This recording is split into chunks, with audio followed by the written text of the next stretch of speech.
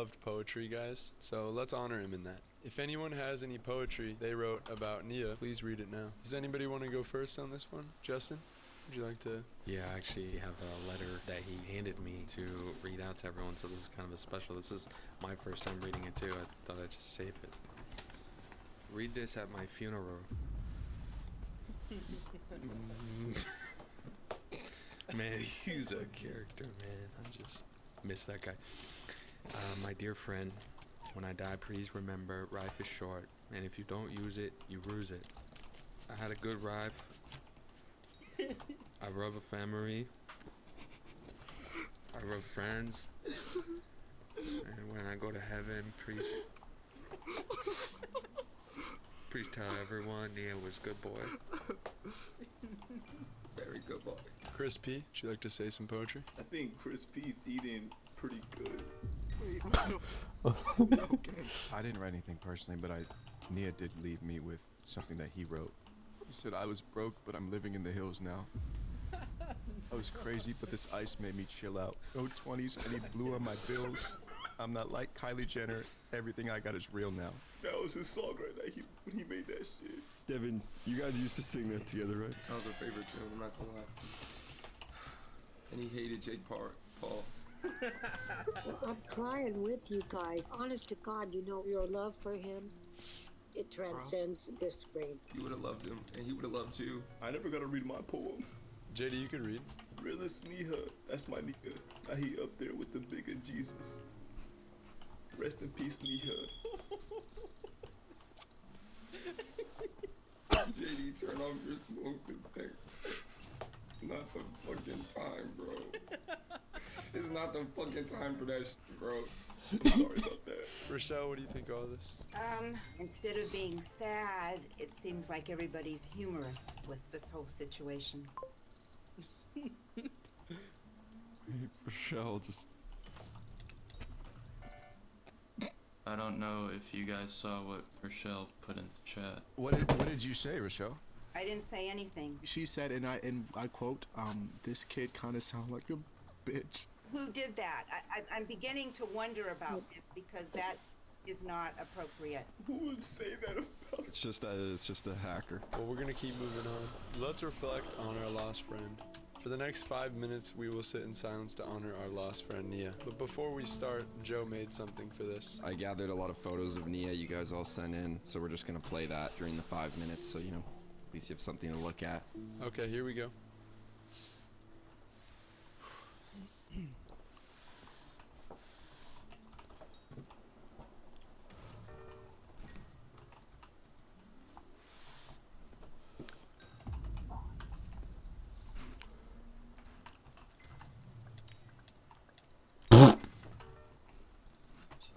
I'll be right back.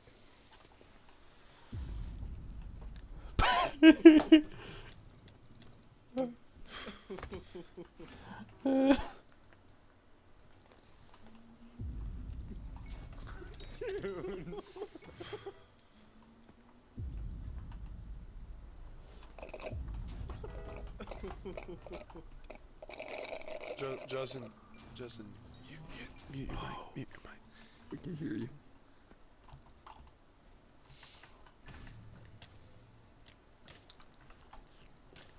Justin. Hmm? Gotta mute. Unfold forward. It's okay. Brayden. Good job. Not the time. Brayden. Your mic. Brayden, you gotta mute. 3 more minutes.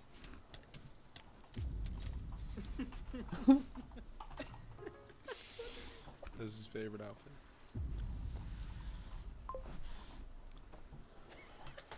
Oh my god.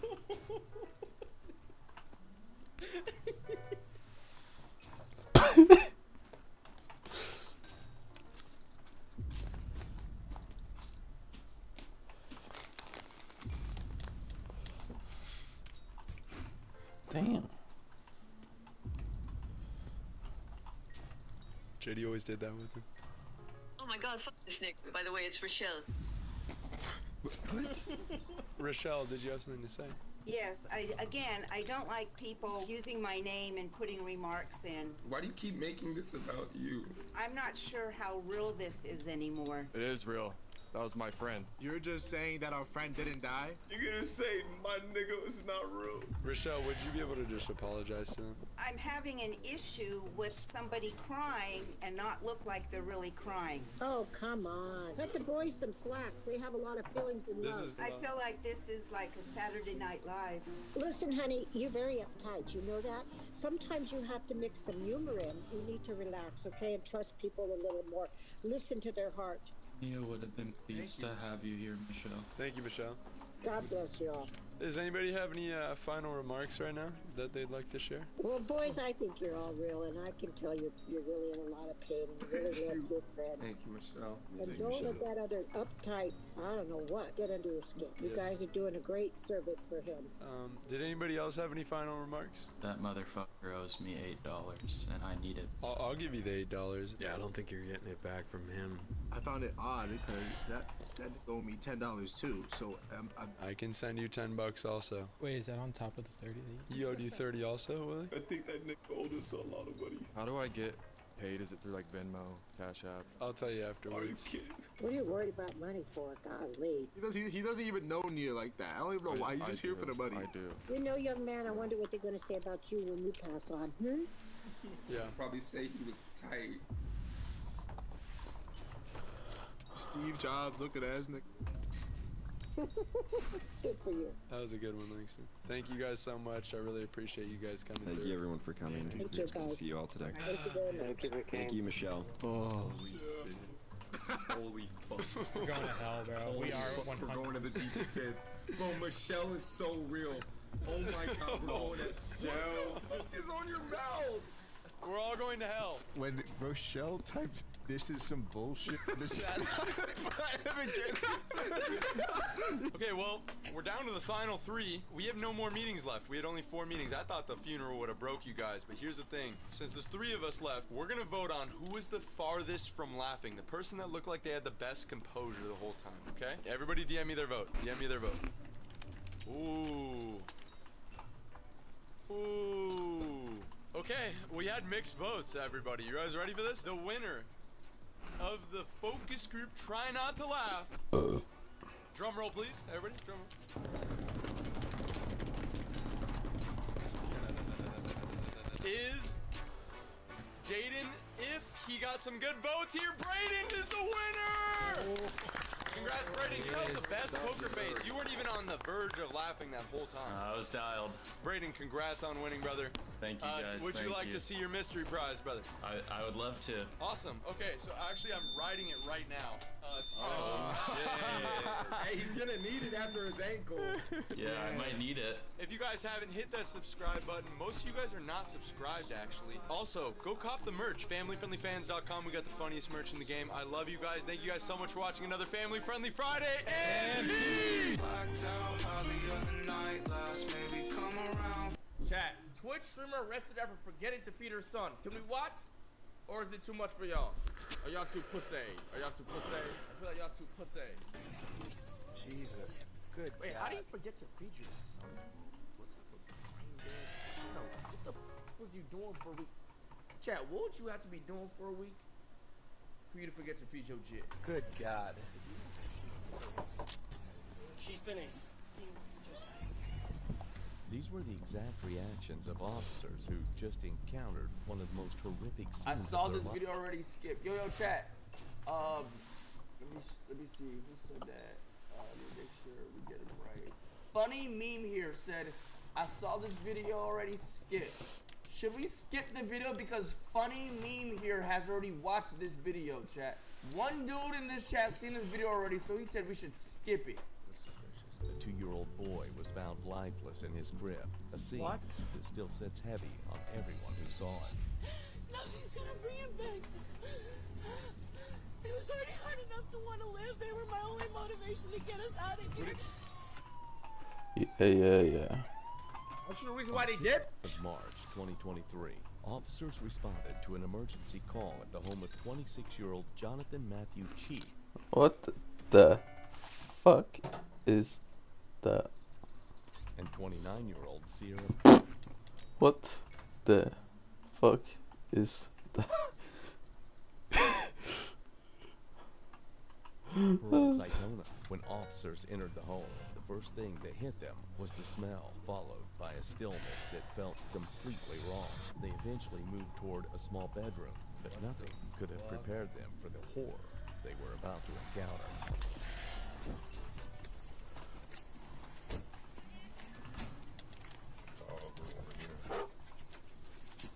Fire department, get down. Bring the baby out here. Back up. What's gonna be her excuse right now? Like, what's gonna be her reason? Like he's just dead? Bring him out here. Bring it out here. Bring it out here. Let's go. Let's go. Come on. Come on. Go. Get down here. Hey. Maybe she didn't have money. The child says she forgot. Jesus. Good God. She's been a fucking just. Did you hear what they just said? If you shoot that girl in the fucking head. Sarah, come out here. Dispatch, you can close that one out. We're not gonna be able to get to it. David, dispatch, we're gonna need a boss out Get to here. the bottom of this now. No, he said dog? Oh, wait, he said dog?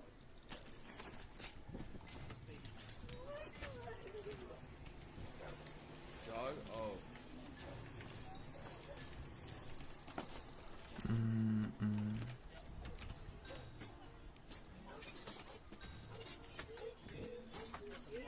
It's a month. It's a month? No. Stay back.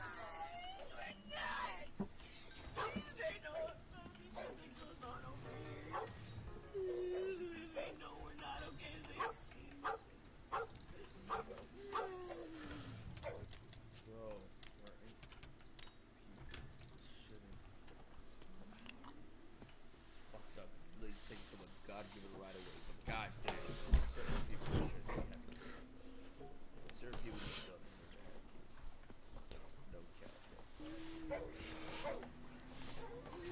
What happened? Those streamers, why you keep saying Hey, stay right there. Sit down. It's not funny. Sit down.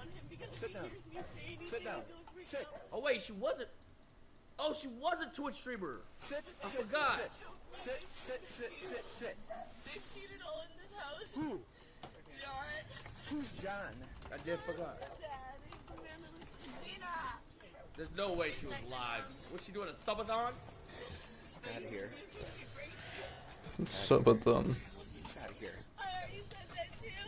I've been trying to get away from his abuse and save him, and half the time he's like, no, you sit right there.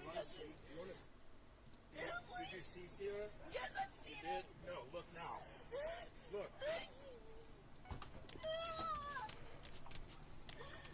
That's your fault. I know. Oh yeah. I can't work. He's he had control of my funds before. I just got control of them Take back. them other two kids. I'll take that to the fires. There's two more in there. There's two more in there.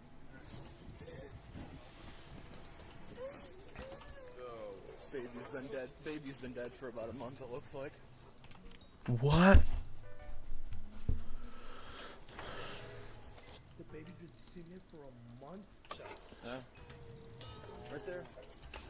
Congrats, it's must be 427 Shelton Place, 133. I'm going to the neighbors. Come on. Go down there. Yo. Anybody else inside? There's two more kids in the house. No, Watch her, bitch. Get the fuck out of here. You're nut. Zero. That's been a week. Yeah. I don't know.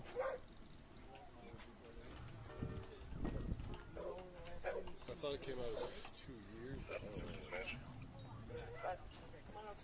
Inside the house, the officers found an unresponsive 2-year-old boy, and by mere What? observation, the officers discovered the boy had clearly been gone for a long time. You can hear the shock in the officers' voices as they process the scene, and the fact that the first responders visited the resident often says a whole lot. Officers continue to process the scene as they report and make contact with the child's parents. Just hold up, man. I'm trying. Just hold on till the boss gets here. Let's just sit tight. Sit tight. Just to get him out of he's yeah, that's kind of far back there. Pretty far leads on him. Just wait till the boss. If you guys are pretty far behind, give it to the boss. You good about put the dogs in the room? Yeah. As long as there's nobody in there. 1 second. Miss, let's go. Bring it on. Last time you saw this child was yesterday. He was really big. Make sure there's nobody in there. Get the dogs in there and then get her back out. Yo, is that bitch a furry? Is that a furry bitch? Can you find out where the kid was at and keep the dogs out of that area? She's in the fucking house screaming, dude. It's like a fucking hoarder house. There's 2 other kids in there. This kid's all fucking emaciated. Looks like it's been dead for weeks. Oh. Yeah. Tiny little child. She's in there just fucking inconsolable. He's got her in the back of my car right now. The female? The female, yeah. She's got 2 other kids here. FD had them over here. But, dude, it's a fucking mess in there. Shane went back with her to take the 2 dogs that are running loose out here back in. There's nobody else in the house. She's out here. We got nobody there. The kids, FD had them somewhere over here. Is she trying to blame it on some nigga? The kids still Why you keep saying his? They're like, dude, this kid has been gone at least a week. Okay. So I told them they wanted to move it. You know, we brought the other kids out. They wanted to move it. I told them leave everything as it is. So everything is as it is. They brought the kid out from one of these back bedrooms here. I'm going to assume the one that had the crib in it. They brought her out and laid her out. She said the dude had her phone. How in the world keep a deceased child in the house with other children? That's what I'm saying. Other children in the house too? Probably crying and making sounds that you probably never even heard a baby or a human make before in his life. The way the baby's skin and bones were popping out of its for it to get to the point where it died of starvation, Chad. Do you understand what a baby would start to fucking look like? You gotta be a sick type of human to just like, I don't give a fuck. Children for a week. What level of disregard to human life is this? It's quite saddening. The officer proceeded to the parents, and they had different things to say as to the last time they saw the child. We've been seeing this since, and then I went back to work and I said, we're leaving here. And I've been grinding and grinding. I finally got us a car, which he's controlling it. He's using it right now. Where's the child? Where's the dad? Where's dad? Facts. What is that build, bro? Like, what the fuck am I looking at? What is this, my nigga? What is this? What is this being? Whatever the fuck this is, I'm phobic towards it. I don't know what the fuck it is, but I'm a phobic. I don't know what it is. Create a new phobia. That's what I am. Fuck this thing. The hell is that? Piss me off.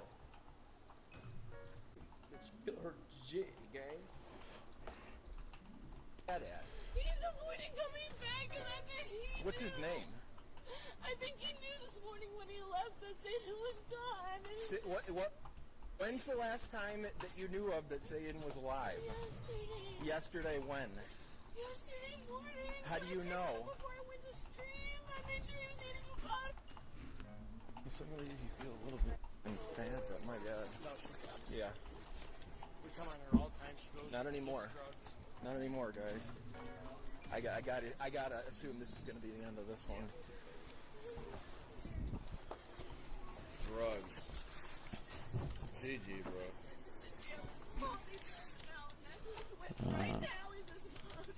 What's his name? Jonathan G. Sit with her. I'm gonna run some stuff here. Stop that.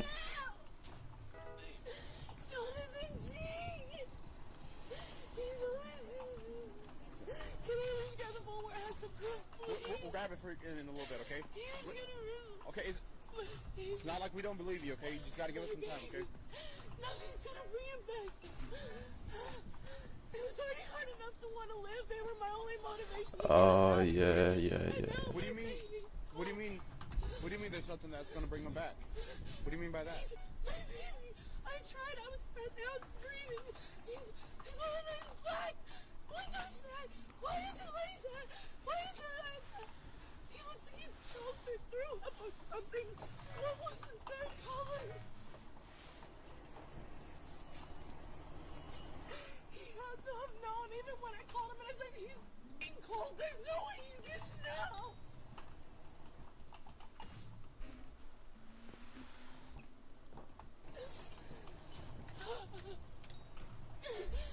Mom's driving him wide because where's my car?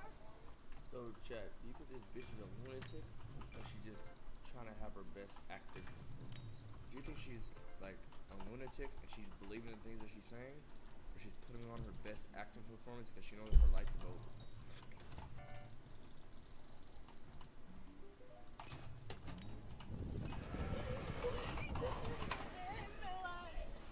Why can I not escape? I'll never be able to give them the life I imagined. I wanted to get in the house with a yard away from him, away from thing one, which was also narcissistic and abusive, which is my oldest dad. The child's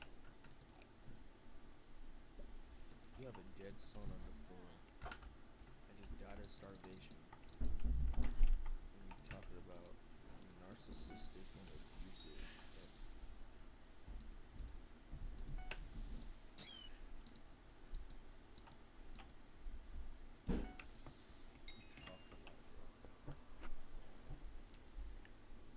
Your dead son is on the floor. You're talking about some accountability, bro. mother, Sierra Zaitona, What are we starts to talking cry and blame everything on Jonathan. Her emotion is loud, but her explanations don't line up. But here comes Jonathan, the father of the child, who is lacking in both emotions and explanation. Hey, hold on. Who are you? Oh, the father? Okay. Okay, do you live here too? Yes, I do. Okay. Real quick, you got your ID on you? Did she call you or something? Yeah. When's the last time you seen, is that your son? Yeah. When's the last time you seen him? This morning?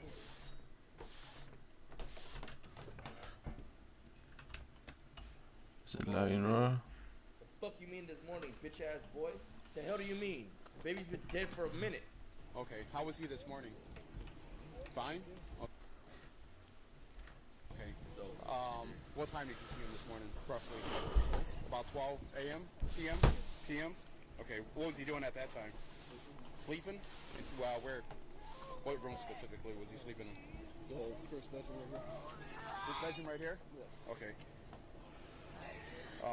Did you talk to him? Like, oh, he's sleeping. I mean, what's the last time you interacted with him? Did you pick up the baby at all, or what? What was your interactions with the baby? I just got his back. He moved a little. Okay. Got readjusted. Nothing out of the ordinary for you, though? Okay. Do you remember what he was wearing? Just diapers? Okay. And about what time did you leave here? About 2:30. 2:30 p.m.? Yeah. Okay. Where'd you go from there? I went straight over to my dad's house and we were going to rent her car. Okay. We were going to do it before the snowstorm, but okay. Didn't have enough time. Okay. I'm really trying to understand this shit, bro. Like, I'm trying to make it make sense, but nothing's making sense. And you live here? Okay. How long have you two been living here? About 3 years. About 3 years? Okay. Did the baby wake up at all or cry today while you were home? Cried this morning. Yeah. Cried this morning? Lock them both up. Put them out. When you were here? Lethal inject these fucking. They like injecting shit into their veins. Inject them with some fucking lethal. Okay. Who else lives here with you? Just me, Sierra. That's Sierra right here? Yep. Damien, which is mine and her old. How many other kids do you guys have? That's just what we babysit for oldest. You babysit for oldest? Yeah. Does the oldest live here also? Just only a few times. Just maybe a few So it's just you, Sierra, and How many kids do you have with her? Two. What's you told my partner what the name of the two were? And then we babysit her oldest. Her oldest. Was everything okay with Zayden?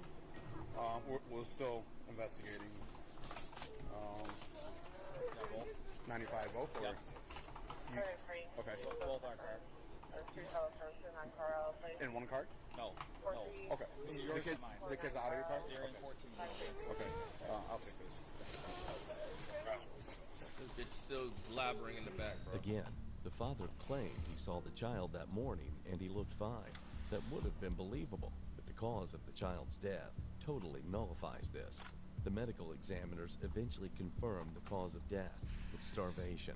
The parents starved their own child to death. Prosecutors said it was one of the worst cases of neglect they'd ever seen. And back to the question, how can a starved child look just fine in the morning, only to die just a few hours later? Apparently, there is more to their story, and eventually, the inevitable came. Can I just have you put your hands behind your back, okay? Interlace your fingers. Yep. Anything in your pockets I need to know about? Nothing that's going to cut us, poke us? Okay. No drugs or anything in your pockets? He said no? I got it. Explain. I need an explanation.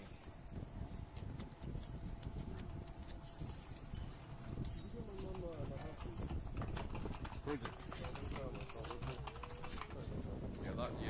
Get both of them out of there. Go this way. Get both of them out of there. They done. Get done. They done. Let me get them answers. I need some answers. I need some truth about this. I'm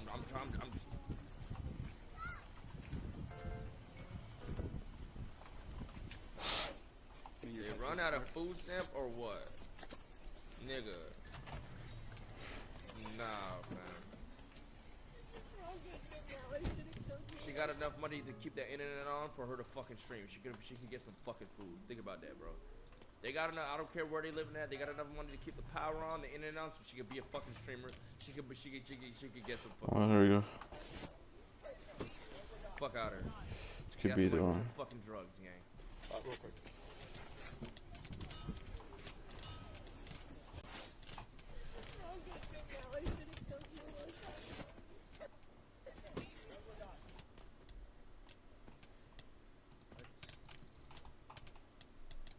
Killed you a long time ago. You despise me? Real quick. Gang.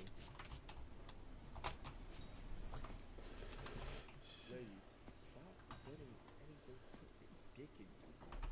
And niggas, stop fucking crazy bitches, bro. Okay. Stop putting your dick in you. Stop it. Please. If you're any of that mental shit, I don't give a fuck. You run. Listen to me. You run as fast as you fucking can. Oh. You see any sign, you fucking run. You can't save them. You can't.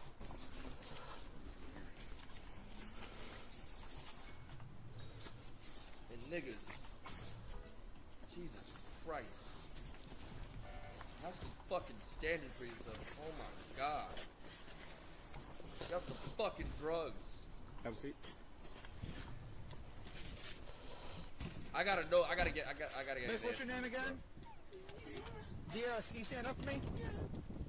This is her POV. Turn and face your house. Put your hands behind your back.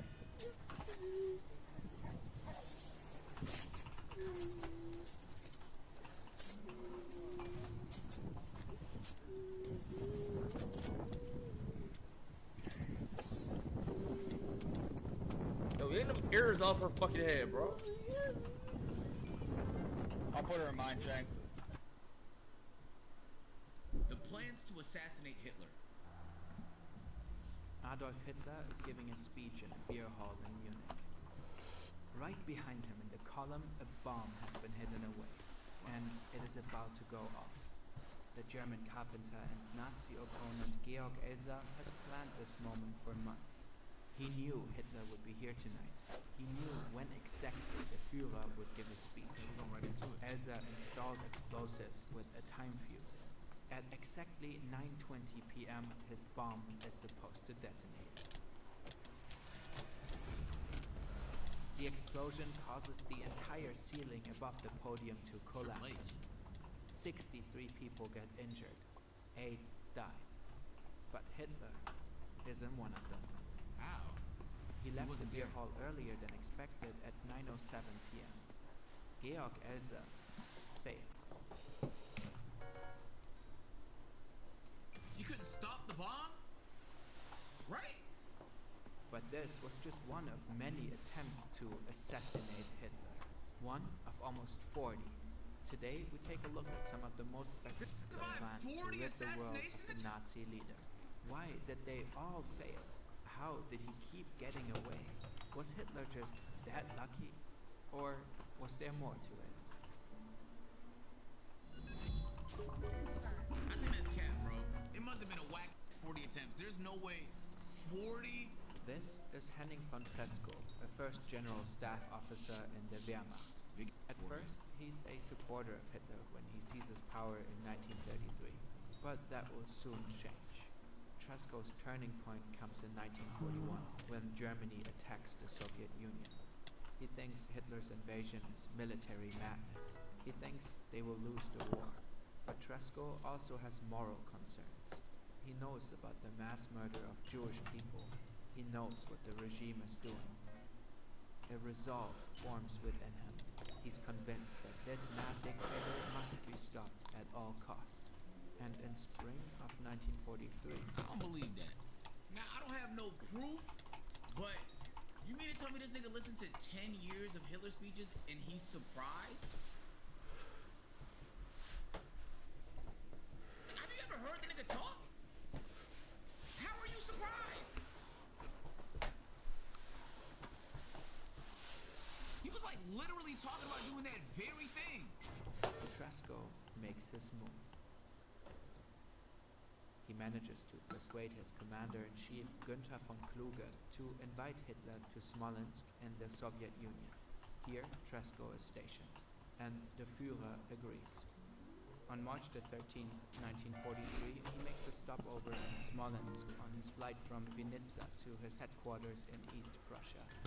At lunch, Treschow asks Lieutenant Colonel Heinz Brandt, who is traveling with Hitler on the plane, for a favor.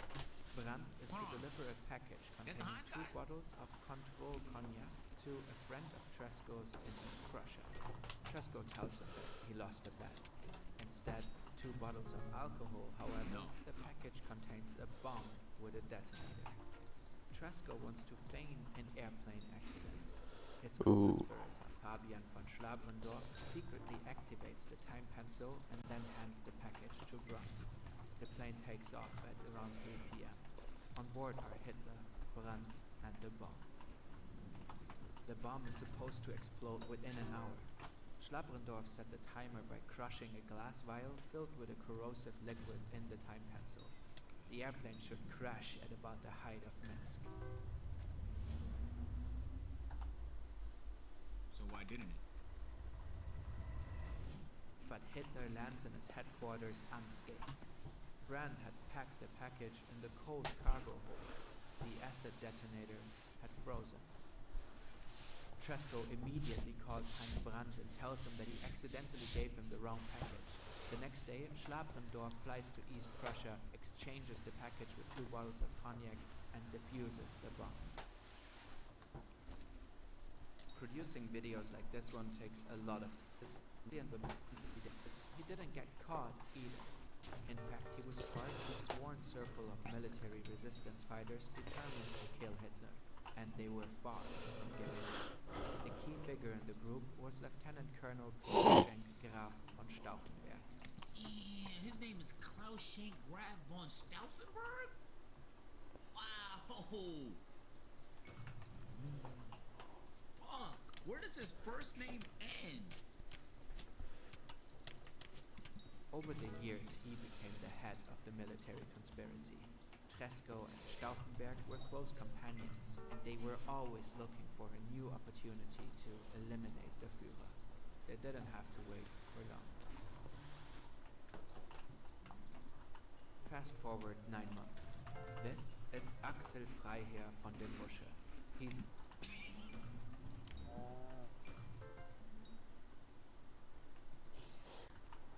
This nigga name is Axel Fryer von dem Bush? Nah, these niggas got it, man. an officer, almost 2 meters tall, blonde, and has blue eyes. He truly embodies the Nazi ideal.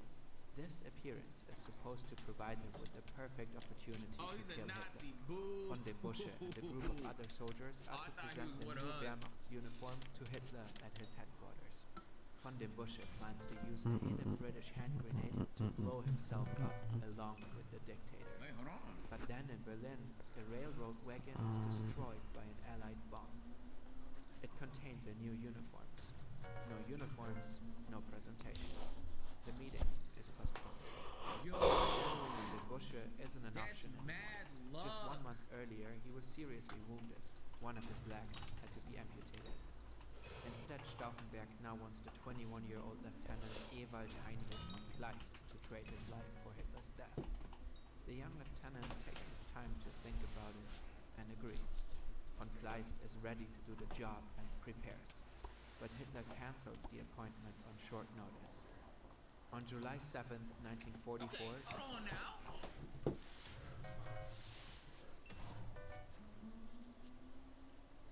The presentation of the new Wehrmacht uniforms finally takes place at a castle near Salzburg.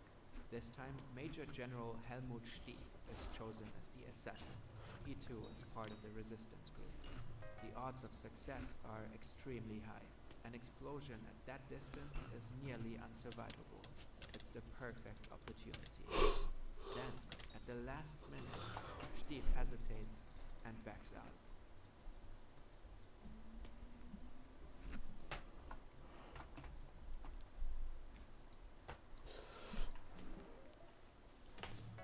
Sure, he wants to see Hitler dead, but he isn't willing to sacrifice his life for it. You piece of shit, motherfucker. If you wasn't ready to die, then why did you fucking sign up for the role, though, my nigga? You knew what it was?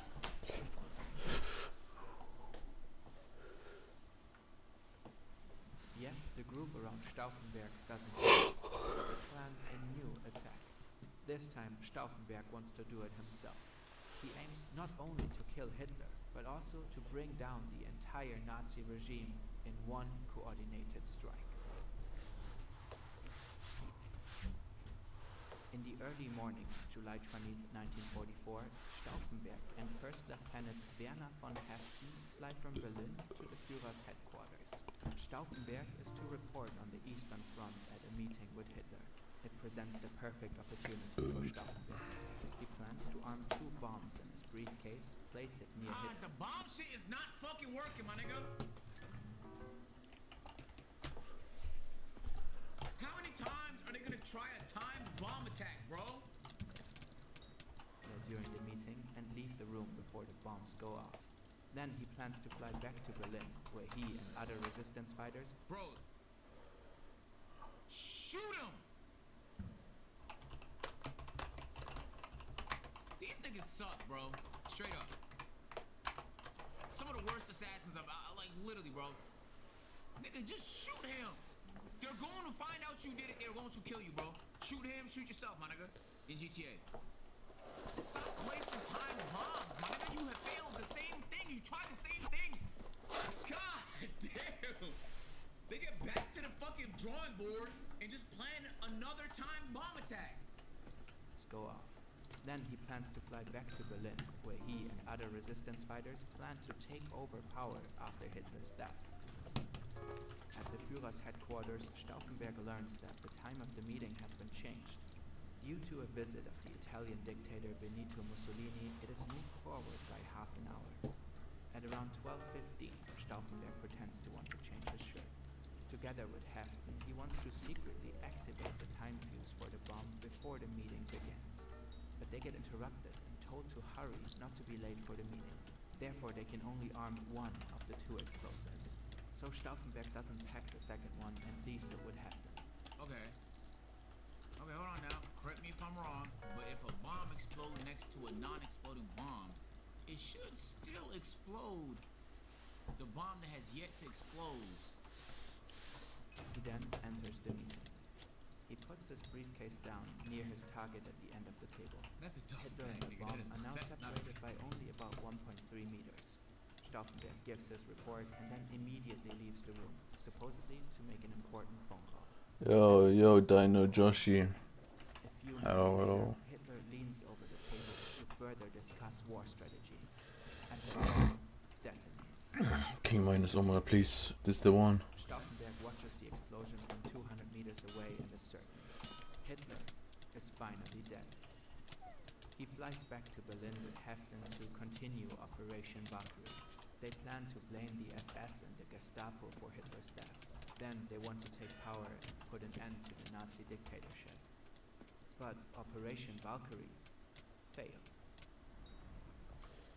Man, this is just never. I'm never gonna get it though. And there's now a gaping hole in the floor where the breach Probably like the entire year. The loud explosion ruptured the eardrum. Because the minister thinks people keep picking it. Almost all of It's been like 3 weeks now, or 3 weeks. cut off lightly. One of them is Adolf Hitler. The fact that Hitler leaned over the table during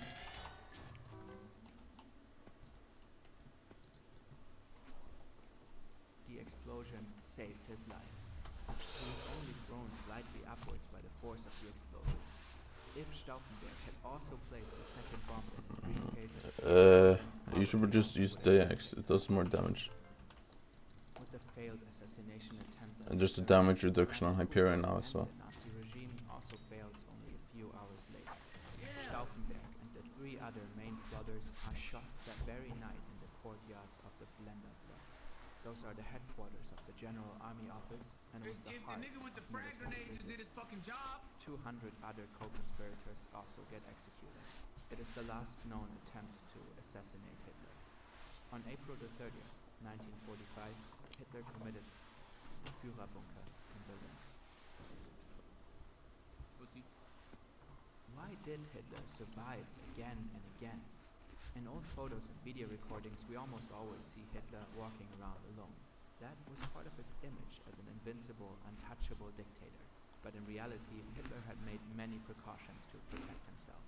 He had many highly trained bodyguards. His special security service checked all routes and locations meticulously before Hitler arrived. His whereabouts were top secret. He was always well protected when he traveled by train, car, or plane. He had his own pilot and cook. He always had his meals tasted by his personal doctor before he started eating, all to minimize the risk of an assassination. Besides these security precautions, Hitler pursued a special tactic. He allegedly once said, "Das einzige Gegenmittel ist ein I've unstetes done this for like 110 hours. The only antidote is an unsteady life." He often changed his routes, canceled trips at short notice, came earlier to meetings than planned, or left events earlier than expected. We don't know if and how a successful assassination would have changed Germany's history. What would have happened if Hitler had just stayed 13 minutes longer in the beer hall in 1939? Millions of Jews have been saved if one of almost 40 recorded attempts would have succeeded? Or would someone else in the regime simply have taken his place? We That will means it never was a know. lot more than 40 attempts because what's the odds they recorded every single attempt, my nigga? Impossible.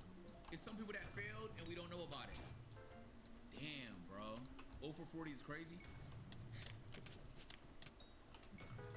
If that's known information that the nigga will go places early, leave early, like his time, he specifically, that's part of his safety protocol to like just to switch things up. Why would you try a time bomb, bro? True.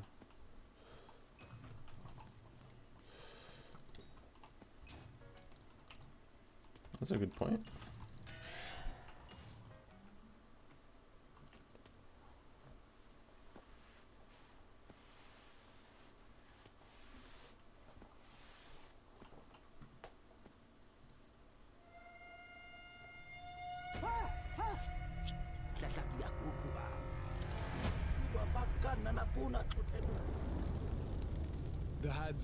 one of the last true hunter-gatherer tribes on the planet. Located in the savanna woodlands of northern Tanzania, the Hadza survive in the same primitive way our ancestors did hundreds of thousands of years ago. Hunting wild game with bow and arrows, gathering berries, tubers, and honey for food is their way of life. Over the next 5 days, I'll be part of the tribe, completely immersing myself in their way of life. This is living life at its most raw. I'm curious what I can learn from their ways.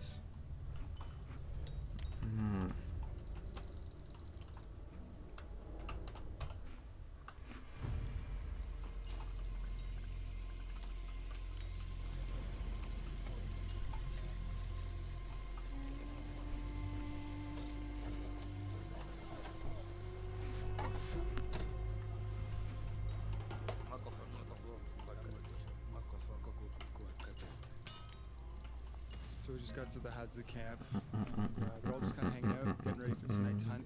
We're gonna go meet the woman and explore the camp a little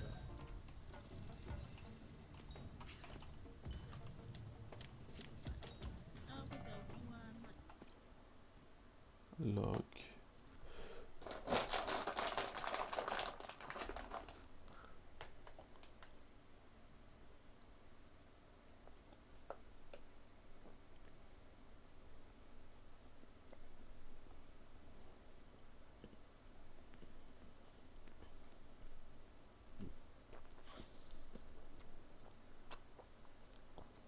The darker, violent past of the Bausi tribe.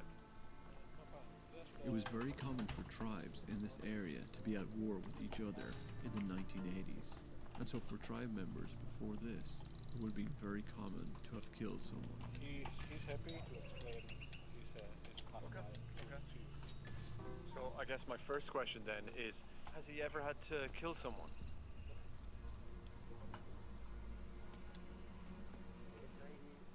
When I was younger, me and my family members took part in it. We killed people from other tribes. When I was young, I joined with my parents and then we killed. Some tribes during these tribal wars were known to also eat their victims. And as mentioned, the Bausi tribe was rumored to be one of these. Has he been in many tribal wars? Although it's not caught on camera, the rest of the tribe started to gather to watch our conversation, and they were listening very intently to what was being said. When I was younger, I was involved, but now there are no more tribal wars. Now no more. I then took my shot and asked about cannibalism. Have you ever eaten a human? As you can tell, Demi seemed pretty nervous about asking this question and started talking to the rest of the tribe. Just remember, this is a very taboo topic, and the tribe are very unwilling to admit to it.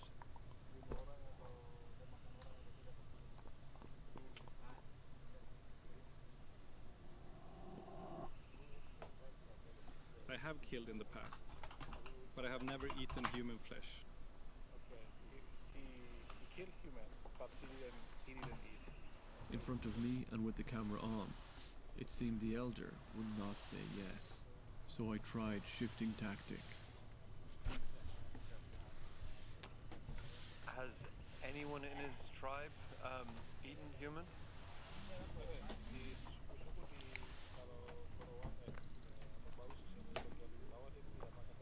Demi, obviously nervous with the tribe around, took an indirect approach to asking.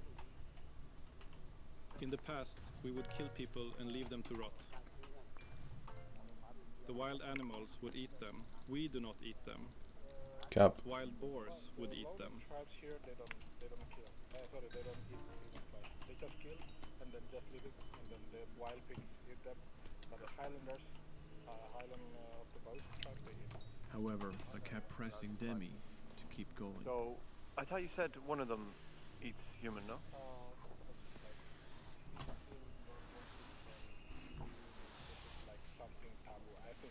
Before he told me about this. Demi had told me that the elder had admitted it earlier that day. Tahu sekali macam dulu di antara yang suku-suku di daerah Bausi bagian di sini kan hanya bunuh baru tinggal tuh, tapi bagian gunung itu mereka makan, makan orang. Iya, orang bagian gunung. Bagian gunung. Okay, I don't think he wants to talk about it anymore. The Bauzi tribe does not consume human flesh. The Sailate and Burate tribes eat human flesh. The Sailate and Burate tribes are cannibals. They eat human flesh. Okay. But these people just kill and then they kill them. The tribe seemed happy to call out cannibalism in the other tribes, but they were protecting themselves. Yeah, that's what he said. Okay. But the Bauzi have then never done that? Orang Bauzi tidak makan orang sama sekali ya. Not at all. Getting them to admit it was proving difficult. I'm still an outsider, and we've got cameras. Are you sure you didn't eat a human? Are you lying to us? You may be lying now. Alright, so it's harder to get it out of them than I thought. He's the cannibal. He told I kill and then I eat human. That's what he told us. Okay. And I still remember. It means this guy is still keeping the secrecy. I thought at this point we had completely failed in our mission, but as soon as it looked like we cut our cameras, we actually caught footage we were never expecting. The following footage is a professionally translated conversation between Demi and a member of the Bauzi tribe.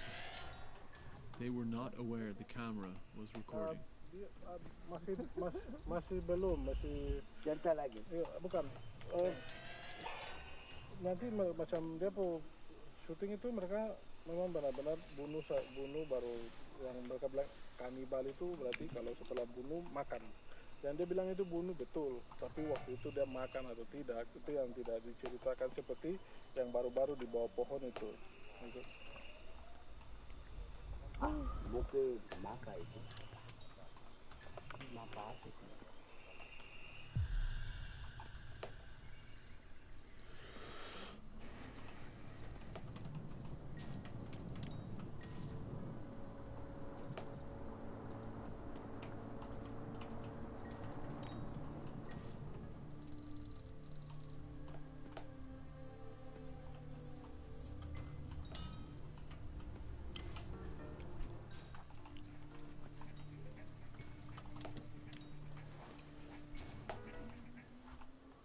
Lads, there we see them. There they are.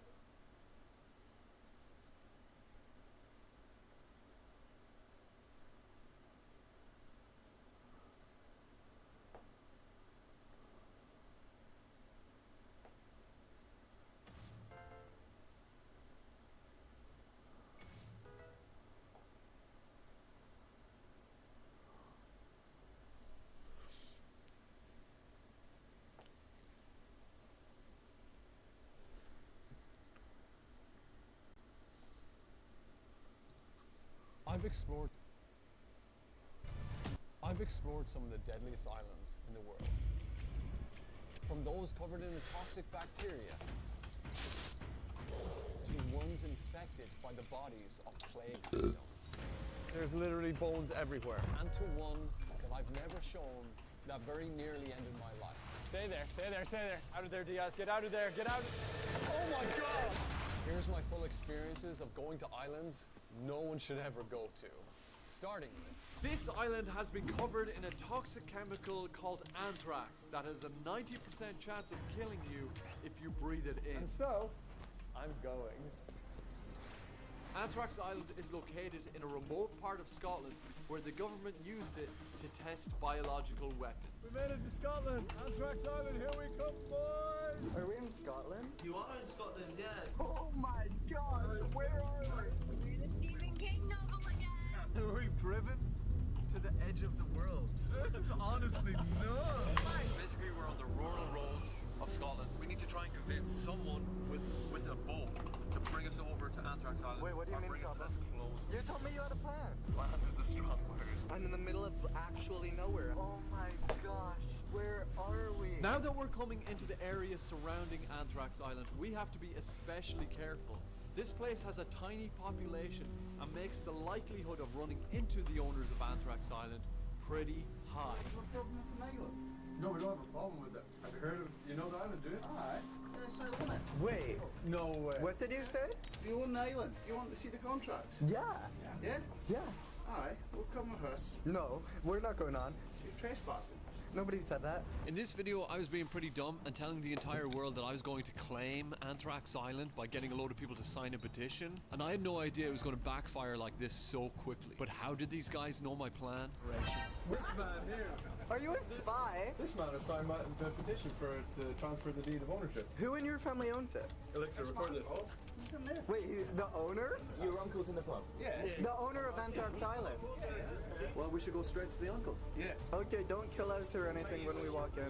Are you coming to meet the main man? Yeah. Okay. Alright, let's see first. Wow, what a weird turn.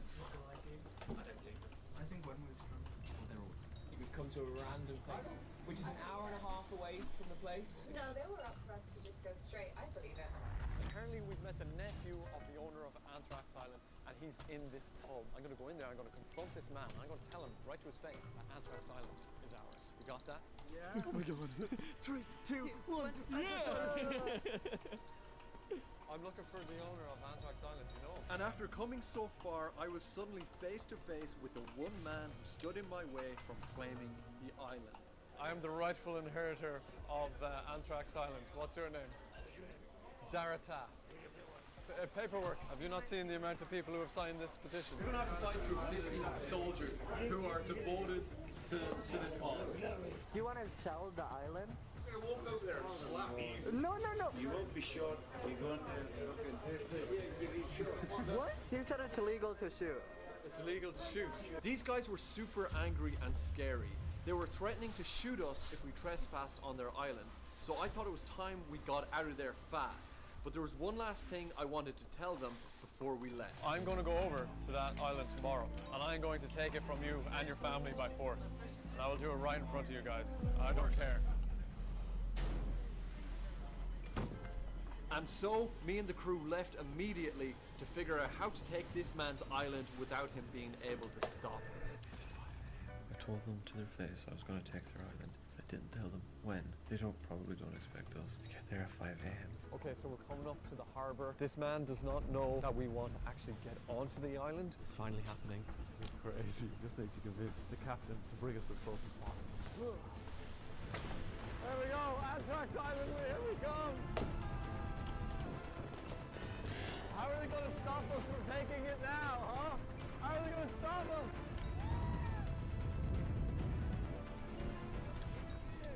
Which one? This one here? Anthrax, we're nearly there. Anthrax Island is just up ahead. Anthrax Island!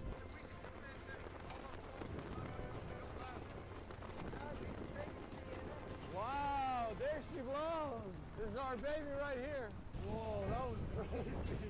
We're slowing down. Oh my god. Right, we're here, guys. We're here. How do you feel being so close to it? This is weird, isn't it? I got a reverse, to be honest. Yeah. Time to go claim an island. We gotta move quickly, Dara. Plenty of people come out, they want to see it, but this is about as close as, you know, we'll go, we'll take you in. That's about it, I'm afraid, as close as you're going to get. We're Anthrax Island!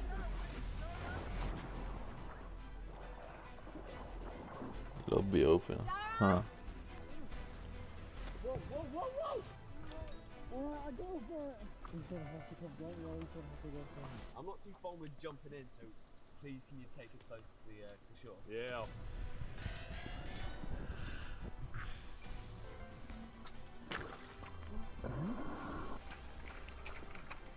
Elliot, come on. Like, honestly, you go at any time. We need to go.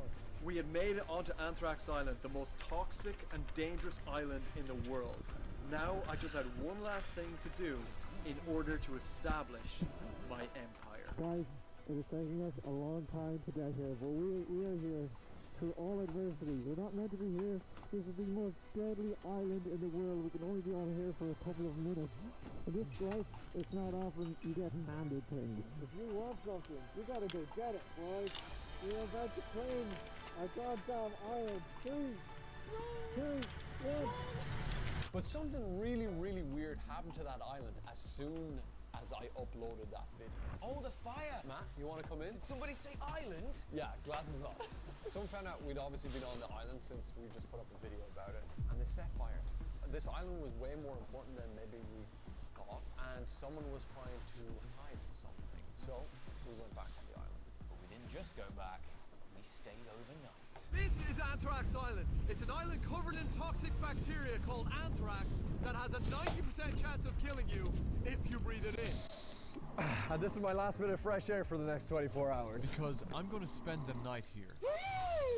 Oh my god. Good luck, boys. I'll see you in 24 hours if you're not dead. This is it, Matt. We're on our own now. Need to filter out the water. Where's us the boat? But instantly, I had a problem. I had cut my foot jumping off the boat and now had an open wound on an island that during World War II had been used as a biological testing site where they bombarded it with anthrax bombs. If any anthrax got into my cut, I could be in serious danger.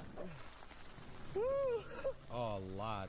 You don't want anthrax in your lungs, and you definitely don't want it in a cut either. Yeah, disinfect that ASAP. But why would I come to such a dangerous place? Well, the government have made several attempts to clean the island, but after a mysterious fire broke out last year as well, I believe it's still contaminated, and they're trying to hide it. And so I'm going to prove it by finding some evidence. Let's go find out what they're hiding. Now we wait. There seems to be absolutely nothing on the island. Everything is just burnt. What the hell is this? I can't see a single bit of wildlife on the island. So we were told that the fire started on this side, and you can see where it's totally charred. I've just found the skull of a sheep here. I'm literally only seeing skulls. There's no living animals here.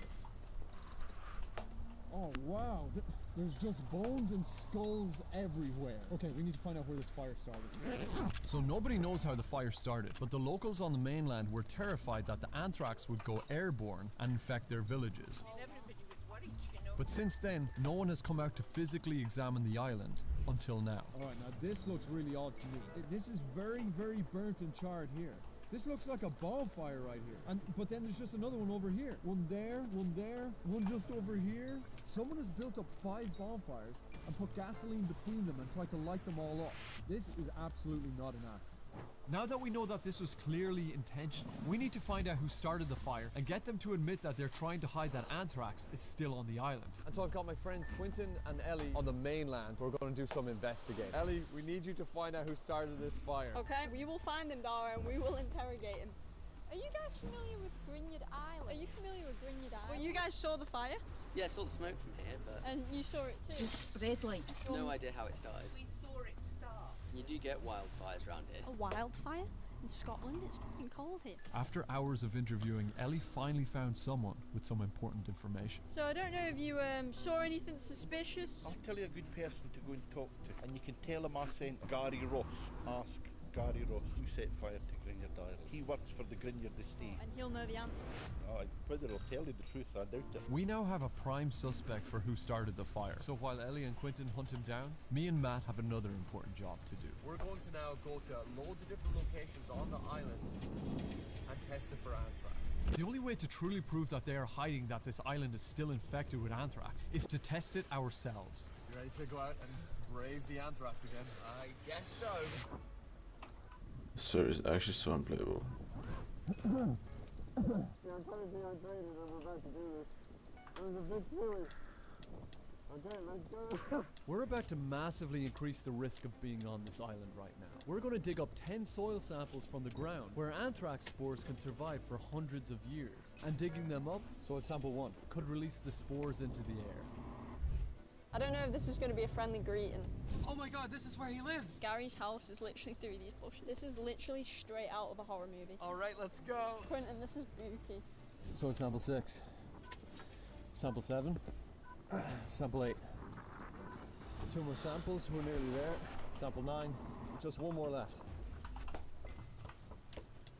Hi, sorry sir, is your name Gary Ross? Yes. Yeah, alright, hit us with the update. This guy called Gary Ross, he works for the owner. We drove here and we've got to we've just knocked on his door and we had a pretty awful interaction with Gary. We're just doing some investigating into the fire that happened like 6 months ago or so. We met your friend David down in Ullapool. You can tell him I sent... He sent us here and said that you knew what happened. No, just went fire. He said he doesn't know David. He doesn't know how the fire started. What caused it, do you know? Is it just like heat? No idea. People for miles could see the fires. Gary said he couldn't see it and he lives opposite. Did you witness the fire too? Or? No? You didn't see it? He's hiding something. He sounds like a dirty liar. And then he basically just told us to leave and we shouldn't go speak to the owners. And do you know the owners personally? Or do you know their names? Or is it all like secretive and stuff? Oh, wow. I'm getting fishy vibes. I reckon it was Gary. I think he did it for them. He works for them. I reckon he lit it on fire and they did it for a reason that they're not going to tell us. Now we know we aren't going to get a confession from the mainland. The samples are my last hope to uncover the truth, which leaves me with only one choice. Collect the final sample from the spot where the biggest anthrax bomb was set off to make sure I get the best results. Alright, I'm making my way up to the bomb site. We're not close enough to die, which is great, but Matt and Dara are definitely in danger. It already looks completely different here. The grass is kind of patchy and dead. Entering the most anthrax-ridden spot in the entire world. This is crazy. I'm now standing in the exact spot where they would have dropped the anthrax bomb. I might be the only one who stood here in about 100 years. It might seem stupid I'm risking my life like this, but I'm doing it for a good reason. A year ago, I made a viral video about the island that proved to 10 million people just how easy it could be to get onto the island. And it was right after that video went viral that the island was set on fire. I think the government have seen this and are scared about how many people know about the island now. I think they're trying to cover it up, and someone needs to find the truth. Alright, it's time I get this last sample. And sample 10. Final sample, that's it. Okay, let's get the hell out of here. With the final sample collected, we still had 10 hours to survive on this anthrax-ridden island. What have we got to do? Right, what's the next steps? Survive the night, right. Wait for a pickup, send off all the soil samples to a lab, and get them tested for anthrax. And don't die. Man, I am so tired. It's probably just like that absolute oxygen deprivation. Yeah, or we just inhaled a ton of anthrax. Well, that was an interesting sleep. We had survived the night. Now we needed to get off the island. One thing left really is tear all this stuff down and wait for Gus to fix it. But our boat was nowhere to be seen. We had taken down our safe zone and were standing outside in all the anthrax. I've looked all over the island. There's no seeds. This is what's left of them. Yeah. I was beginning to question if coming to the island was too reckless, but thinking about what we had learned so far, it was clear someone needed to get answers, and it might as well be me.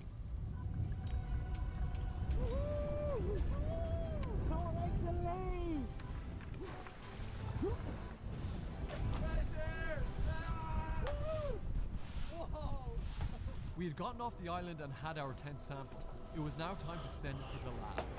Now, sending samples of anthrax to a lab is not only extremely difficult to do as a normal citizen, but it's very expensive. But eventually I did find a lab that would take the soil, and all I had to do was post it. Do you need it to get ready tomorrow? Why not? Starting where we left off, fire. They lit this island on fire, purposefully. But the question is why? And is it because their island is still a threat to public safety and is fully covered in anthrax? So I'm gonna find out. It's gonna take 7 days for the lab results to come back, which is weirdly the same amount of time it takes anthrax symptoms to show up. Yeah, hopefully we're not infected with anthrax right now. Sorry, Ellie. The results have just come back from the lab. I'm nervous, I'm scared. This is the moment of truth. Anthrax test report has come back. I'm going to click directly into the PDF and see what happens. Man, my heart is beating like crazy. I'm scared. What the fuck is happening? Go into your room, close the door. Anthrax Island is anthrax free. Yeah! Bacillus anthracis not found on the 10 soil samples from various locations across the island. That's so weird. I can't believe it. No anthrax. It is done. They burnt it all away. They burnt it all away. At least now you know the truth. The truth is they've covered up this deadly island, but maybe there's another one out there even deadlier. That was one of the most dangerous places to ever be at a certain point in time. We were lucky that we were there when it seemed not to be infected as much with anthrax, but we also may not have gone deep enough, to be honest. I bet you'll find anthrax on it somewhere. How much you betting? Oh, like everything. You dig deep enough on there, you'll find it. Someone dig deep on that. He owes everything. I do not encourage anyone to go there.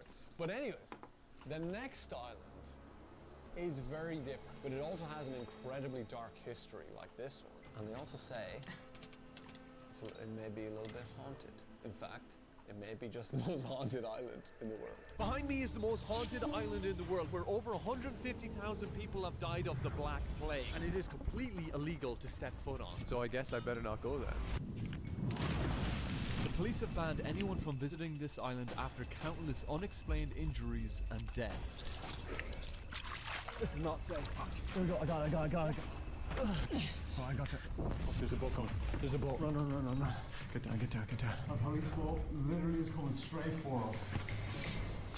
We're going to be the first people staying on this island in over 70 years. And we're going to test if it's as haunted as they say it is. We're in Povlia, Italy, an island in the middle of Venice, home to an insane asylum that conducted illegal experiments on its patients. And its most haunted area is the bell tower, which we'll be investigating later in this video. So this is where we're going to set up our operation. Basically, our entire goal is to get to that bell tower before light goes down. That's where we're going to do our investigation. Let me show you literally all the ghost equipment I have. So I have got the craziest security camera system I could possibly find. That's night vision and motion sensors. A spirit box. This is a thing that runs through loads of different FM frequencies. Let's see what the ghosts of Povlia have to say to us. Thermal gun. If these ghosts or spirits produce any heat, we will literally see it perfectly. If ghosts exist, I'm going to find it. Do you believe in ghosts? The people that believe in ghosts, we're here to prove it right. Come on, let's go. And for the people that don't, I am going to be as incredibly unbiased as you possibly can be. But I do not believe in ghosts. So we entered the dense forest to find the bell tower. This island apparently is an absolute labyrinth. I mean, we could just get lost super easy, man. Building number 1. All I know is this place is meant to be a death trap. It is completely overgrown. Oh, wow. Like, what is that? This is for sanitation. It was like a cooker to burn off diseases and things like that. Next building. This is creepy. This entire building could like collapse at any moment. We need to be super, super careful with our steps. I thought I literally saw someone looking at me there. Shut up. I swear to God. This guy doesn't believe in ghosts. Okay, we're going to continue going. We're losing light real fast, man. We knew we were getting closer to the asylum. There's a church. That's a church. You found the church? Yeah. We can see the direction of the bell tower. The light is fading very fast. And eventually, we entered its grounds.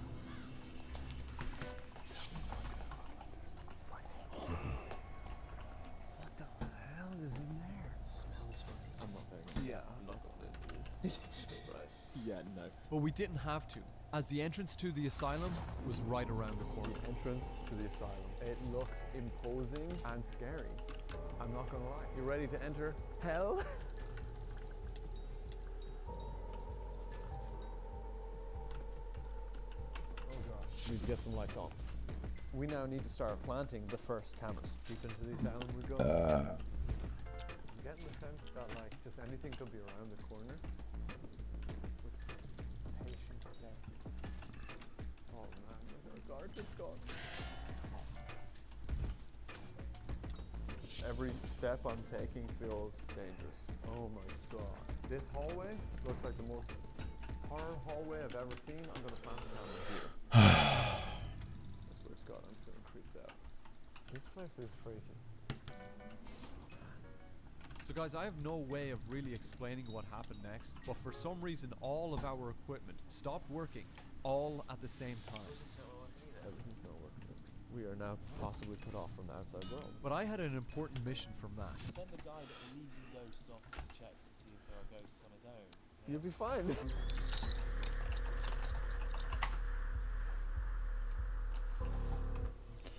Looks creepy. First camera.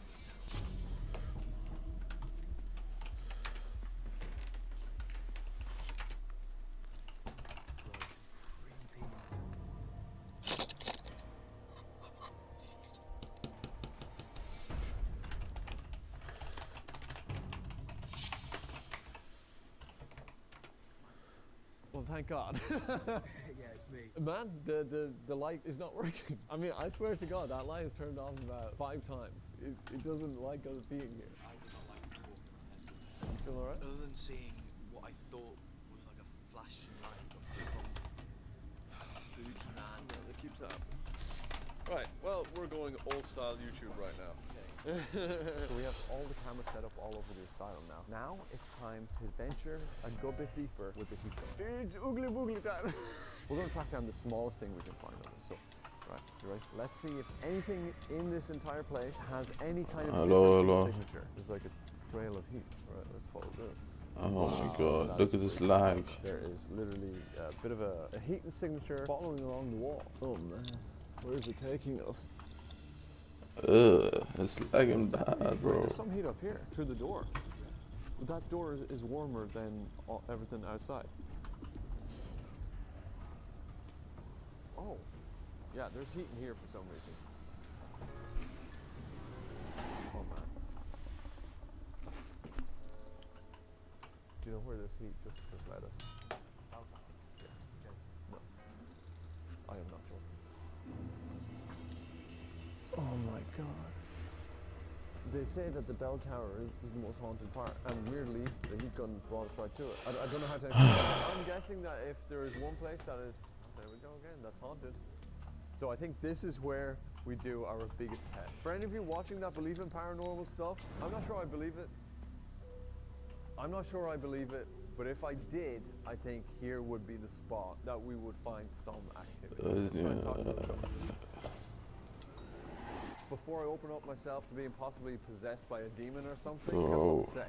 I want to thank you guys for everything that's been happening with the channel recently. I've never seen anything like the last couple of videos. Our views are insane. We're getting more views than like KSI and Logan Paul. Like, all these like massive YouTubers somehow, thanks to you guys. But I think we can go way further. This is the beginning of what we can achieve. So if you can show your support and subscribe right now and help this channel hit 1 million subscribers before the end of the year, we can prove that it is not too late to chase your dreams, that you can do whatever the hell you want. With that said, let's go talk to some ghosts. What? So as much as I was laughing and joking, I'm in here we're about to for my experience pests. something really, really weird. Look at this frames, bro. What is this?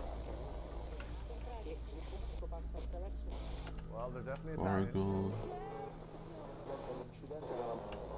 Daizu.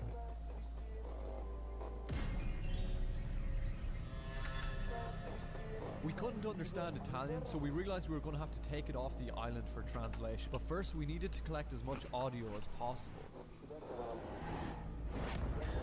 Were these ghosts telling us we were about to be murdered? I don't know. To be honest, I'm just hearing great music.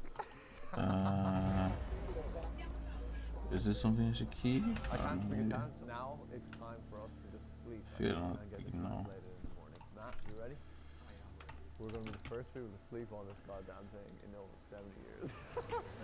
So I genuinely don't believe in ghosts, and it would honestly take something pretty crazy to change my mind. But as we got ready to sleep, we had no idea what our audio had already captured. I hope we don't die in our sleep.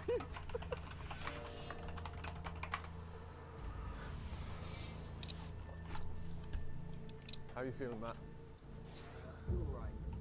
A little bit shivery. And yours and shit. No. Damn, bro. That's kind of crazy. And shiny big potato. What the lag, man. Congratulations, Matt.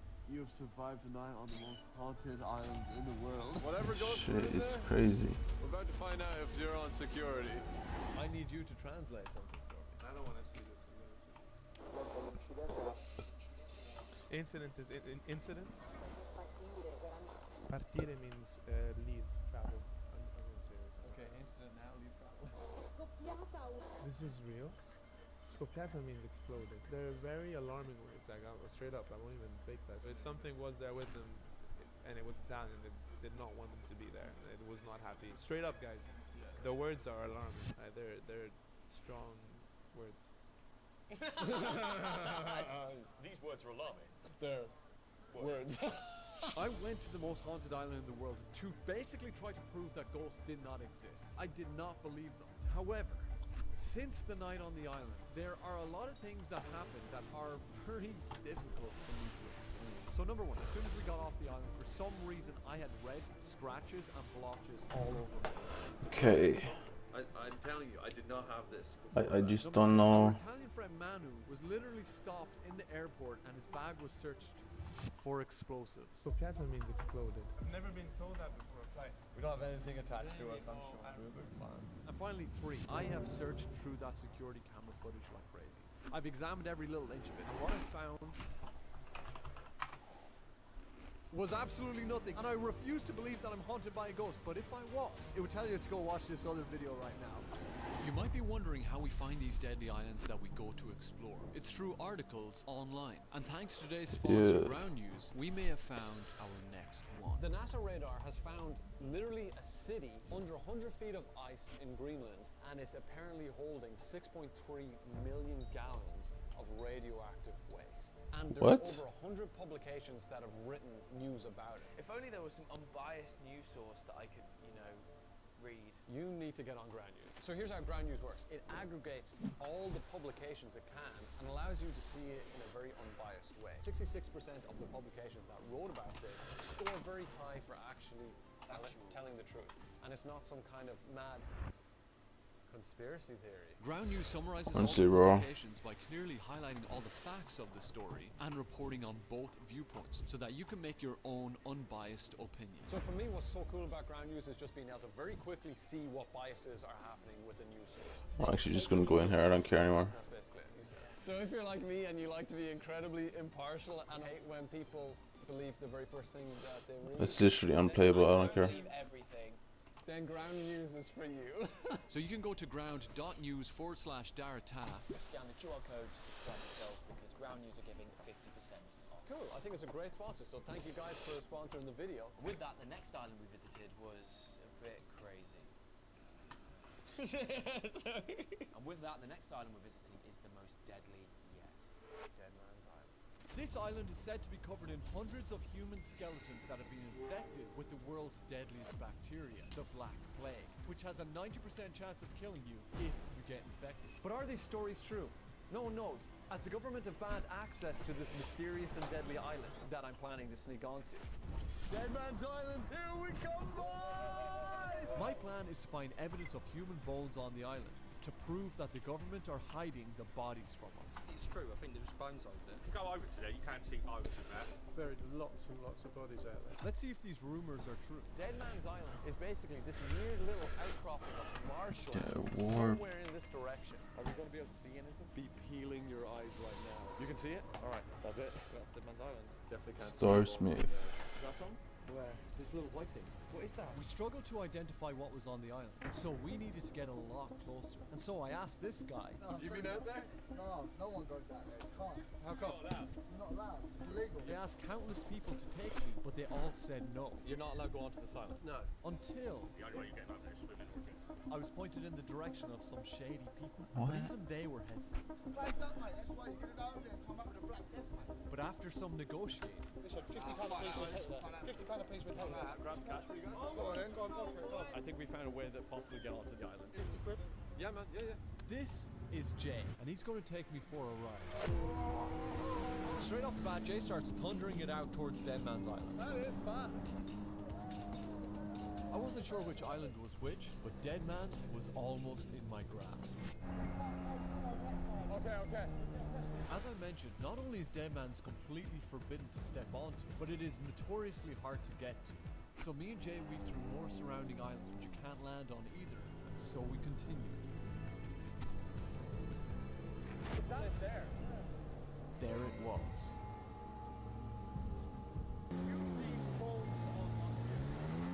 As we approached, I thought, damn, it was easy getting to this infected plague island. But as you can probably guess, this is where things go wrong, because Jay had other plans. That's right, Jay just kind of does a U-turn away from Dead Man's Island. And what I should have realized right there is he never had any intention of bringing me to the island. So will we be able to take like a kind of a close look at it?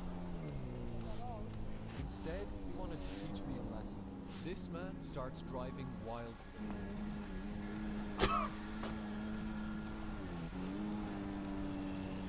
And just as I slowly realize that I've been scammed and I'm on the back of a jet ski with a maniac, Jay decides he doesn't need me on it anymore.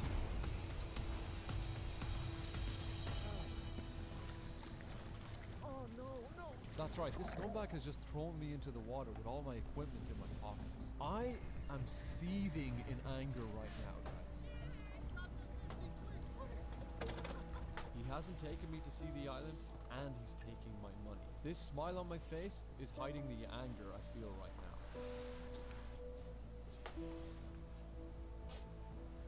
This is not good, guys.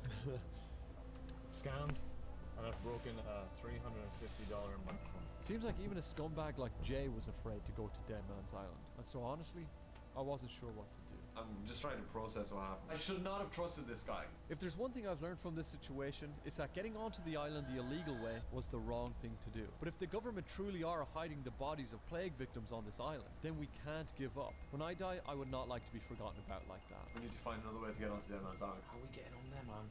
We need to find someone that would completely disagree with my methods so far. We need to find someone who could do this legally. I might know a guy. I might know two guys. Yo, Chris. This is Simon and Chris, both treasure hunting YouTubers, and if anyone knew how to do this stuff legally, it would be them. Wouldn't advise anyone going there because it's extremely dangerous. If people say you can't visit there, you can't. But there's ways around it.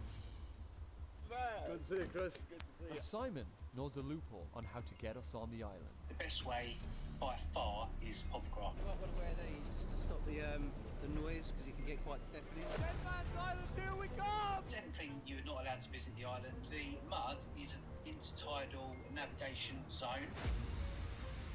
And if you happen to jump out whilst you're in the mud, then why not? Dead Man's Island is surrounded by tons of quicksand. And when the tide is out, a lot of this is exposed. Now, I know this sounds really dangerous, but the quicksand is technically legal to explore.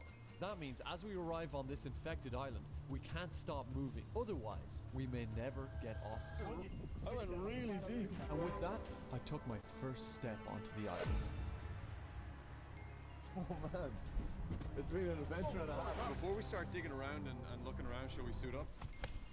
Because if there really are Black Plague victims on this island, as people say, the deadly bacteria can survive within their bones for hundreds of years.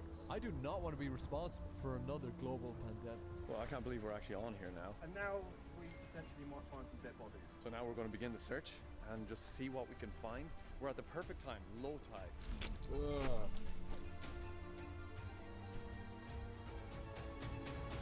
Wait, where's the bone? Oh my god, yeah. That's a bone. Is that? I don't know. Lads, I did find another bone. Yeah, it's a small one. Like, I don't know if that's could be like a hand bone. We did find fragments of bone, but we couldn't confirm they were human, so our search continued. Everyone is searching the ground looking for stuff. We're seeing tons of hundreds of years old bottles of like medicine, beer bottles and like clay pipes. It's a medicine bottle, so you'd have been given that when you cough cures, lung cures, black plague. If we were finding all these items belonging to people from the same time period, it was now becoming more clear. We may find the people that these items belong to. That is a very, very old shoe. Look at that, completely worn. The bottom of an old shoe. That can be there well over 100 years. After a few more hours trudging through the treacherous quicksand, Look at that. Oh God. this is where everything changed. We might have been looking in the wrong spot. The only problem is it's pretty damn treacherous to get to. Oh, wow. And finally, we entered the Black Plague Zone. Instantly, we found something. That's human. Oh wow. Grab that. Oh man. Yeah, I'll say that's human. That is a fibula. I'm pretty sure of it. So there you go, alright, there's your first bone. Wow, holding a human bone right now. So yeah, that'd be in the arm?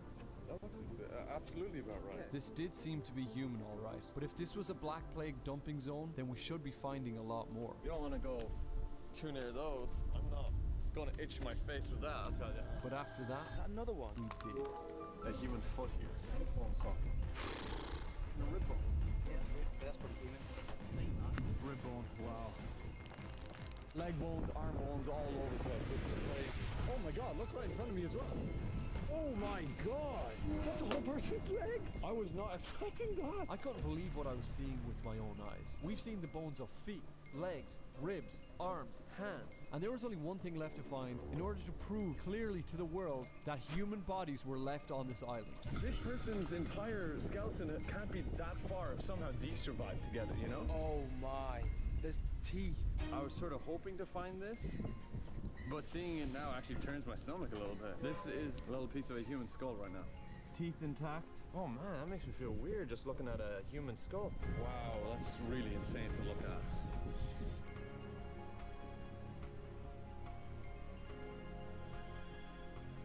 That's very clearly a part of a human's face.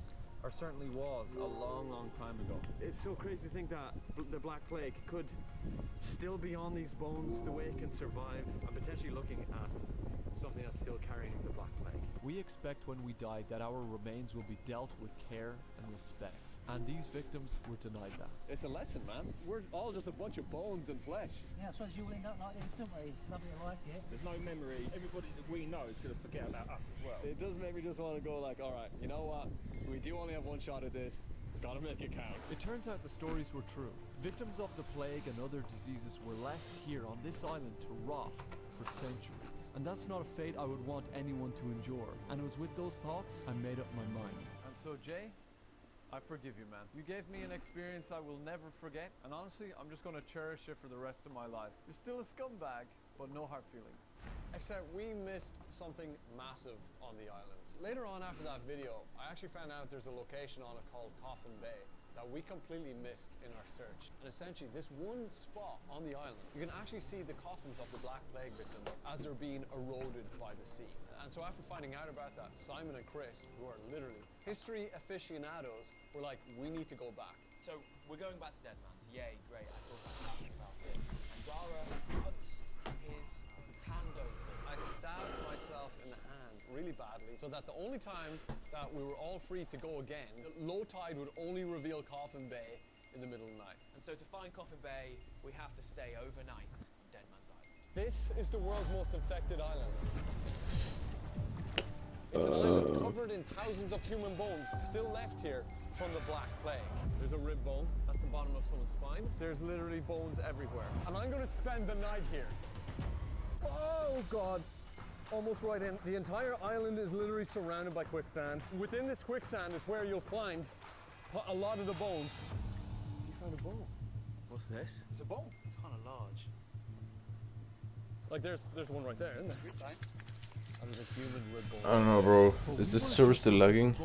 We were looking for clues to a mysterious location called Coffin Bay. So I've snuck onto this banned island once before. Is it lagging still? Last time is that there is an area that is the most infected part, that has the most bones. Alright, then I will not be playing. It's rumored I'll just do this. On Hypixel. Treasure. Pipes, bottles. How much are those bottles worth? Thousands.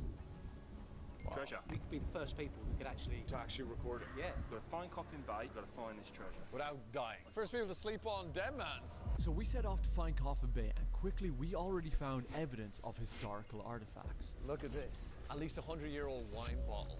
That's crazy, man. And clues to Coffin Bay's location. These have been bolted down and you'd have tied your rope on it. That's like straight off a ship. That's exactly what it looks like. Oh! There's another piece of wood. How are we going to know if that is from a coffin? You can tell larger pieces, they were cut in a certain formation. If you imagine that is the top of the coffin, it fits the profile of a shape, doesn't it, of a person. Already we're finding clues, but to find Coffin Bay is incredibly difficult because most of this island is underwater, and it's only at midnight that Coffin Bay will emerge. If we find it, it should be on the map, and it's not. It's not on the map. And so, I got my friends on the mainland to help us scout out the island from above. Hey, Jack, Trax, we need you guys to scout ahead on the drone to see if you can locate Coffin Bay. Understood. Dude, it's freaking huge. Oh my gosh, it's massive. What the hell? It actually looks scary. I'm so glad we're not on there.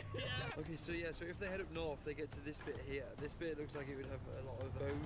Since Coffin Bay is still underwater, Jack and Trax guide us to its most likely location. However, we're going to have to kayak there. We don't have much time to find this place. No, I'm getting a head torch just in case, because I don't want to be kayaking back in complete pitch black, so...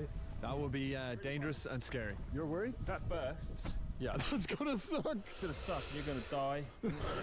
Okay, well, we gotta get this out real fast. Let's go now.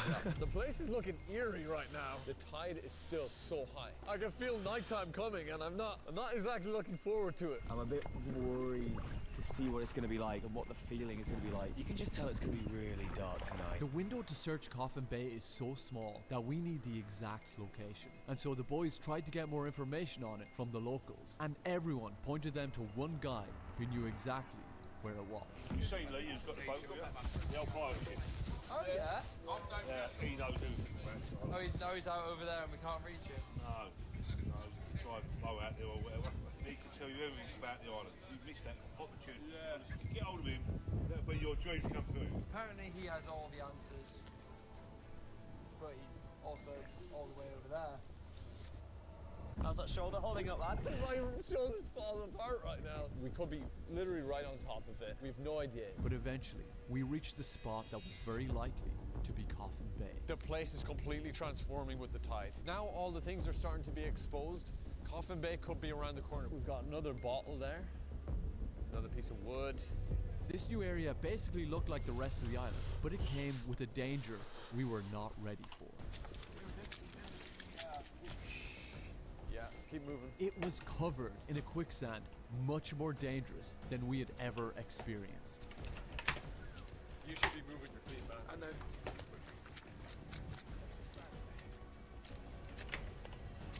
Gosh.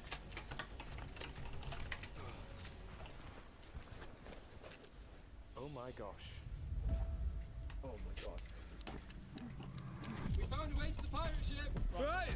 Where is he? It's that guy over there, right? Oh, that's him! Right ahead of us. Yeah, he's right ahead of us! Hello! Hello! We're hoping he's just going to let us on board. He has no idea that we're coming to find him. We're like literally stuck in the mud now. And this is as exposed as this place is going to be. There's no coffins here. This is definitely not Coffin Bay. Let's head back there into some land and let's give the lads a call. Hello! Right, we've made in. Called in. Time to get on the move. Hi, sorry, do we go this way? We're filming a YouTube. Yeah, everyone recommended that we should speak to this guy for the knowledge. Yeah, I think so. Is that okay? Okay, no problem. Yeah. So you got onto a pirate ship? Yeah. You need to see. The boys! Did you find out about Coffin Bay though? Coffin Bay is on the back of the island, but if you go there, you need to be very careful. Apparently, there is hundreds of coffins, and like they're all like stacked up on top of each other. Sometimes you fall through the coffins.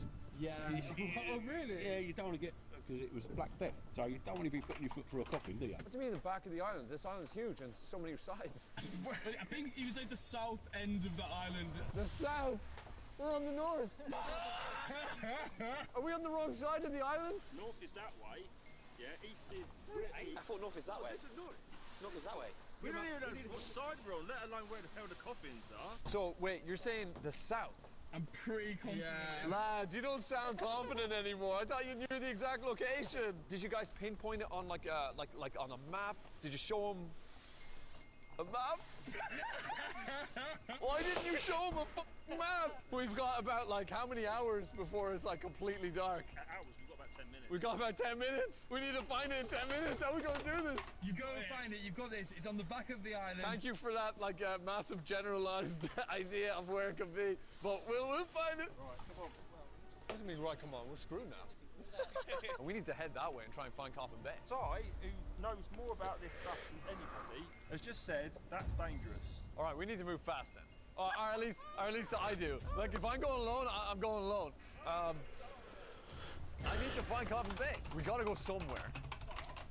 You made me come back to this place again for nothing. No. The Coffin Bay exists and there's treasure in it.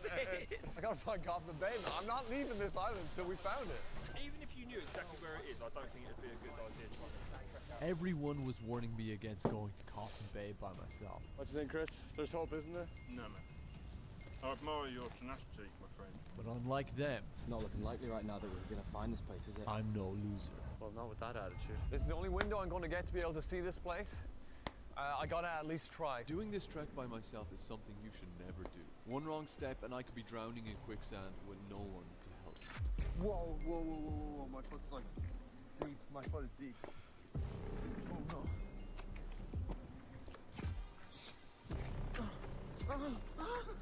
I've just found a solid piece of ground. I was really stuck in quicksand, up to my knees. Oh God, I have no idea if it's even worth it. I'm this far now. Well, these are the lengths I will go to for you guys. Oh my God. Wow, I nearly died. You guys have been blowing up the channel recently. The views are insane. We just hit 500,000 subscribers. I will do whatever it takes to entertain you guys. If you haven't already, You guys need to subscribe now because we are going to do the videos that literally no YouTuber has dared to do. 500,000! Thank you. We've got some crazy things cooking. You do not want to miss them. We're about to bring YouTube to a whole new level. I promise you that. Now, let's see if I can find this Coffin Bay place, if it exists. Well, that is unusual looking. That is very unusual looking. Another piece of wood. There's nails in this one. There's definitely a high concentration of all these different wood pieces. So either come from a shipwreck or these are bits of coffin. Dara, are you receiving over? If I find any evidence of Coffin Bay, I'll be letting you know. Crack on, mate. We're just checking in. Those guys are really, really nice. They did not want me doing this. And that was when I found something. Oh. Hell no. Okay. There's a bone.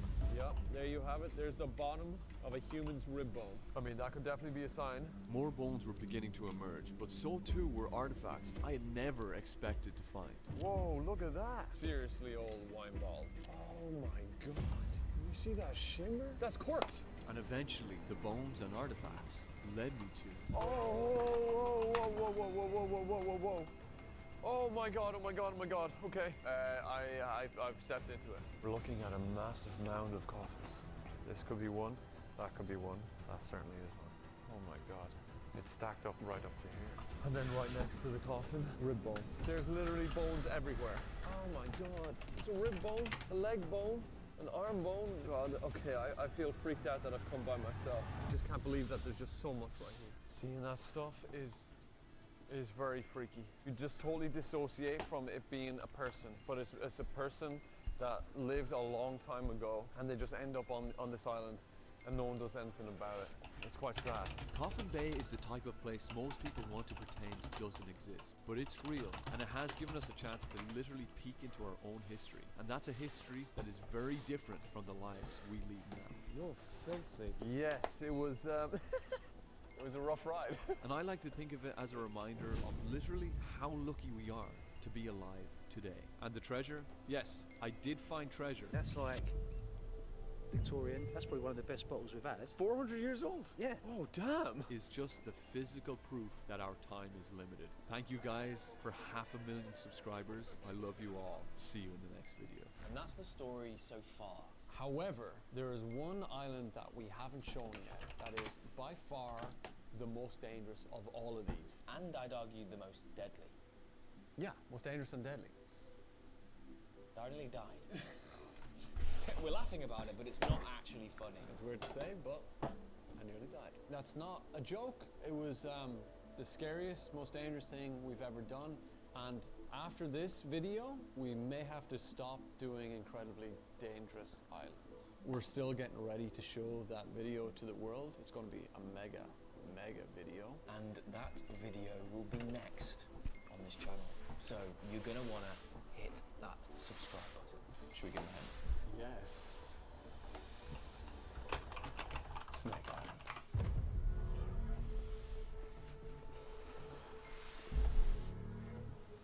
Just remember that this is a very deadly animal. Oh my God! Stay there, stay there, stay there. Boys, can you please hurry it up? That was way too close for my liking.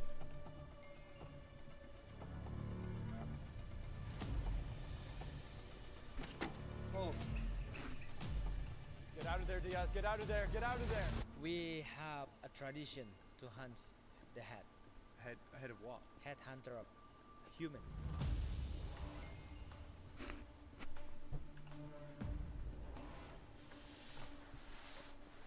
Are we going in that direction? Yes. Oh God.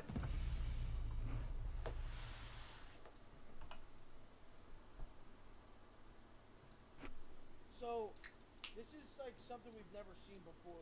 Stuck alone in a cave, anxiety warning. Have you ever seen these guys do? You've never seen the guys who go like cave exploring? I mean, I have seen things like this. I just, to me, it doesn't do that. It doesn't. Let's see what it is. What's up, everyone? We're at this deep pit cave today, and we've been here before, but we couldn't make it very far without a second rope. So we got a second rope today. We're gonna go ahead and string these up. Also, the water's a lot less today. We were freezing last time, so so we had to give up. But we're going as far as we can into this thing today. Alright, we got our rope strung up. And we're going in. What do you mean rope strung up? Tied to a tree. And that's your lifeline? Yeah. Woo! Deeper than I thought. It's another 40 feet down at least. Yep.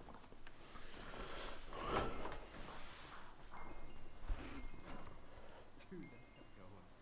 Shit.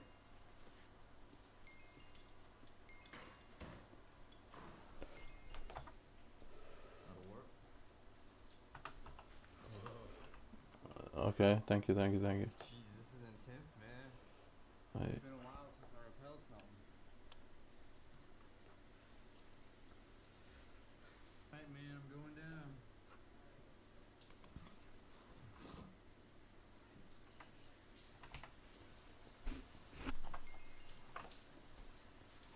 Bro, are you fucking kidding me? What if there's some sort of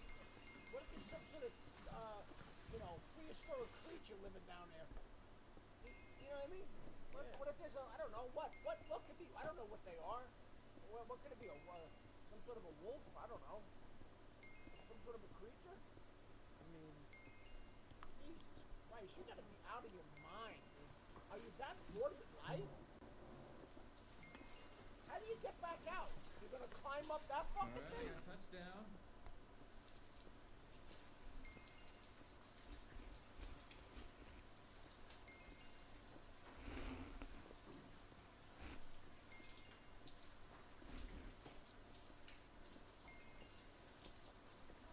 Heck yeah, nice and smooth.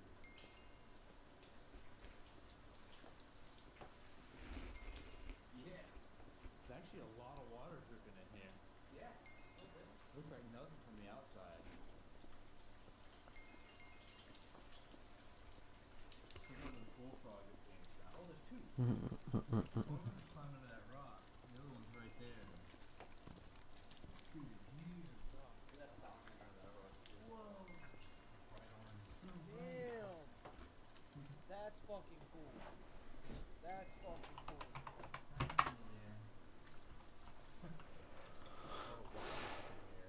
Yeah, oh, look at all the coral on the wall too. Coral fossils everywhere. Okay, I'm gonna check if it's the truth here, bro. What the fuck? You got your life harness? Yeah. Okay, good. Bro, what the fuck? Holy. Let's keep your mind moving, man. Pretty big drop. Yeah. Said there's boats. There's one right behind me. Oh, yeah, we got two boats. What if there's some sort of what if something collapsed?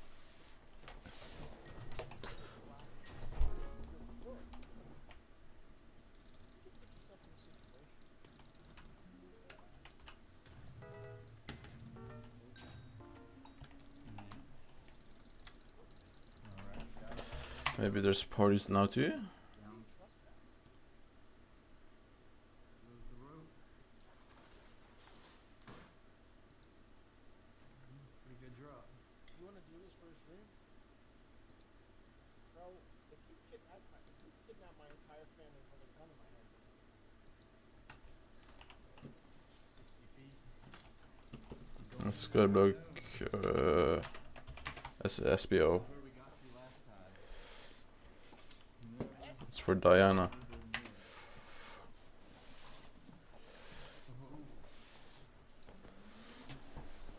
1.21.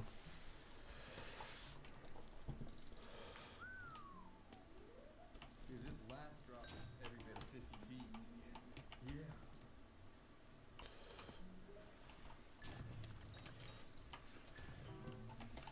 Like, nobody... Bro.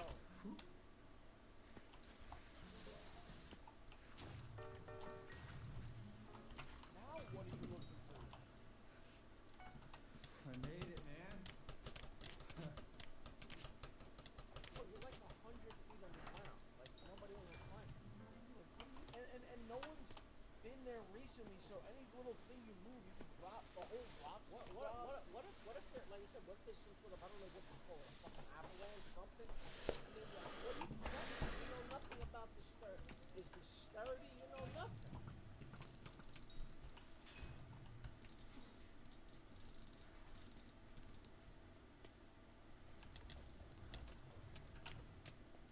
It looks kind of laggy, I'm not gonna lie, but it's fine.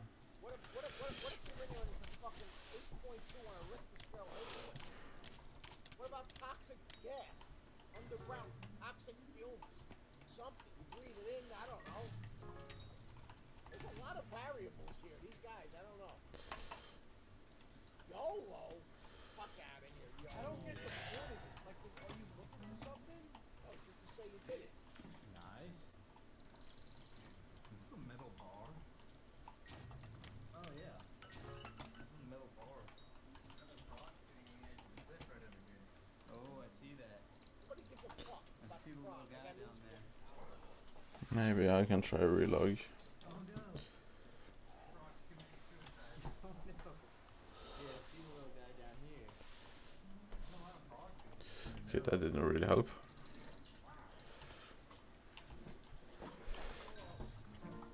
There's another drop right here. No way. Bro, stop. Stop. Ooh. Renegade. Are there any tile points? Yeah. Oh, okay. Good thing we got the other road. Why are you trusting that somebody left that there? I don't know. Also, are you getting a weird vibe? Like, this is something we know each other that well? Huh? I just feel like the way they're talking, they're just like they just met or some Maybe shit. they're just doing this maybe they're just doing this together. Like just like on No chemistry? Yeah, no chemistry here. They're brothers, alright?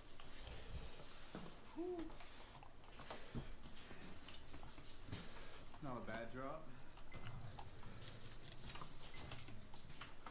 Some sort of an aluminum can down here. Dude, this is absolutely disgusting. Feels like somebody's collapsible caving cup. That's ridiculous. Right? Old school. Very old school. Dumb over here. Yeah, somebody died down there in the 30s in a mining accident. That's why there's an old cup, you son of a bitch. What do you think's going on?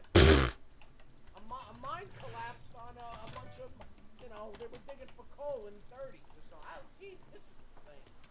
Is this real? Is this real? I can't believe it. Stone. What do you mean, is it real? What the fuck? I see what you mean. That's a tight one. Oh, that's very tight.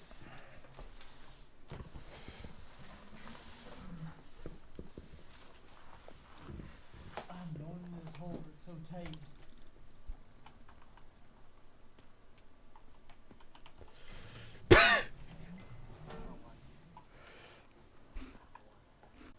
Bro, I understand, oh yeah, you go down there, you look around, oh this is cool. This doesn't make any sense, bro. What if you get stuck? Yeah, and they die. People get stuck and die. What if you just die? What if you just get fucking stuck? Now I can't get the fuck out. I'm going in this hole that's so tight. I had to take my helmet off. Oh, that's tight. Really sharp too.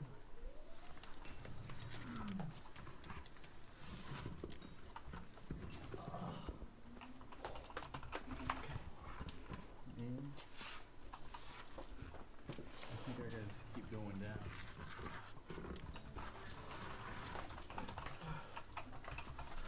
How do you even know where you are? And This is giving me so much. How do you even know where you are in reference to like you came down? There was this. I mean, what do you do? You leave things behind? Like Post-it notes on the breadcrumbs? What the fuck?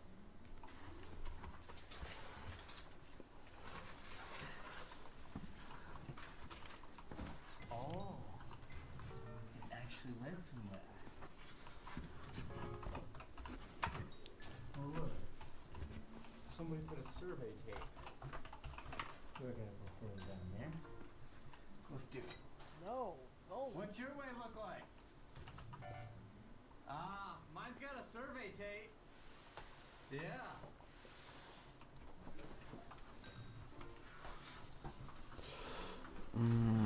This cave is so short, dude. Can't see a topo. I had to take my helmet off again. This is dangerous, man. You're dead.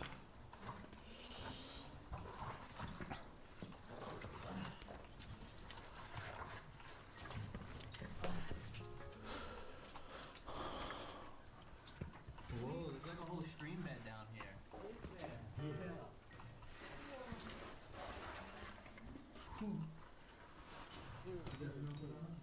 No, it's gonna be a very grim stream crawl.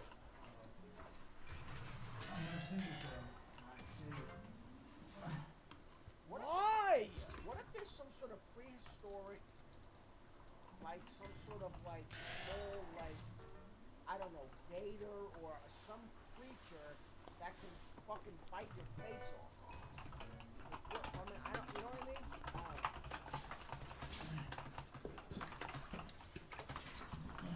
Ah, you saw that?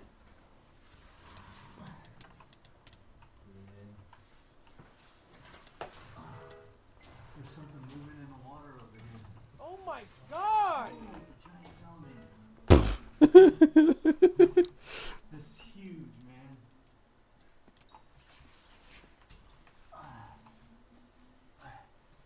Whoa, it's a berry cave salamander. Where are you going, bro? Where are there's nothing there? Where are you going?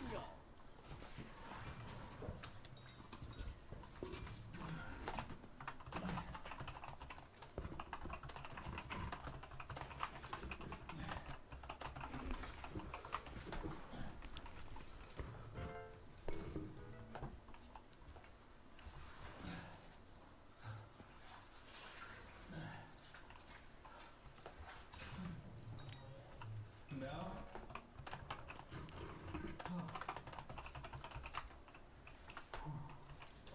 Jeez.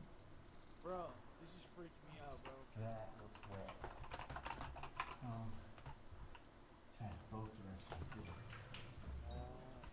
Well, James said I squeezed by a rock that was super sketchy, and he didn't feel comfortable doing it, so it's just me going into this really cold water. Okay, okay. I gotta see where it goes, though. Why? Oh boy. This is gonna be the coolest thing ever. Oh my god.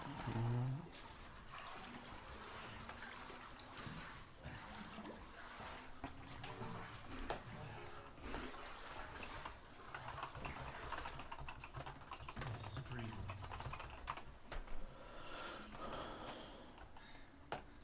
This thing is so low, my ear's going underwater. Oh, that's cold.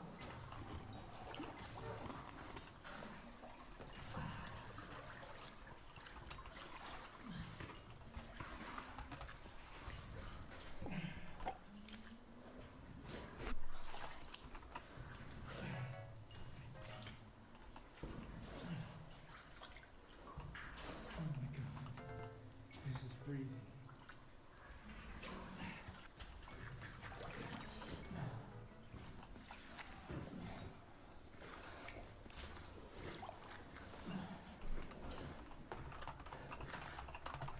Bro, I don't understand something. How is he doing? He's crawling. And he's got about this much room. And he's just crawling into darkness. Fucking hate everything. You understand how dark it is, right? Like, he's got the light on. Yeah. But this is pitch fucking dark. If he had no light, it's pitch black. It could be creepy. Did you ever see that movie, The Descent? You ever see this movie? What is it? It's about these three women in North Carolina. And, these three women in North Carolina, and they're like cave, whatever you call these people. I don't know what you call them. And what happened is,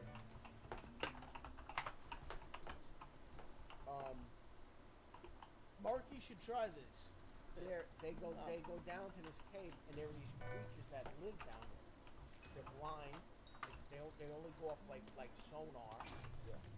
And they basically just feed on whatever. So these three women get down there and they hunt them. And what this one woman does, well, I'm not gonna tell you. I'll tell you the end. One gets killed and she's with this other one. The other one's injured, and she's trying to help her out, but then she hears them walking.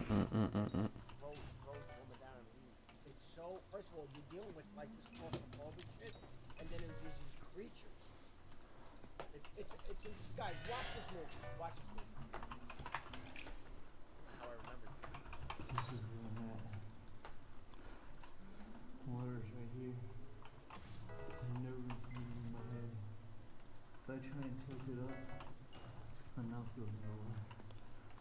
Gotta keep pushing it down. So how do you get out? How do you go back? What is he doing?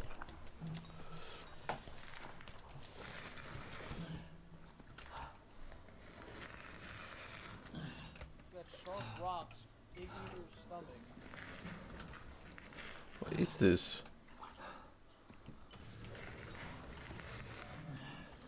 I wanted a... Why is he going through this?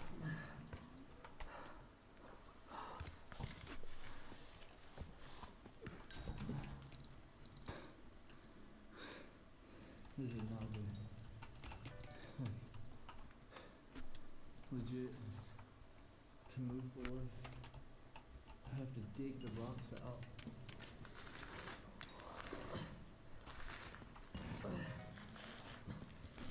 Oh my god. Is this Can you use this one to I can fly? an inch I'm squished to the floor. What? If I want to stand my head up, I can't. It just goes on.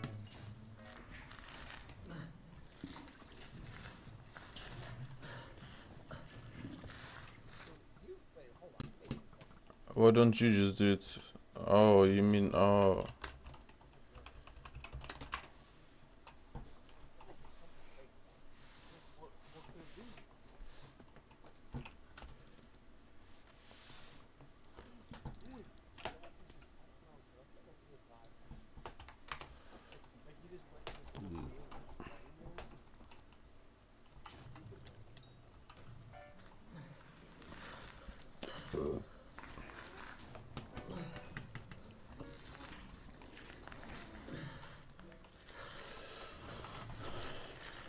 Oh my god. I feel like I'm gonna get stuck.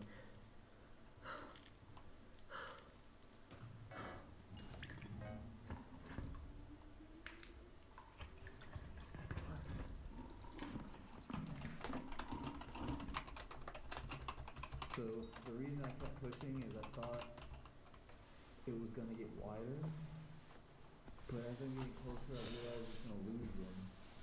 The water was just so calm and still above me that it was reflecting the ceiling off and it just looked like a way bigger space. But it's continuing to narrow down. It's been like an off and on raining type of day. If it floods at all, I'm done for. So I'm gonna attempt to turn back around. Even though I don't know if I can.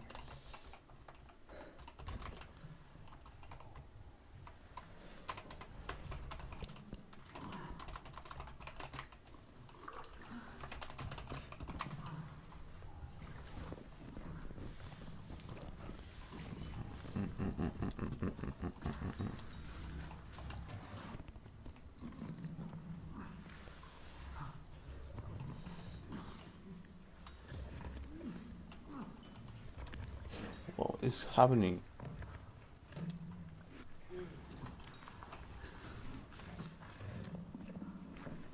Oh my god. I think I'm stuck. This is not a joke.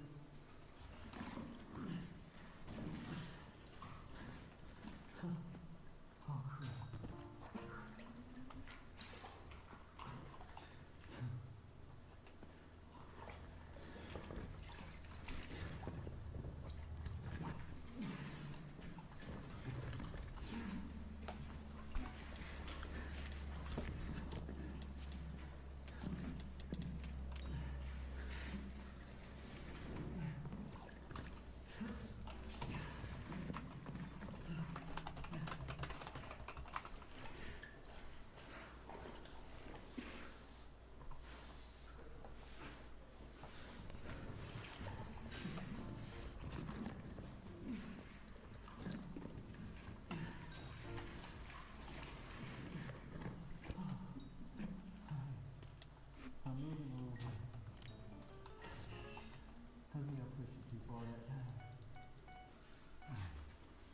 I gotta go find James.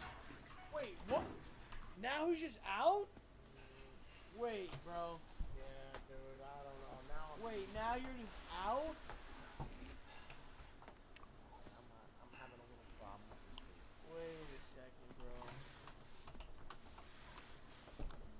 Wait a second,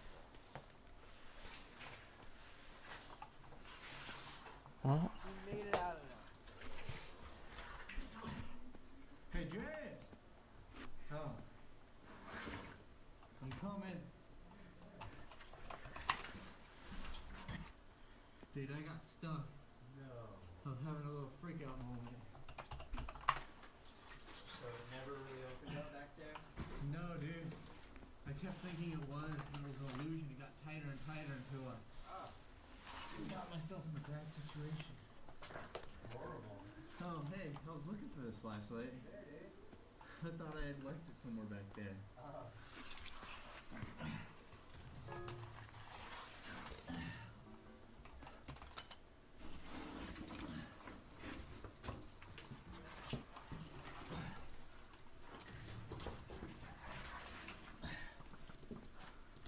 So now I gotta go past the sketchy rock. Yeah. I was blissfully unaware of it when I came in. Dude, I don't know how you didn't see that. Oh gosh. Stay as far over this way as you can. Don't touch the rock pile. Oh gosh. This is taking the lag, bro. Man.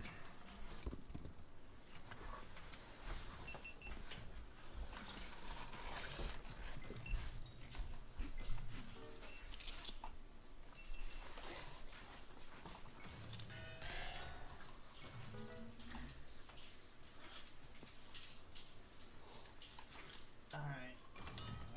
I'm going around this corner to check it out. Oh.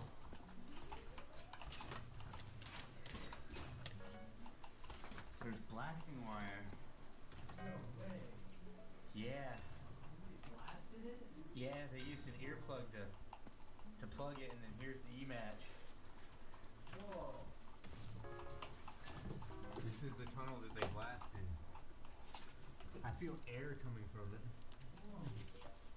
It's going. It got really tight. What? I'm crawling through it though. Exit that stupid ass kid, bro. Oh, it really opens up in here. Nice. Look at this waterfall. Really opens up. Check it out. There's bat skeleton. It's got a tiny little skull with some bones. Little bat skeleton.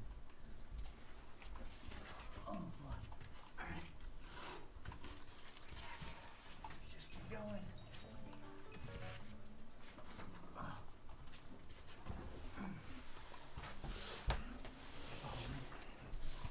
Oh, look. There's a pair of safety glasses. Someone must have been doing some work back here. Someone fucking Maybe they were died, trying to blast bro. it back here too. Let's go see what's up ahead. That is really tight, guys.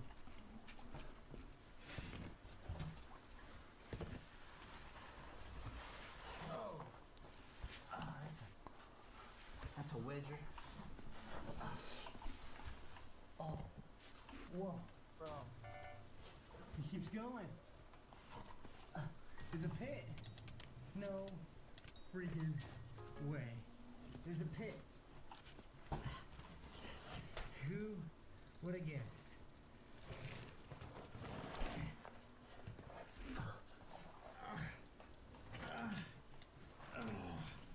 That was tight.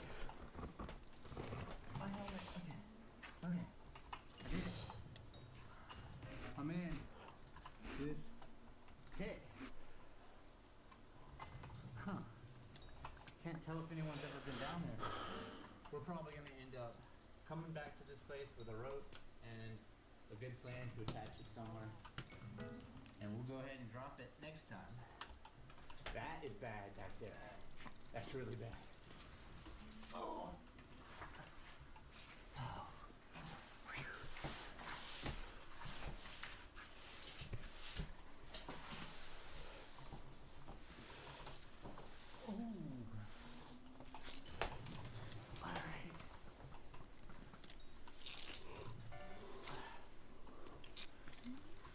You're up.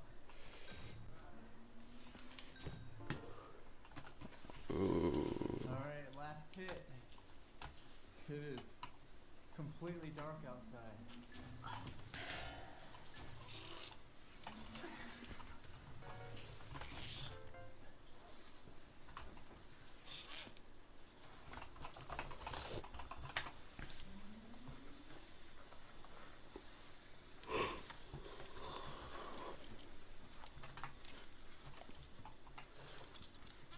What?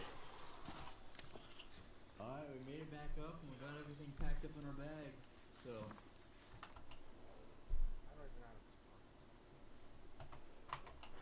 I don't know if he's bullshitting when he's. I don't even. I'm gonna be very honest. I don't even know. I have such a fucking headache. That is crazy. But you have like these like adventurous people that do stuff like adrenaline junkies and things like that. Like jump out of planes and shit. You could have it, bro. You could fucking have it. Man lures woman in the bathroom and rips her teeth out. What?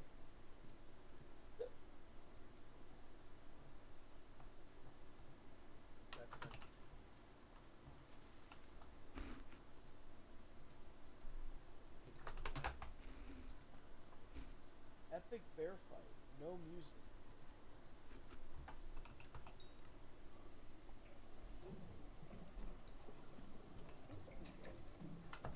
So look. This bear's coming over, don't leave her alone. He's trying to get it on, and this bear's coming over now. He's like, what the fuck? I want her. Or it could be like the husband's coming back from work. You want to go there.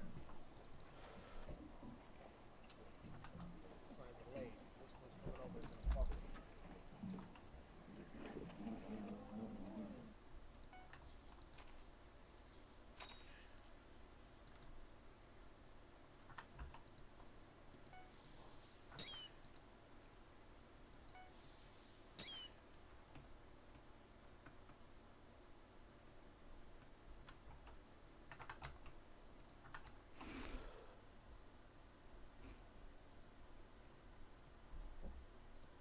The captain's gonna tell us something.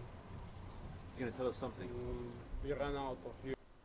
So, very and allowing us to come. Bang.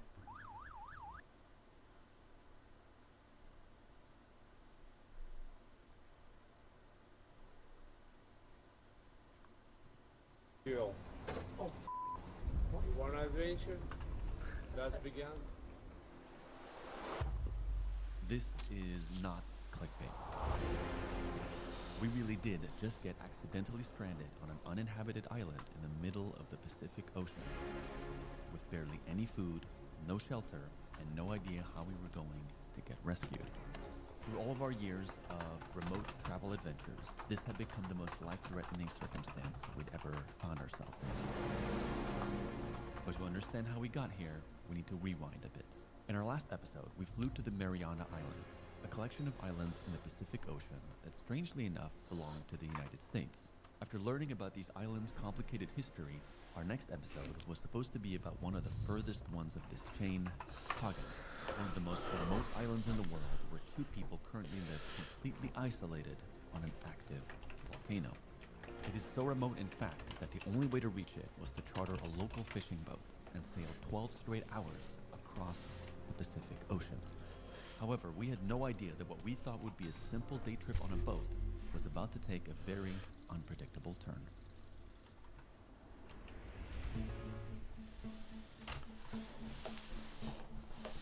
Good morning. Only slept about 3 hours. Yeah. which was probably not the best idea given the 12-hour boat journey we're about to get on. This is maybe going to be one of the more brutal things we're going to do. I don't know if you've been on a ship like this before. We're in the open ocean, and last time they went on this island, it turned into a full-on rescue mission.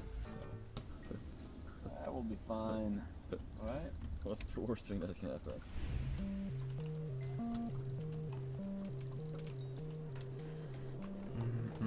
It's time to say hi to one of the very few men that actually have traveled to Pagan. Good morning. How you doing? Good morning, my man. Whew. Ready for adventure? I don't know, you? Huh? Not sure. This man right here is straight out of a Hollywood action movie.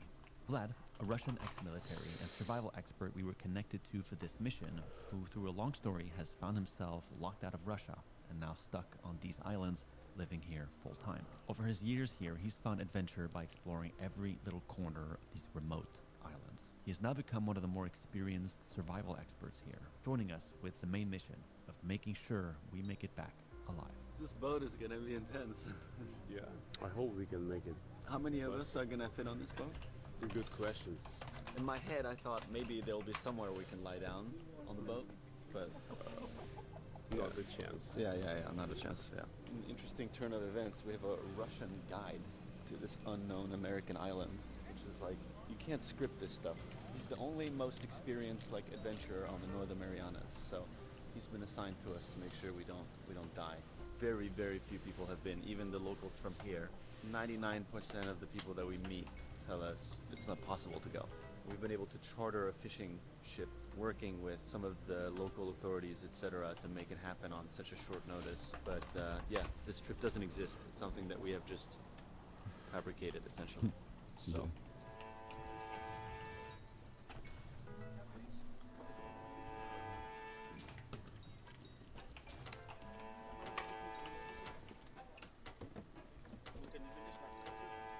Well, this is the seat. 12 hours, yeah. Hello, sir. Oh, good morning. Mario. Nice to meet you. Nice to meet you. You wanna have one? Yeah. Bye. Bye, See you.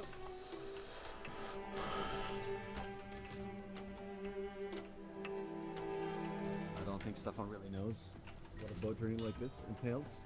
So right now he's excited. I think give us an hour and then we'll check back in and see how we feel. It's like an adventure. It is an adventure. It's an adventure of a lifetime. Everyone is feeling good about the trip. Yeah. There's nothing to worry about. I'm willing to do like 2 more kings. Then I give up. Oh my god, we're gonna be on this for 12 hours.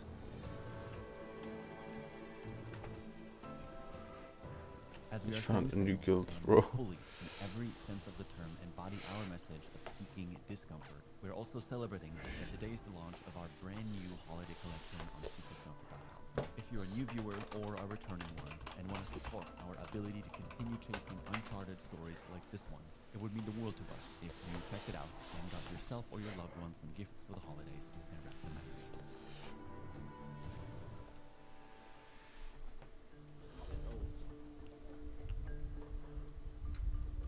Well, we just left, but we are having a bit of a technical difficulty. We have some water in the engine. Starting to get a bit nervous now. It was very calm until now, I think. Well, after like 10 minutes ago. And it is starting to walk quite a bit on this boat. The swell was already quite intense, but now just standing still on a ship like this is quite rough for seasickness. Oh wow, that's some waves. Yeah. Don't look down really, you have to look at the horizon. Well, the sun is rising, at least. All good?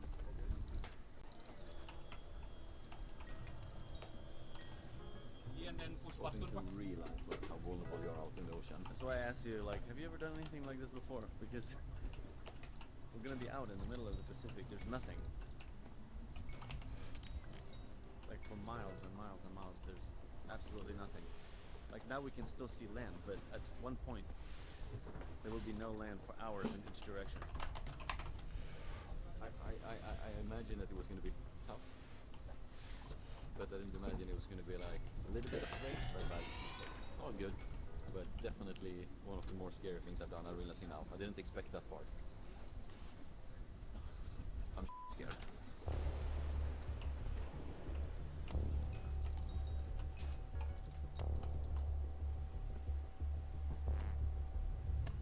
We were now officially out in open waters.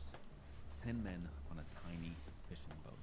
It's difficult to convey through video how grueling the beginning of this 12-hour journey already was.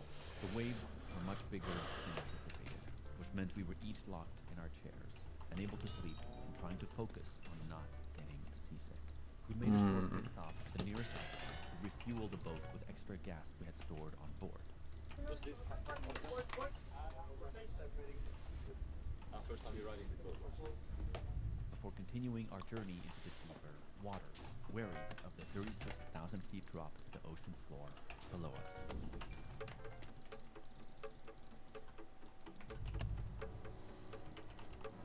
Just got super rocky. We've been on the ocean for 9 hours now, and it's just been like this, hour in, hour out. It's very hard to film because we need to like stay focused on the horizon. We've been like silent for hours here. We're not really talking with each other. We're just like very locked in. Last 3 hours now was tough. We're hauling too. We're going fast. Yeah. Anytime we get close to land, it's a little nicer. It's a little calmer for a short period. But the waves look big over where we're going. How many hours left in total? 3 hours. 3 hours. It depends on, I don't know what we're doing here right now.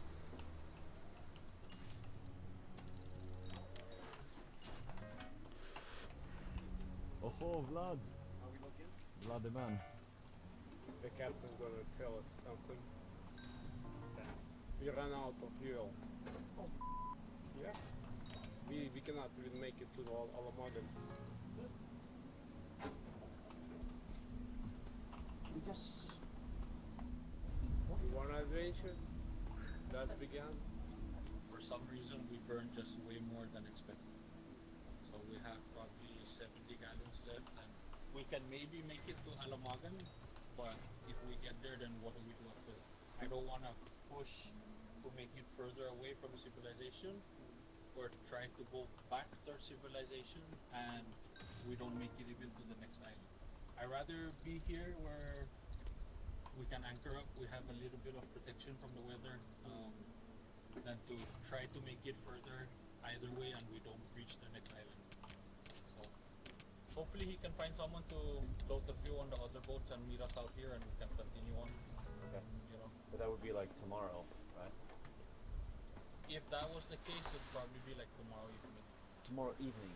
Yeah, it'll take 22 hours to Pagan from Saipan, so to here is maybe 18. So that's where we're at right now. Yeah, that we called for an adventure. Well, got it. We are stranded right now. Got it. You be careful what you wish for. Wow, I was not expecting this at all. I didn't bring these. How are you feeling about it? Are you like okay? Trying to be calm. Being the captain, you know. I'm not gonna panic. We got some trains. It's just gonna take a while. We're stuck here for at least 24 hours. Well, ladies and gentlemen, we are currently stranded in the middle of nowhere, on an uninhabited island with no fuel and no one to come save us for the next 24 hours minimum. And it's raining. This island is a bird sanctuary, so we're not allowed to stop here. But in a case of emergency, like what's happening right now, you're allowed to freaking save your life. We just go out in the ocean now, try to make it to the other island. We might not make it, right? Then you can just drift away for days. This is insane. That's insane. Look, this is on stage. In my practice, like, I'm never like this. We'll stay together and just take decisions wisely. There's no beach here, so it's just rock, right? We're just gonna have to climb out. Yeah. Up here. Probably maybe the worst island to be stuck on. All the other islands Vlad knows fairly well, except for this one because you're not allowed to go on it. monsters, you know, the coconut crabs. Monsters. Monster coconut crabs here? Like a huge On this island here? Yeah. Are there any sharks in here? Sharks everywhere. No panic, no panic. No panic. It's such a sick island though.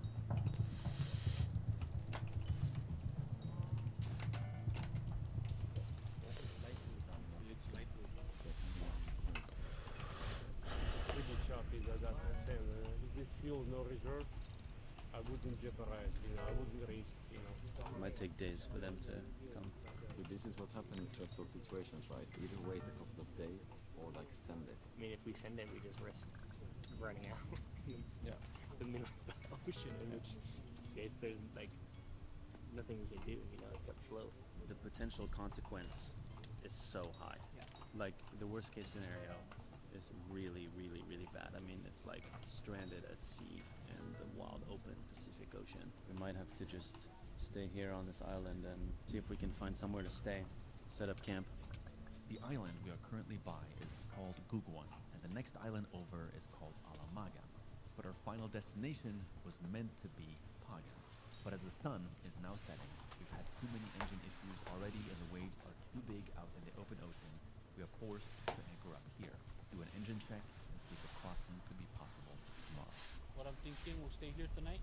As soon as the sun starts popping up, go straight to Alamagan. At least there you have the sand, you have the village area, stuff like that. Once you guys are ready, we'll start moving in. Okay. Our humble abode tonight.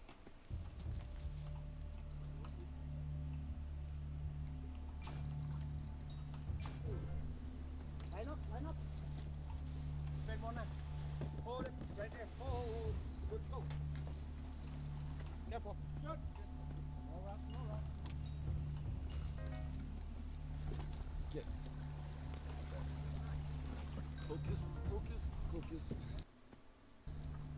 Keep low still, yeah. Still rolling. Okay, you got it? Got it.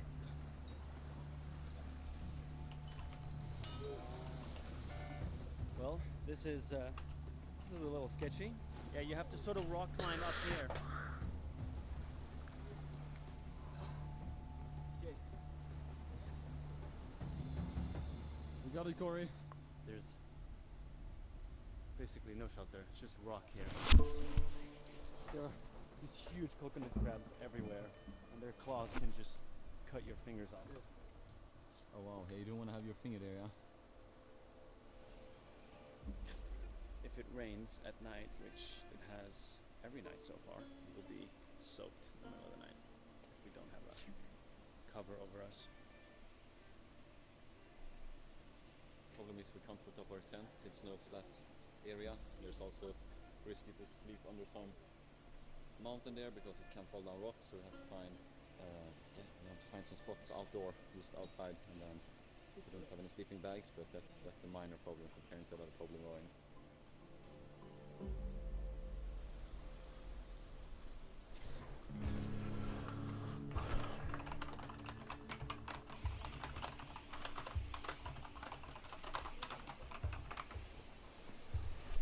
Okay, well, we are sleeping out on the rocks tonight.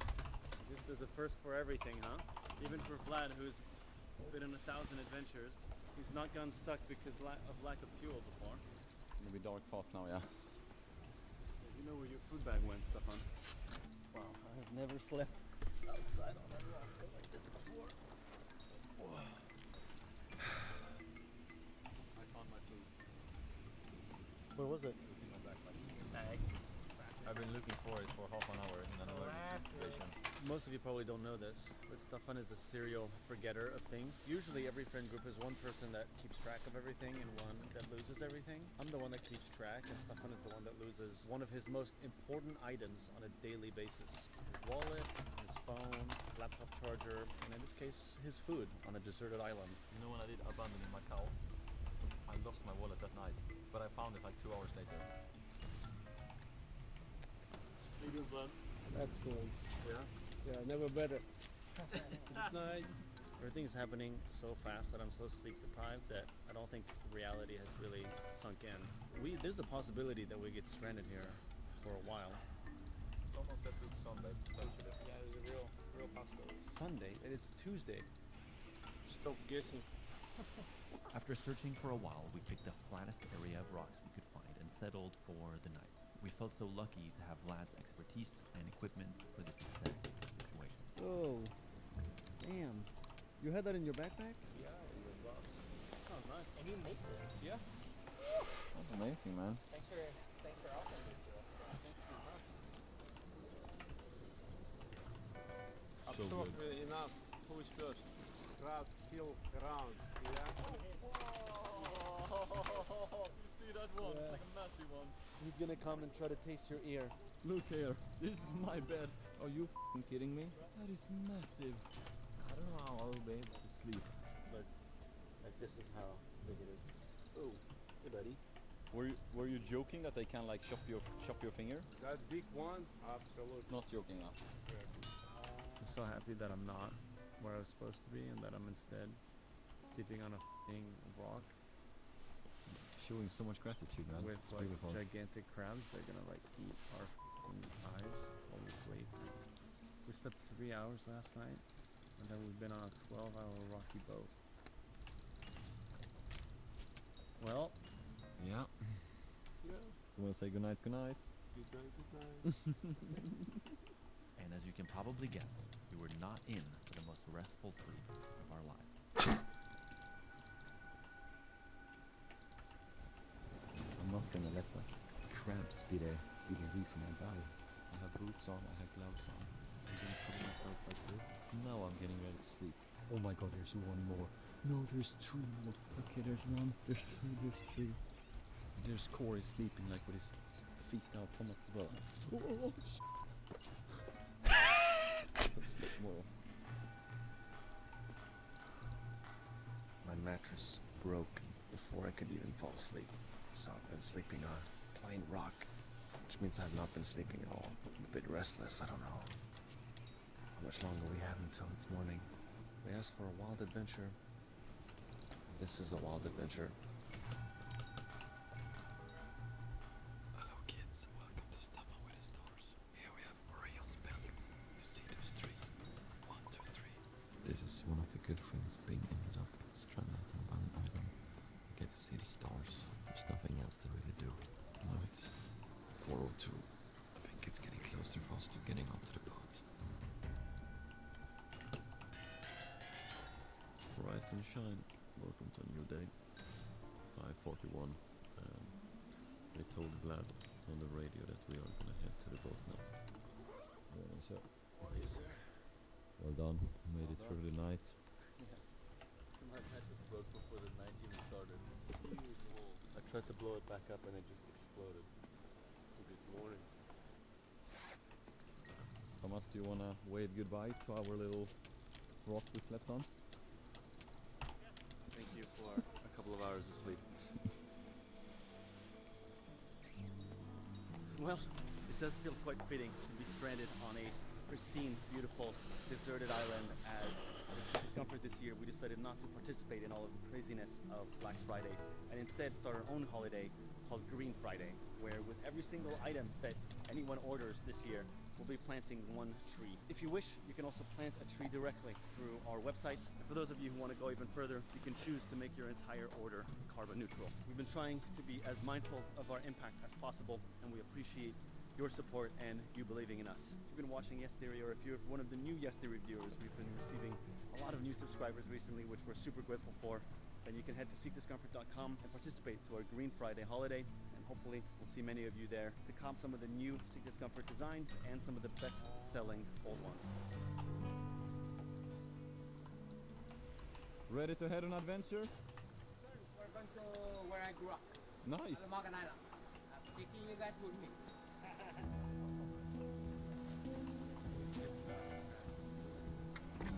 Oh, okay, it's very slippery.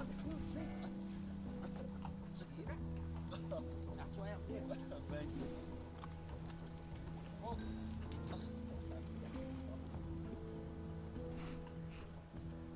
Good morning, Captain. Good morning. Was just checking. We're gonna try to go to the next. Yes. Next We're island. going to make it it to the next island, and then from there we'll anchor up, we'll assess everything, we'll make a couple calls. It's just gonna take some time. Okay. The crossing begins. The uncertain crossing. Sketchiest ride I ever done in my life, but all good. Anytime he slows down, I'm sketched out. The reason we were so nervous in this very moment is because on a normal trip like this, it would be a safety reserve of extra fuel stored on the boat. But given our emergency situation, we were about to use that extra fuel to move to the nearest island over, which has more infrastructure for us to survive from. With the risk being that if for some reason the reserve fuel isn't enough, we can end up stranded in open water. And there is no help available from the mainland in case that happens. We would need to call the US military for a full-on rescue mission coming all the way from an island hundreds of miles away called Guam, which would not only cost tens of thousands of dollars, but as you can also understand, is not something one calls upon lightly. Okay, let's wreck to the next island begin.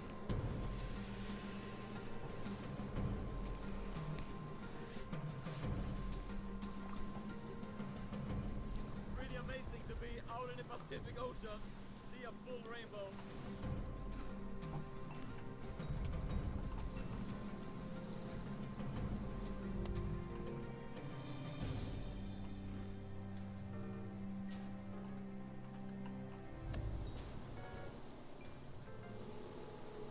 How were you feeling in the moment when it was most intense before? Like, we're 200 some miles away from the closest hospital, so you know, that's something to think about.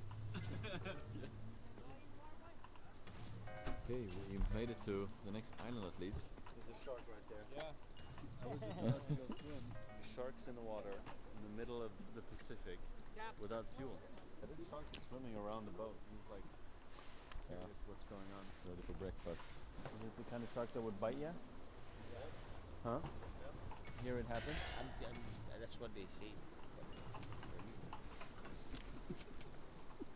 So on this island specifically, there are sharks that attack. I thought at least we'll be able to like swim and like enjoy being in the tropics.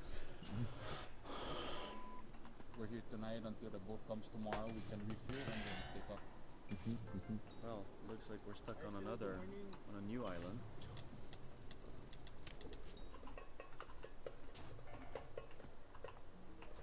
Is this where you were born? Oh, you grew up here? Yeah, I grew up here.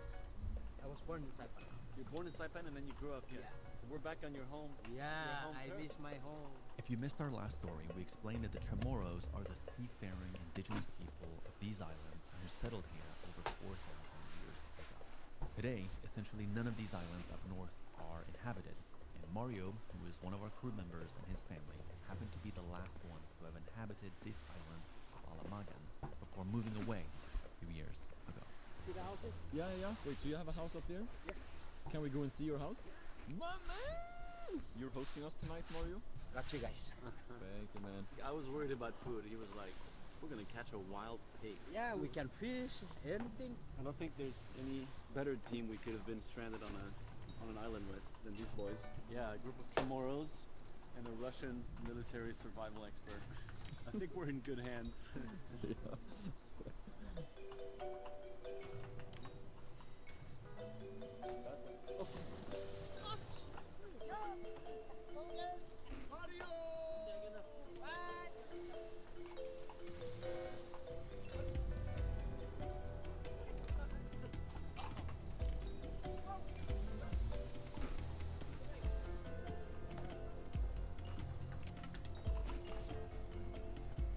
Så är vi... no. Dick 9, what are you doing? Why? Why are you wondering this? Looks like Mario is checking out his house in case there's any animals that does come here. Thanks for having us in your home, man. We got CUC water here. So this is rainwater? Yeah. Oh, Oh, Dick 9 has over 1 trillion coins. Oh, this tree here. Coins, not items or anything. It's like a wine stand. Made by coconut. Yeah, by coconut. Wow. And then items, yeah, it's like 1 trillion. Anyone who knows me knows that I love coconut. These This is an amazing coconut. Oh my god, it's so sweet. Yeah. Are you a fisherman? I used to, but when that freaking shark almost got me, I quit fishing. Wait, Until now. I was in the water, like swimming in the water, trying to catch. I catch a I think fish, that's just right? his When I personal main take account. the fish from the pier. He has other accounts too. If I can walk on the water, I'll walk. The only thing that was there on the spear gun is the head of the fish. Because the shark came and... spear. Oh my god. Pretty sure that's purse. You can do the command purse. Oh my god. That is so good. How does it feel to be home, man? Man, I'm so happy to see my kids again. It's been a long time. It's been what, almost 8 months since I left the island. Only now I come back.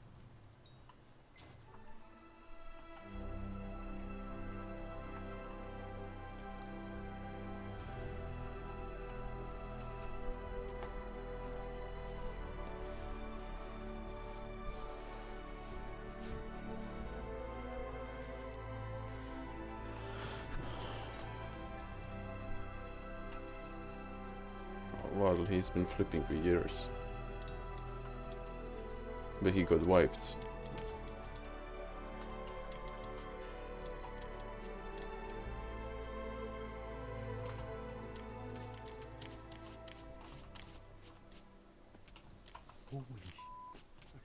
This is us right there. That little tiny Okay. thing. Cool.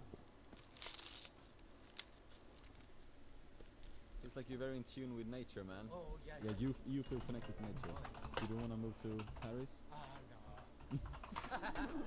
I tried moving to the States for 17 years. Yeah. And I keep deciding I don't want to stay. Yeah. I want to move back. Yeah, man. Yeah. My family wants to move, like a good life, good job. But I grew up here. I cannot. Like I cannot stop thinking of this island. You know, I can close my eyes and walk. I know where I'm going. I know what place I'm going. Yeah, I'm happy. So I'm happy. Yep. It was afternoon now, and we hadn't eaten a proper meal since the night before, and we're starting to get hungry. So far, fishing had been unsuccessful, but luckily, we didn't just have anyone with us.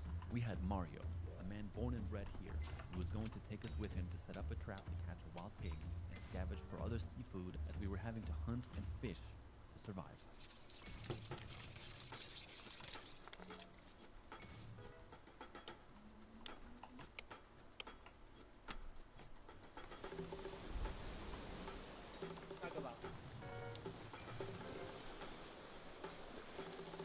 Right.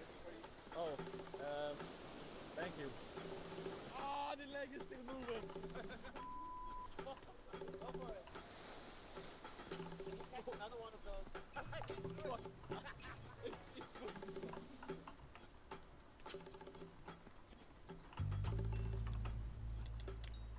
what do you think the chances are that we'll catch one? 100%. 100%. When you're doing this kind of stuff, you have to be careful. This thing can poke, can break your face. Yeah. Oh, that's a thick boy. Someone is gonna eat it. Why am I so freaked out? Sorry, man. No, it's new for me. I'm not gonna bite. Sure? Yeah.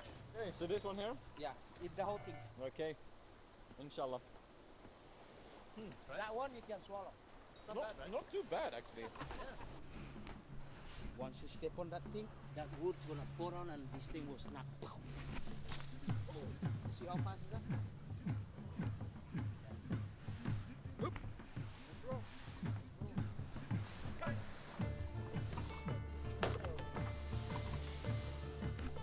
It will snap. Once you step on that thing, that wood's gonna pour on and this thing will snap. See how fast is that?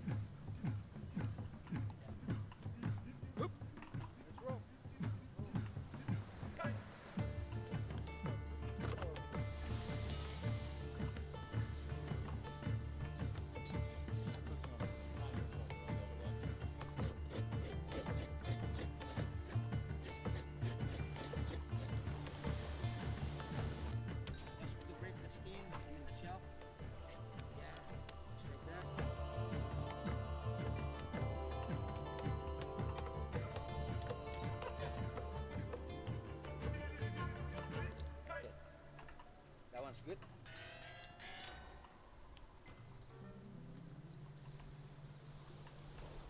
yesterday, we got a bit worried because for us we are like stranded far away from home. But it's funny that it's your home. Yeah. How does it feel to be home for you? Oh man, it feels good. It feels great. Yeah. I don't want to go back, right? You don't want to go back because we weren't supposed to stop here. Yeah. Because you looked worried before. Oh yeah, of course. It's very Even me. Yeah. How were you feeling when all of this was happening yesterday? And Just pray, you know. pray, yeah. But we're good now. We're safe. Yeah. We're You're safe. on my nerve, so I will never stop coming. Your brother's now in Taipei? The oldest one still alive right now, but he's old already. He cannot come here. All two of my youngest brother died already. Oh, yeah. So, what's the name of your brother? Paul and Patrick. Bless your brothers. Bless Thank your you. brothers. Thank you.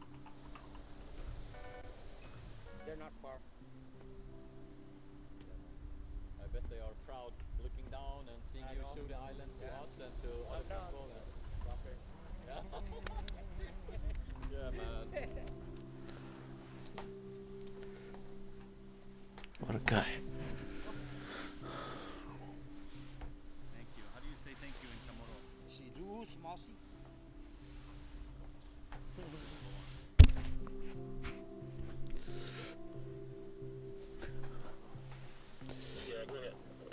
Did we have any update regarding tomorrow, if there is petrol coming?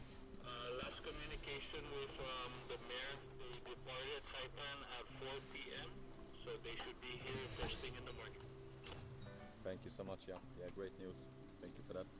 That's a wild rescue mission. They're gonna ride through the night then. We've been stranded now for more than 24 hours without fuel. You can see the Pagan. You see that? Oh, that's Pagan? Ah, that's Pagan? Whoa. Damn, it's right there. Yeah. We're so close. One more night out here, and let's hope that they make it tomorrow morning. Yeah.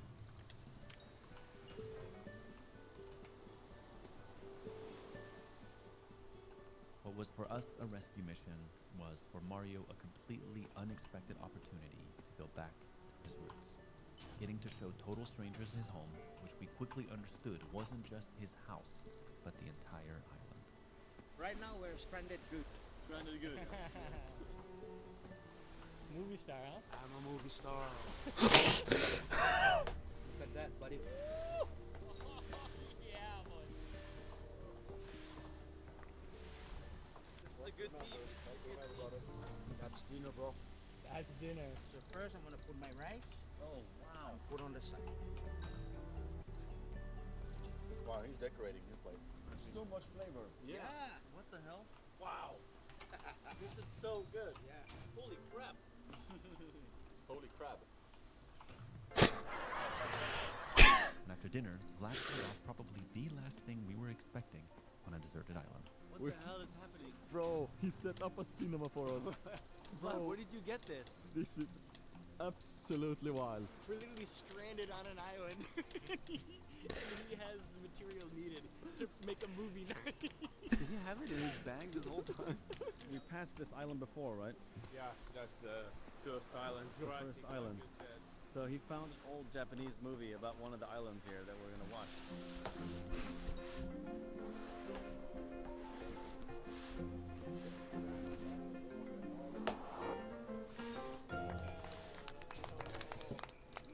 I keep forgetting we're actually deserted here.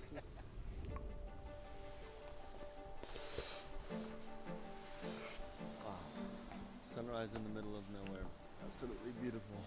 Coming. The boat just spotted on the horizon. Whoa! We've been waiting for this moment. We see a boat! Oh my god! This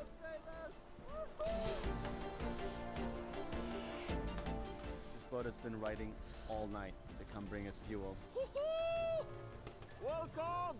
After 42 hours stranded, with honestly very unclear guarantees that a ship with fuel was coming to save us, hope was restored. So much happened in such a short period of time. We slept alongside monsters, had to fish and hunt to feed ourselves, and adapt quickly in an emergency situation, and I'm proud of our team who never panicked. Luckily, with our dream team of Vlad and Mario taking care of us, we couldn't have been in better hands. But what lay ahead of us now was something much more extreme. Pagan.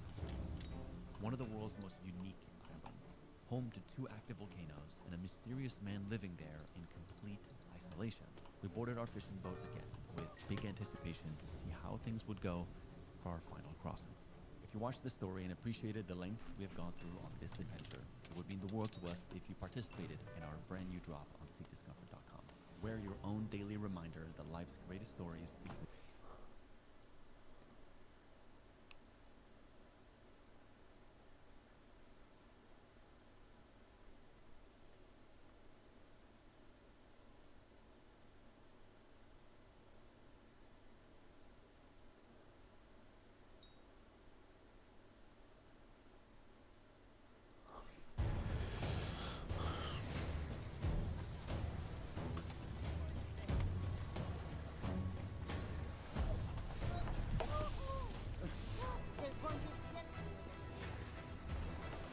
Last man of the island. Oh yeah! Yes! We're out of here. We're leaving.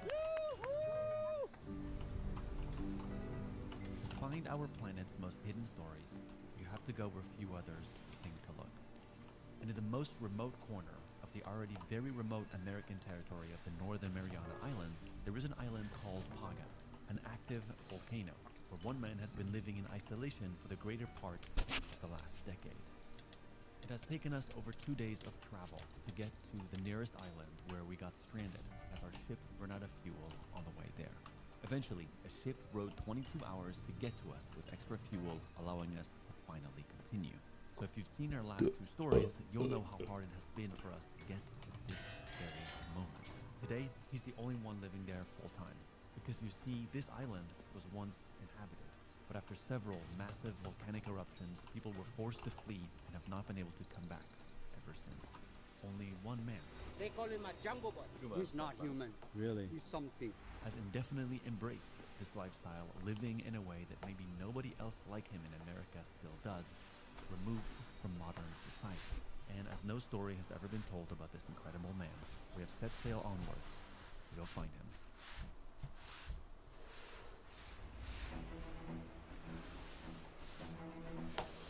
And thus began the story of Pagan. Yeah, we are actually going to Pagan now. I have a hard time processing that because we've been fighting for it. We heard about this place about 3 weeks ago, and now we're finally on our way. Likely there is no place that is harder to reach. There's no scheduled boat, there's no plane, there's no helicopter. You have to basically get on a fishing ship and rally a crew together to make it all the way there. But this is a f***ing adventure. Spending a few days on an active volcano that erupted just a few years ago. And you can imagine that if you're on a deserted island, you're either really happy to see people come, or you're kind of annoyed.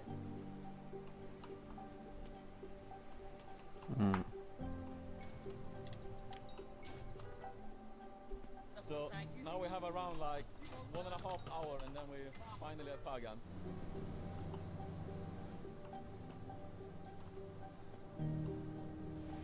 Oh, we can actually see Pagan now. Oh! Getting closer. This is maybe one of the craziest things we've ever done together. For sure. And we've done some crazy stuff.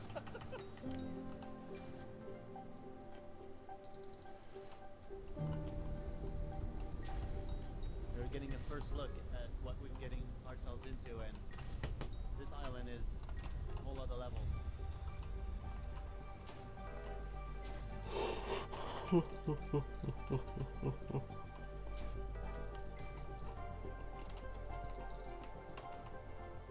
Okay, my ladies and gentlemen, we are finally arriving at the island of Pagan.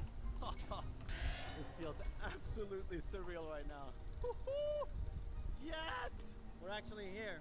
That's the first ever active volcano I've seen in my life.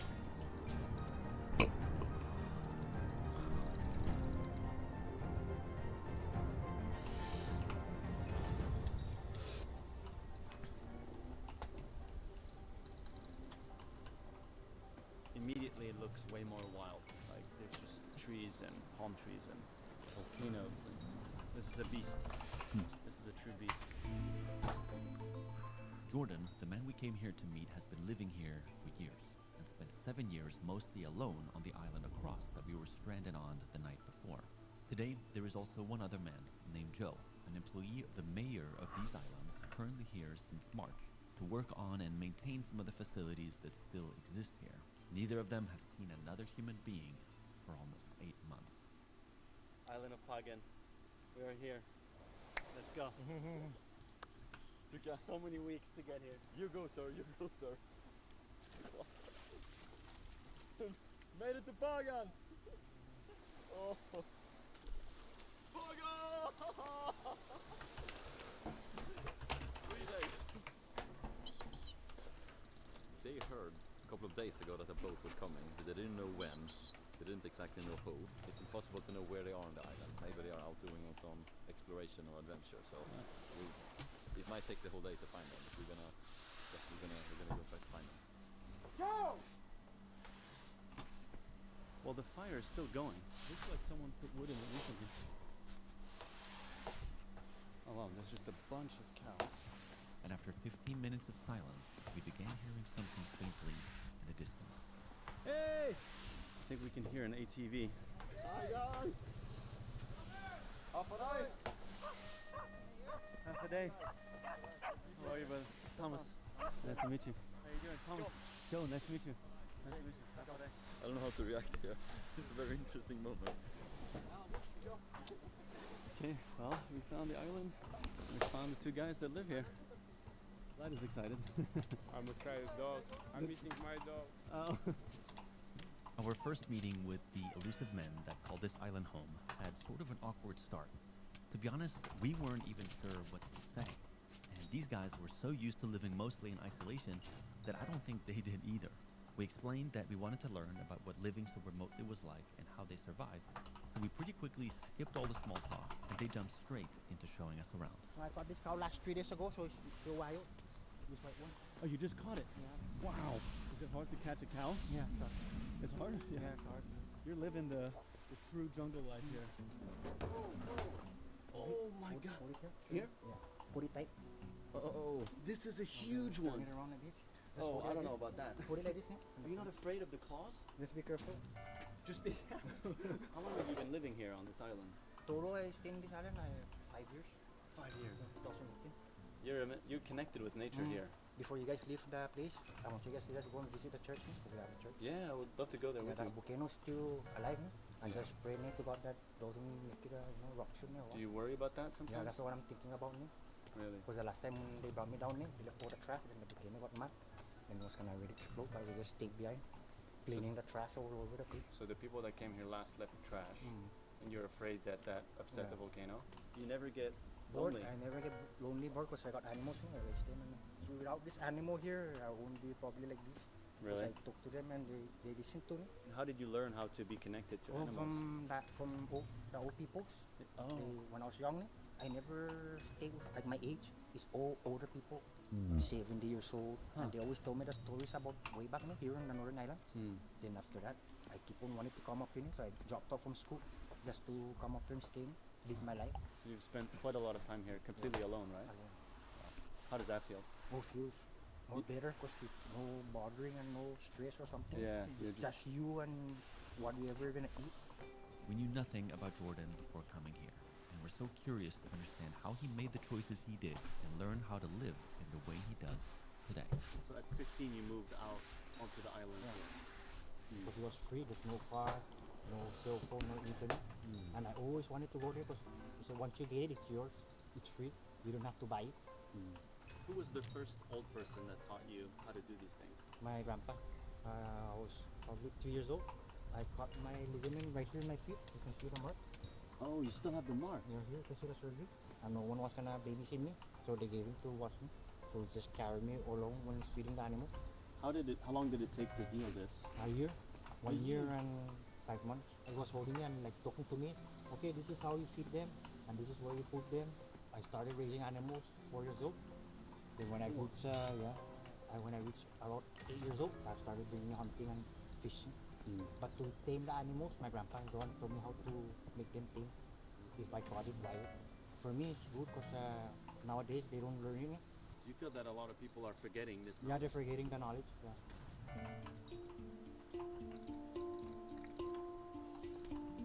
Even these stones, I'm gonna put all these stones here.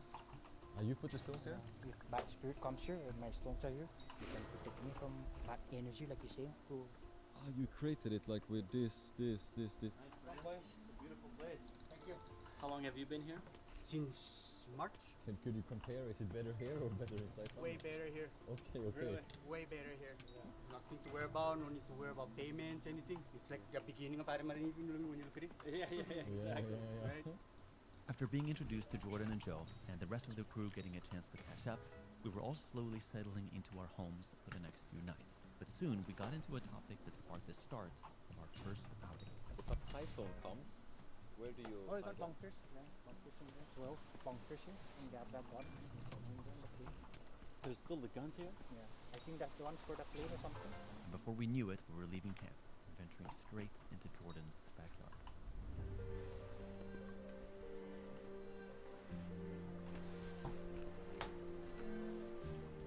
This is crazy. This island is massive. It's not like big, huh? It's like just open. Yeah. It's not like big mountain, but it's like... Yeah, there's just plains here. Have you seen smoke come out from the volcano? Once in every like 4 months.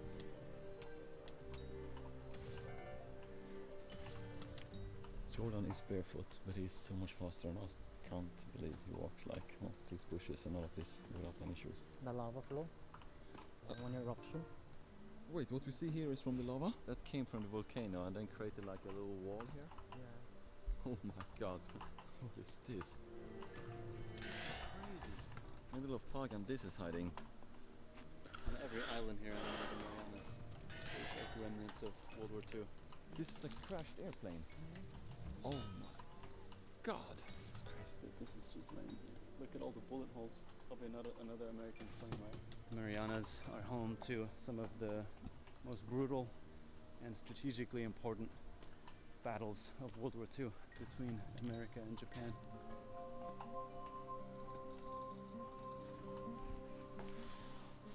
I did not realize that Pagan had essentially a forest.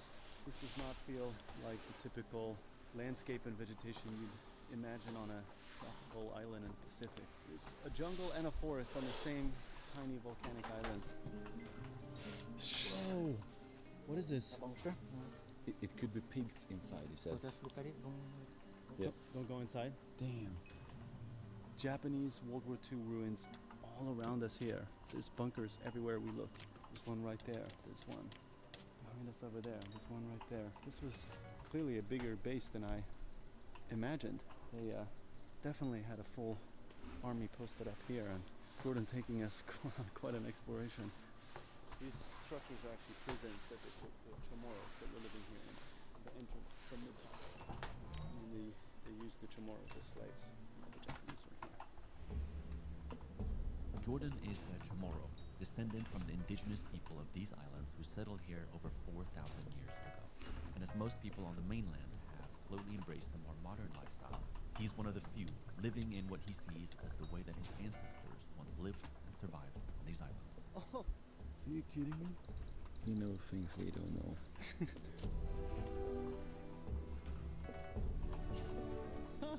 Wow, well done, Jordan. We know it's easy for you, but like, wow. When did you learn to climb the trees? When I was 2 years old. When you were 3 years old. But that's wild. I just went up, took it, went down, and then just casually continued.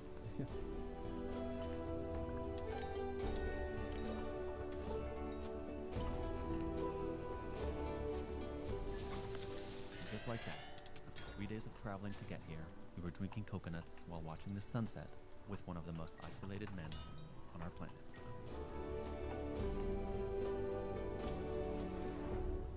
Jordan was still a complete mystery to us, but tomorrow would be our actual first full day with him, where we hoped to really understand how he lives and survives so remotely. We are about to take our first, I don't know if I can call it a shower, but wash up with soap for a couple of days. Please bring a soap if you go out in the wilderness. Just take a little bucket shot. Not even a bucket, it's a cup. Oh, it feels nice. Yeah, fresh. The only thing that would make this better is if we actually had towels. Another thing, we forgot to bring towels, okay, so... Yeah, sorry for editor who is watching this. And before going to bed, luckily we had some entertainment to pass the time. You got the super radio. You know, you can connect with the world to listen what's going on.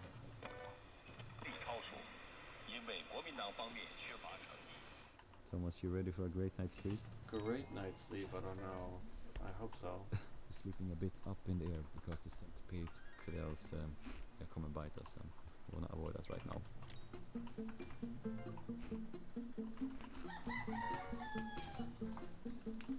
What's the time?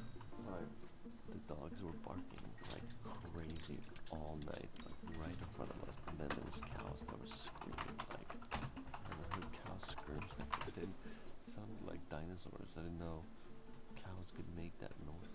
We are out in nature for sure.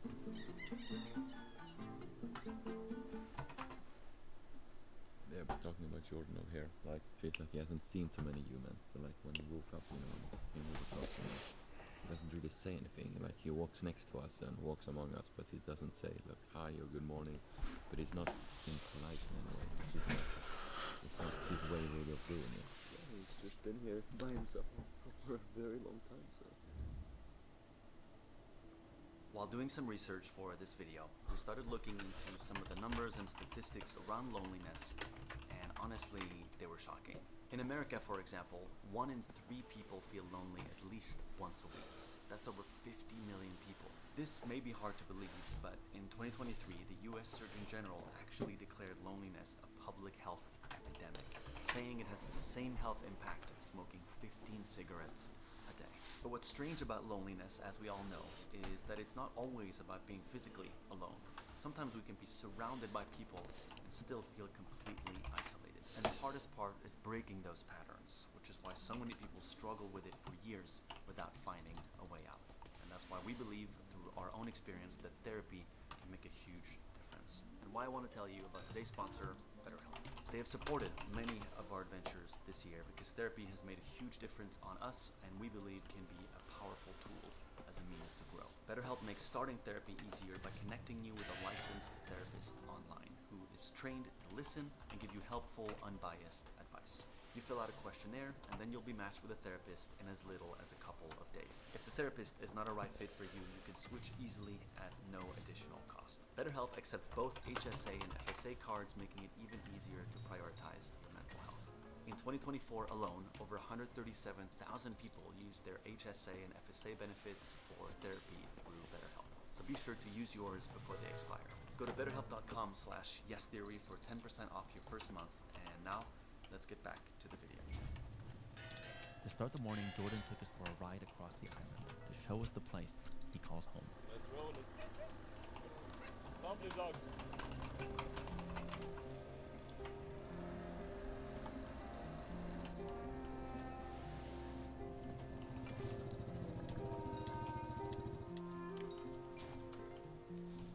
Oh wow! Which animal is this? Pig. Some pig. We discovered that one of the things that Jordan keeps himself busy with is collecting what he calls pagan treasures. Relics either left in the jungle from the wartime or washed up on pagan beaches, like glass fishing baubles, metal buoys, and colorful shells and stones. These treasures are used for decoration, but also for crafting traditional jewelry and ornaments of his own design that he uses for bartering. My money is from the animal. That's how you earn money? Yeah, that's how I earn money. But actually, I don't get the money. They gave me supply for the cow. Trade. I trade actually. The last time somebody came and bought a cow from me, so it's like 100 some bucks. So I keep that 100 bucks for like 2 years. And then when one of my brothers came from Saipan, I gave it to them. This is where you live, yeah? Yeah. You see the volcano from your... Can we quickly like see how it looks from... Yeah, you can get up.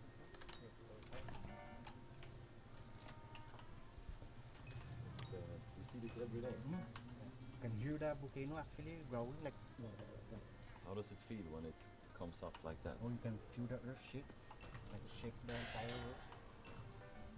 Are you always ready or do you Yeah, need to... I'm always ready. Always ready.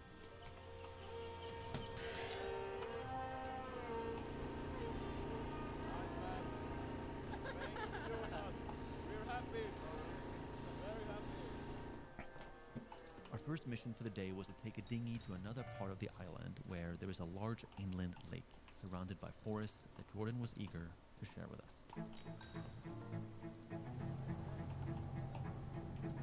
Let's roll.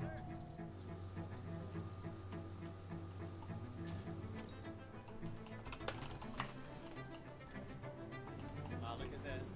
The green mountains over there.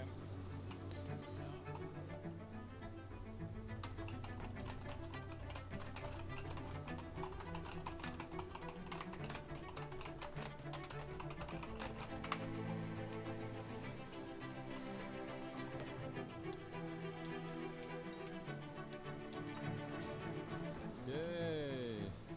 Got it! Thank you! Take care of my boy. Thank you, Papa Mario!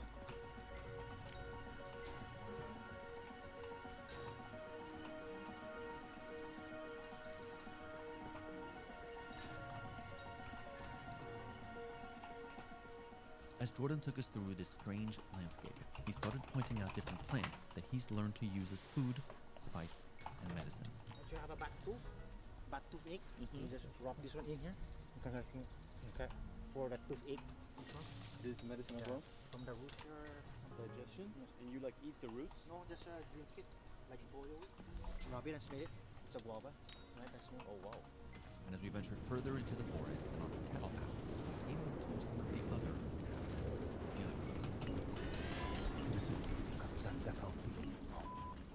Wait, there's a cow too.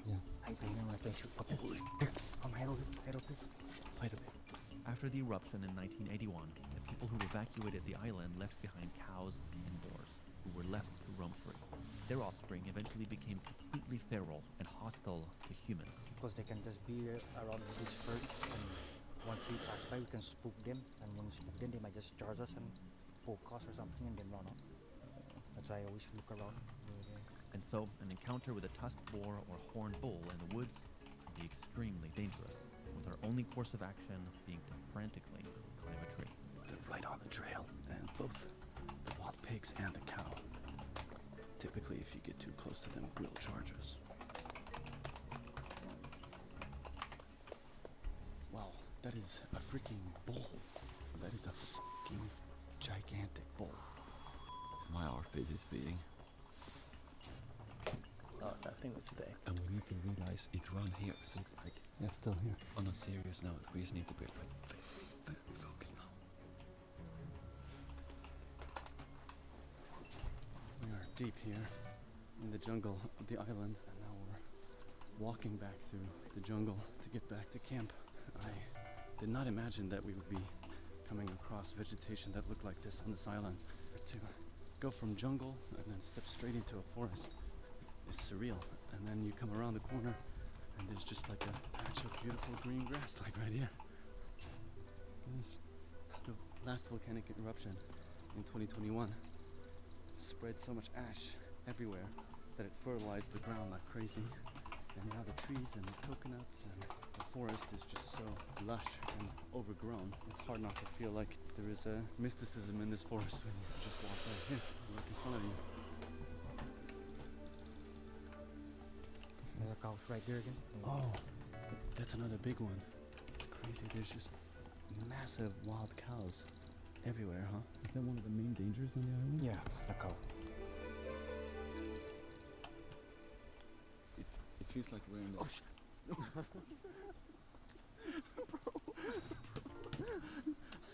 I have high alert right now. My senses has been on for like 1 hour. I'm sorry, man. That was good, that was good. Yeah, you It got me too.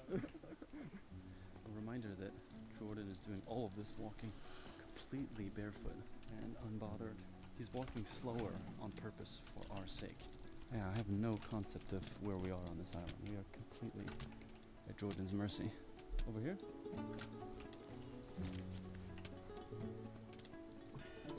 There's no way out now. If the cow comes from this way, it's gonna be like running from the bulls in Spain. Yeah. So near the relic for the Japanese time. Oh no. From World War II. You see for the Japanese. And this is just laying here? Yeah, it's from the river. Well, imagine someone ate, most likely from this during Second World War.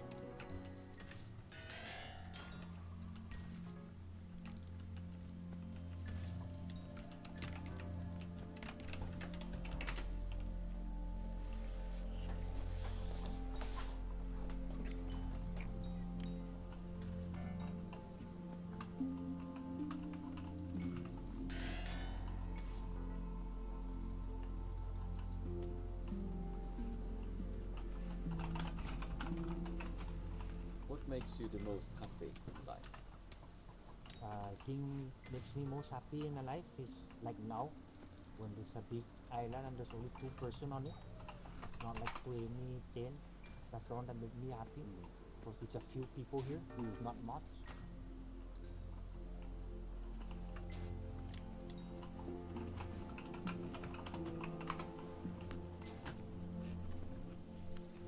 You made that look easy. I don't know how you climb that, man. That's freaking tall. Are you never scared? No? Only if I'm stoned. Fair enough. Man,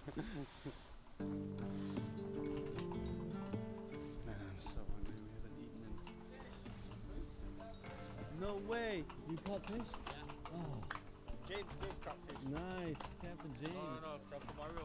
You caught it? Yeah, me and my boy over there. Let's go, man. Papa Mario taking care of us. This is barracuda right here. Whoa. I'm gonna fry it. Hungry, boys? Very hungry. Tastes good. Thank you, Papa Mario, for cooking. You're welcome. Just briefly, it's a cow that Jordan caught. A big ass cow. Oh, Jordan caught this one. It's huge. Holy crap. How did you pull it back here? He make that cow run after him. How would you describe Jordan? Who is Jordan? Jordan is a man that you will never know. Yeah. You're not gonna know what kind of a person he is. Look at him, he's so skinny, but he's strong. Because you guys are super Sometimes strong, I say Jordan is but not you guys human. find him impressive? Yeah. Very. Jordan is not human. He's not human. Really? He's something. If you get a bull in the jungle, how do you get it here? First, like I said, I get a ripe mango, then I just keep throwing it to it, and it's eating it and it's looking at me, probably 3 days. Then I make the rope very long. When I make the rope very long, I go close and they could chase me, hold it onto the village. Then I just tie it there in the coconut. So you make this bull chase you, and then you run back here? Back, yeah, straight to the village. With the probably like 2 miles. The cows have gotten quite comfortable here in this home. You can check the kitchen. Hey guys. What's up? With the sun dropping over Pagan, Jordan and Mario asked us to come along as they set out to catch dinner for the night. Showing us his favorite secret spots where he have 100% guarantee of fish.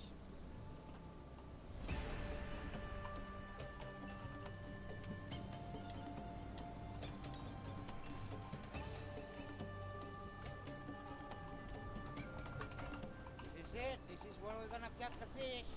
This nature is just unreal. It's like one of the most beautiful places I've ever been to. It's stunning. Paradise.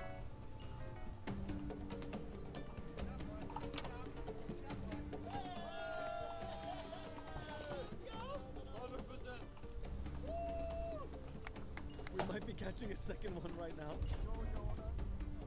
Whoa, that's a big one. Whoa, it's a big one and it's like so colorful. We are gonna have a feast tonight.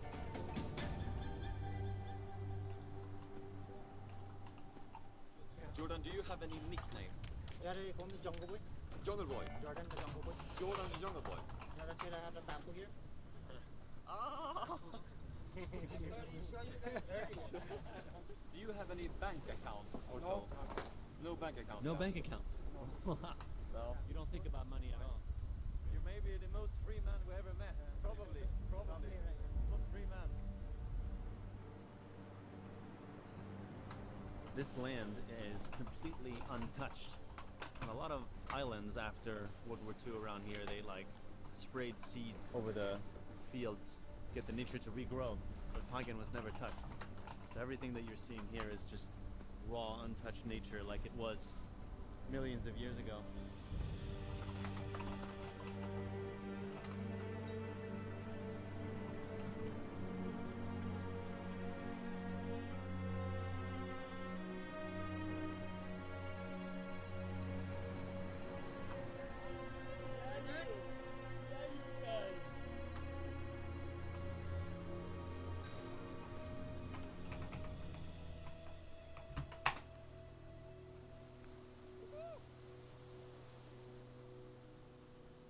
Can I ask you, what is your biggest dream? If I have one big dream, I hope they re-establish Pagan. I hope people comes back to their island and relive it for next generations to come. just to try it out, and you can say like, holy cow, the life now is pretty hard because about the internet.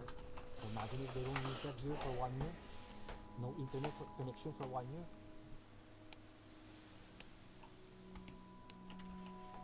So you think modern life is hard because it's too many distractions? Because a lot of people think the life here is hard, but for you it's the opposite. Yeah, it's normal.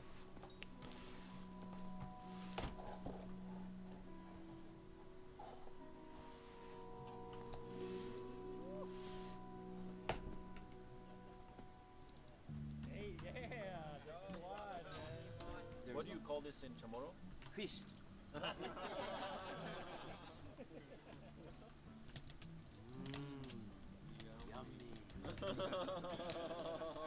It's wild to think that we all met like strangers, right? We went onto that boat a couple of days ago and we were like, hello, hello, hello. And now we're all sitting here like a family. That's what it feels for me, so thank you so much.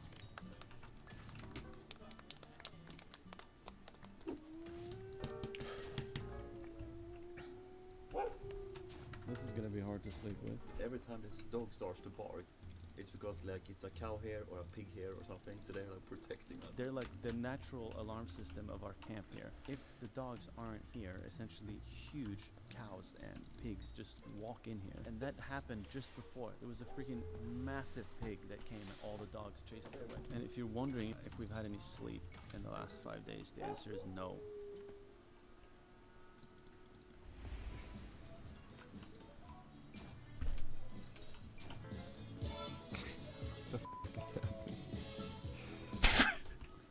In the morning. It's Mario. He put it on full blast over there.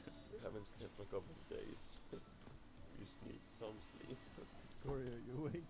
Yeah, how can you not be awake right now? Hey, good morning. Did I wake you up, bro? Yeah, you did. What's going on here? Are there supplies that you would want here? Chainsaw, Like a machete? machete. Because there's a cargo ship coming in a few weeks, right? Yeah. We would love to get some gifts and supplies for you and put it on that boat before we leave. Maybe even get you a chainsaw. Those are all are really valuable. Chainsaw and so machete. And we have a message called Seek Discomfort. We wanted to give this to you as a gift. Thank you again for everything. That's our message, and we feel like you really embody that. And we feel honored to have met you, man. You're a super interesting and kind human. I'm so happy and this I met people like you guys. Because usually mostly from Saipan, but like people far away like you guys. We're Vikings from the north. Only one day we'll be back. Nice to meet you, Joe. You'll be back tomorrow, right? Yeah. For sure, for sure.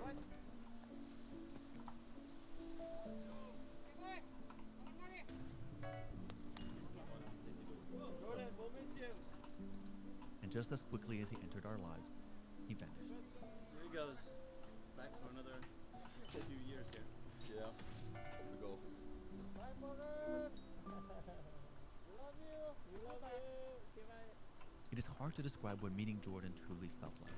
Someone who has embraced solitude and a lifestyle in the wilderness like very few on our planet still have.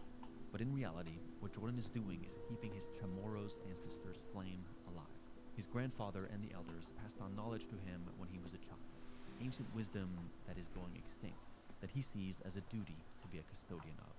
Maybe Jordan has never felt alone here because, as in the Chamorro beliefs, his ancestors are still all around him. Nature isn't separate from the Chamorros. Its spirit is alive and our ancestors lived through it. They inhabit our trees, our mountains, and our oceans. As the world is modernizing at an ever-increasing pace, it makes you wonder how rarer people like him will be in the future. Will our disconnection from the natural environment take us further and further away from what is making us human?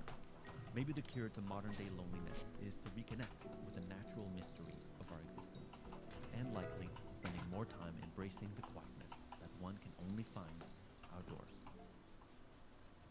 As we close this long and ambitious trip, probably don't go as far as we did, as our journey turned out to be far from over, and we got caught in a tropical storm on the way back.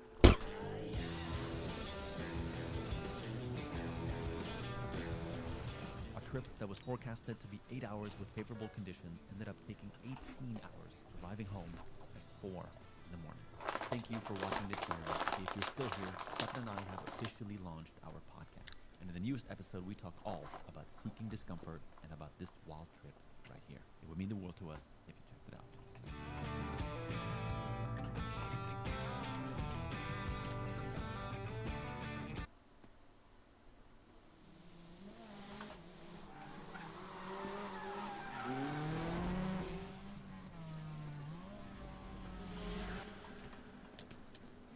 We've gotten access to peek through a very secretive door.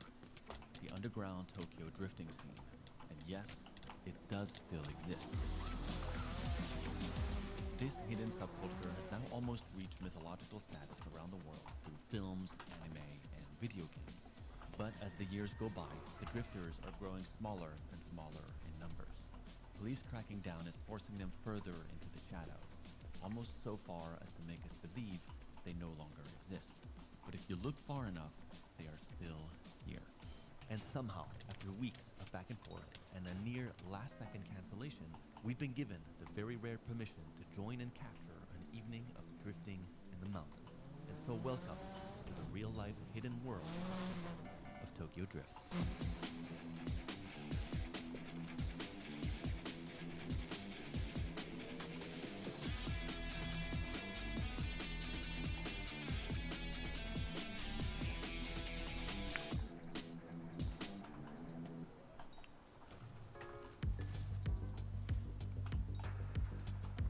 Sun is setting in Tokyo. We've gotten unbelievable access to a world that very few have ever seen up close. Yeah, we've had to work our way through some contacts and some hoops to get access to the world that we're currently about to enter. Let's do it. Is this us? Oh. Maybe. No, this can't be us. Oh, hi. Nice car. Thank you. Are you going to the car meet? Yeah, we're going. You with us? Oh, wait, this is our car. Oh, sick. What's up, man? Oh, this is your car? Yeah. Okay, cool. Hi. Nice to meet you. We're starting our adventure at this car meet called Daikuku, which is where many of the drivers in Tokyo who have the flashier, more interesting, more unique cars go and have a gathering in this open parking lot and just get to see some epic cars. These are not the drifters that we're going to be drifting with tomorrow, but we'll get to see a little bit of the scene here. We're going the most legit way possible. You can trust me on this. I love my car more than myself. Okay, may it begin.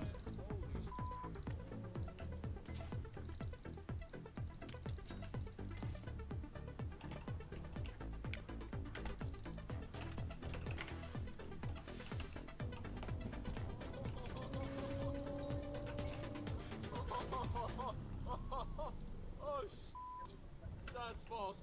Samir, we're safe, right? Of course we are. Samir, how often do you go out like this? Every night. Every night. The highways of Tokyo are the birthplace of a car culture that has spread across the world. It all begins in the late 60s. The country was experiencing an economic boom, and suddenly car manufacturers like Nissan and Toyota weren't just building sensible commuter cars anymore. They were showing off. That's the era when Samir's car, the Nissan Skyline GTR, first shows up.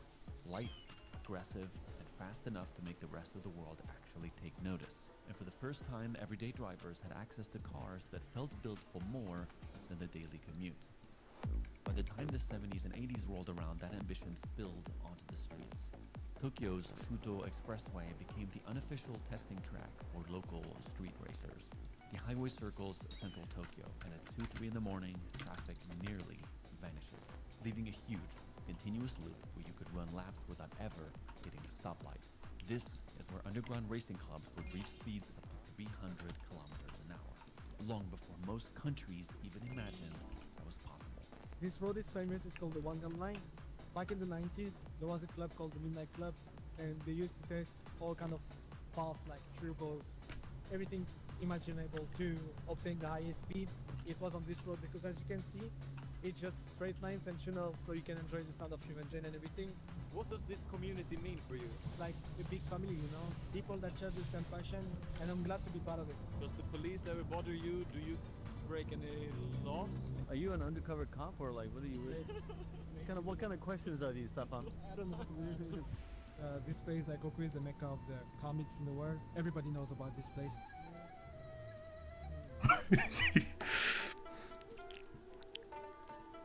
We have arrived at the car meet here. We are in the celebrity car. People are pretty fascinated by our arrival here. It says a lot about how mythical your car is, Samir. Literally, someone's just filming you. We're like hanging out with Cristiano Ronaldo right now.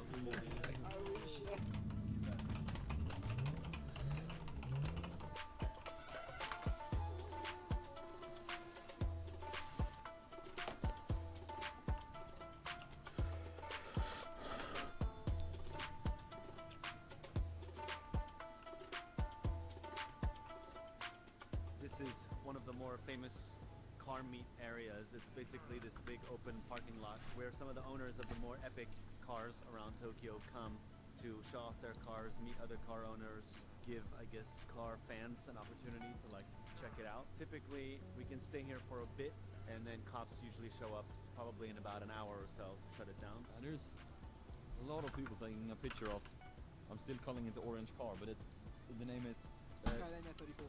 Skyliner 34. Yeah, it's Skyliner 34.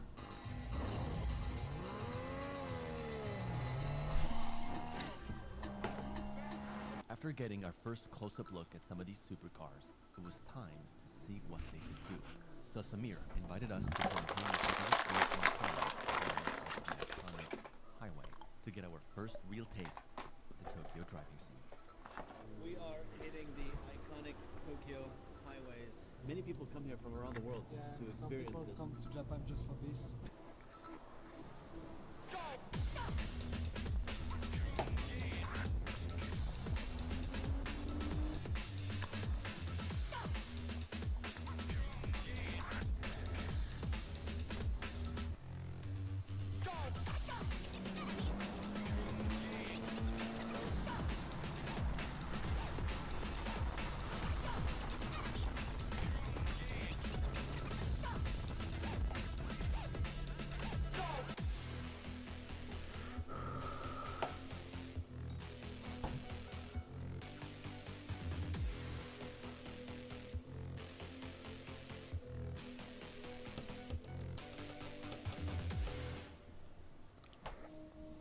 Now that we've been introduced to Japan's car culture, it was time to head out of the city and into the mountains where the drifting was born.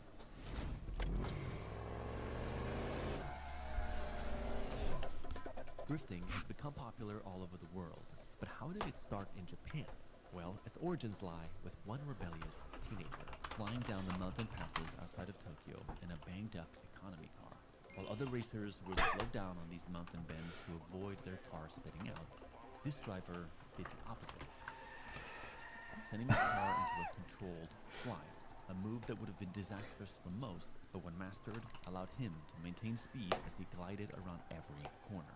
His name was Keiichi Tsuchiya, today known as the Drift King.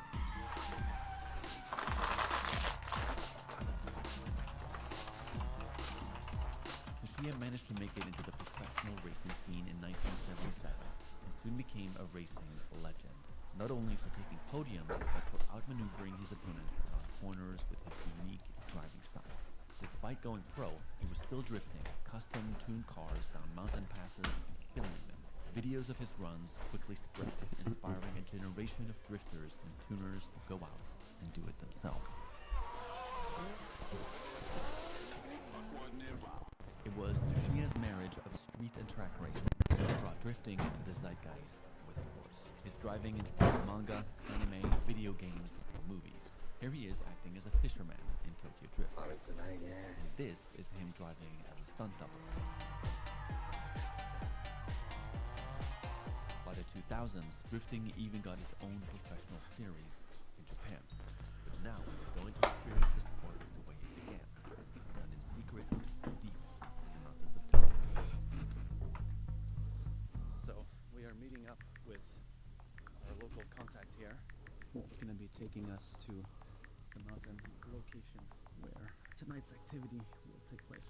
We've almost had like a last minute cancellation because some hesitations with letting us in, so we're gonna have to manage our access here carefully and respectfully and then see how much we can actually do. I was hesitant, full on hesitant in the beginning. Like, can we tell a story like this? Is it possible? Is it too extreme? Hey guys, wait. Okay. All right. How are we feeling? Good? Okay, all right. I'm a little bit more nervous.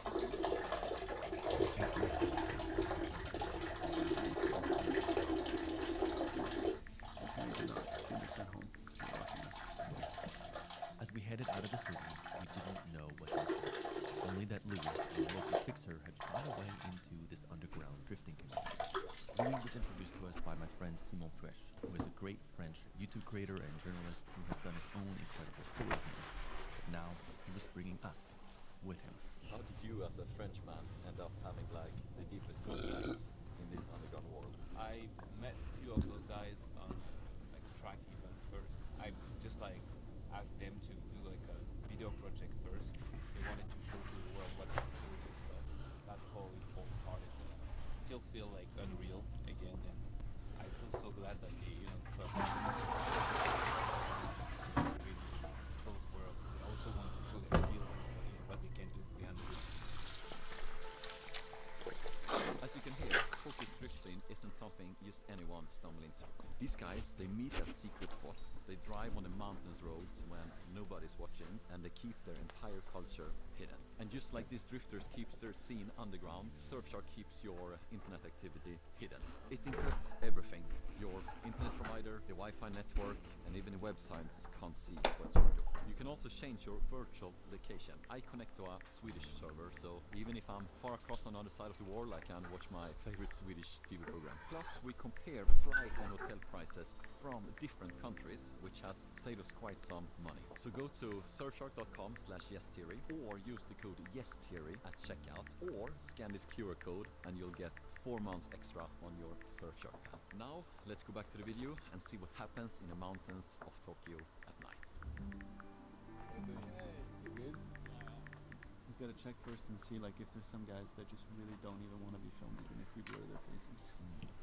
Okay, I think we got a green light. I'm just having nervous laughs, but I'll keep it together still. Thomas. Nice to meet you. Hi. Thank you so much for having me. Today, 4 or 5 cars coming. Okay, perfect.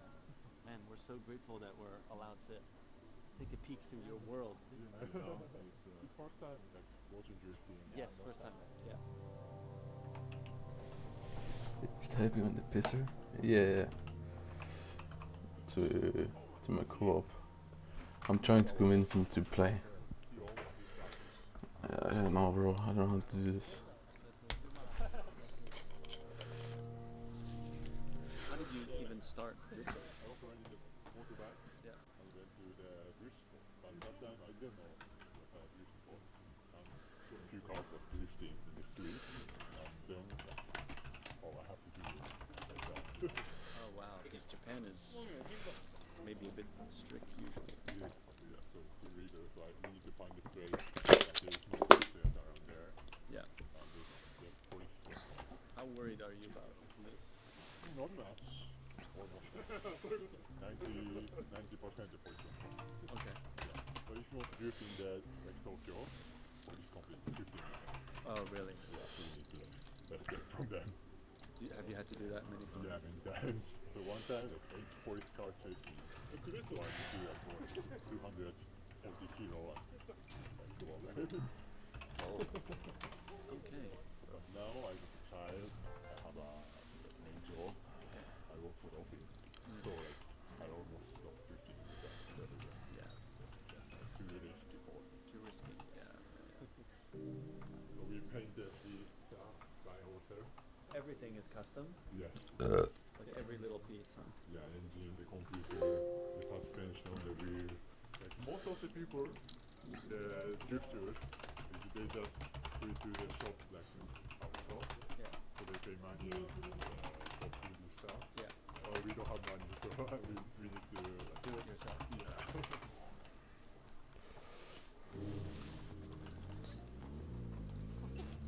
Yeah, this is so far from anything I've ever experienced in my life.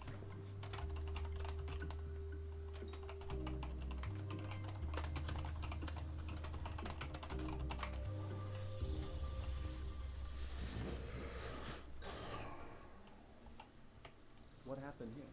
He just crashed. Just crashed. As usual. Okay. This is normal. I mean, everybody tried crash. Everyone has crashed? Yeah. Is it common? Is it normal? It's common. It is. Really? Yeah. The more we got to learn about these drivers, the clearer it became how legally risky and how physically dangerous this hobby actually was. But as the guys finished cleaning up their cars, we knew we had to get our nerves in check, as the night was only just beginning. From here to the mountain, we've decided that you're going to go in one of the cars. So, What about you? I will be right behind you.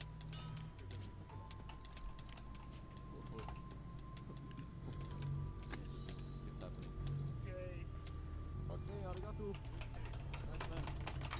Arigato, thank you.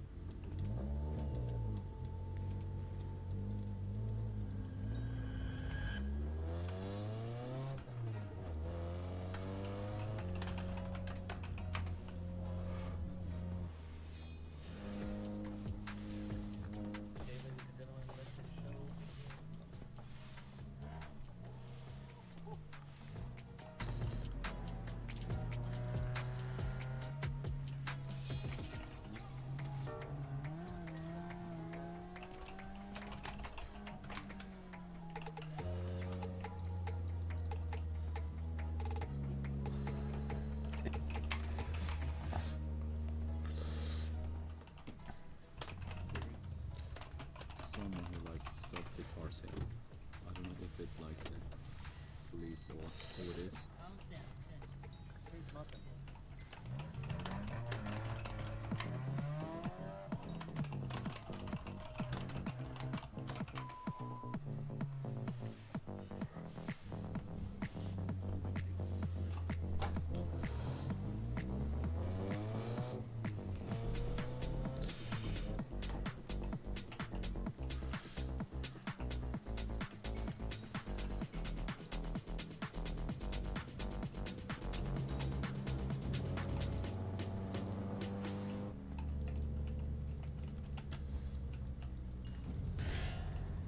We are essentially on like an abandoned mountain road here.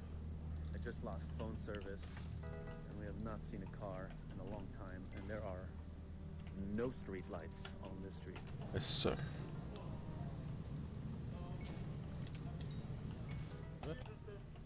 We are inside a very hidden world up here in the mountains. We're basically on an abandoned mountain road. We've already had to pivot locations once. And at any moment, like, the police can come and end the party. Feels like being inside, like, the Tokyo Drift Fast and Furious movie. All these guys are inspired by those original drifters that inspired that movie. Yeah, you it's know, and pretty like, crazy. the younger generation of guys Have who you are not out seen the new meta? Every drifter here is between The world record is 4 minutes. 25 and 35. Like that's the age range, but they've all been doing it for 10, 15 years. It's not a hobby, it's like their life. Yeah. Like they see it as like this is what they do, and if like they can't do it, they're like I don't know what else I would do. Like this is more than a passion for them. You do green pad, yellow, no, I mean purple pad and yellow pad, and then What's cooking?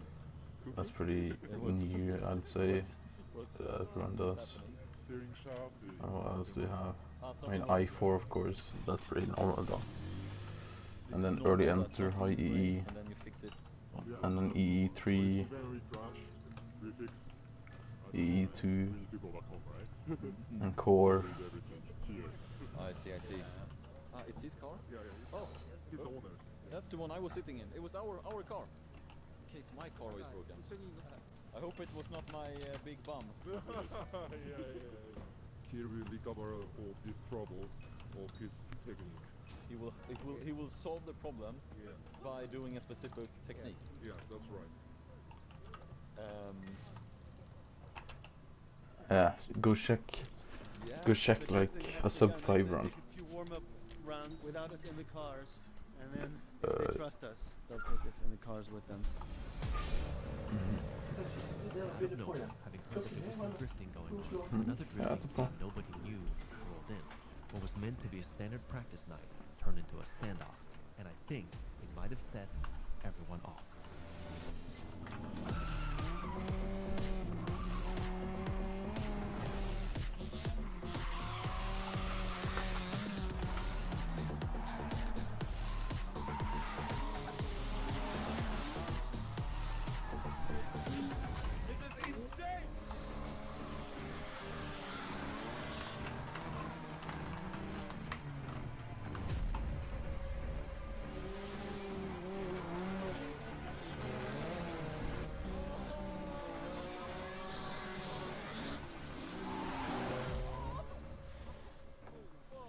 This guy's trying to kill me. He was like, no, you can stay on this side. No, it's so fine. Never felt this kind of adrenaline like before.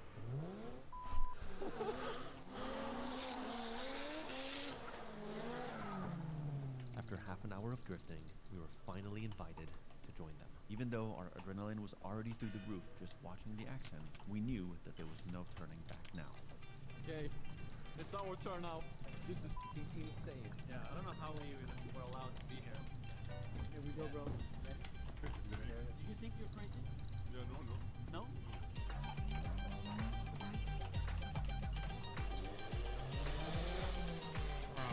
So, ladies and gentlemen, a final friendly reminder to Always wear your seatbelt.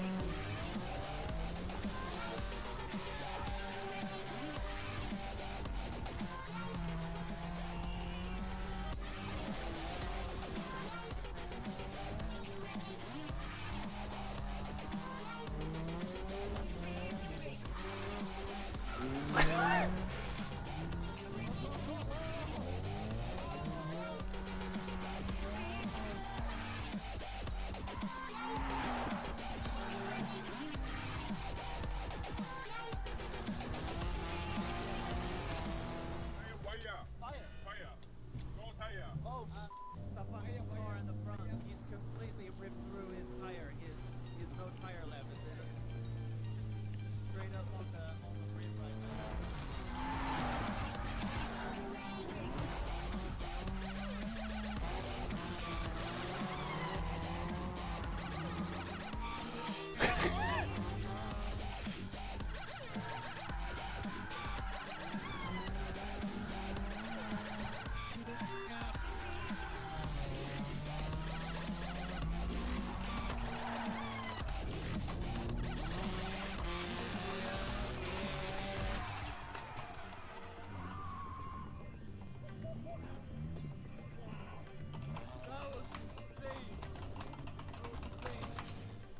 Well, I am ready to get out of this car.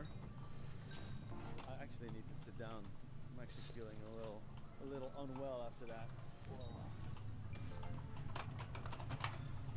We sat with our ears still ringing and our hearts racing, trying to take in everything we had just experienced. We had stepped into a world where passion borders on obsession, and these drivers spend every free hour and every spare dollar chasing a feeling they can't describe, only live.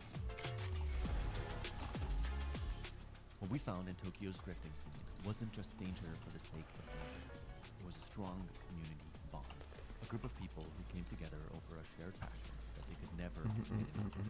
And sitting in that passenger seat, holding on to our seatbelts for our dear life, we were reminded why we travel in the first place.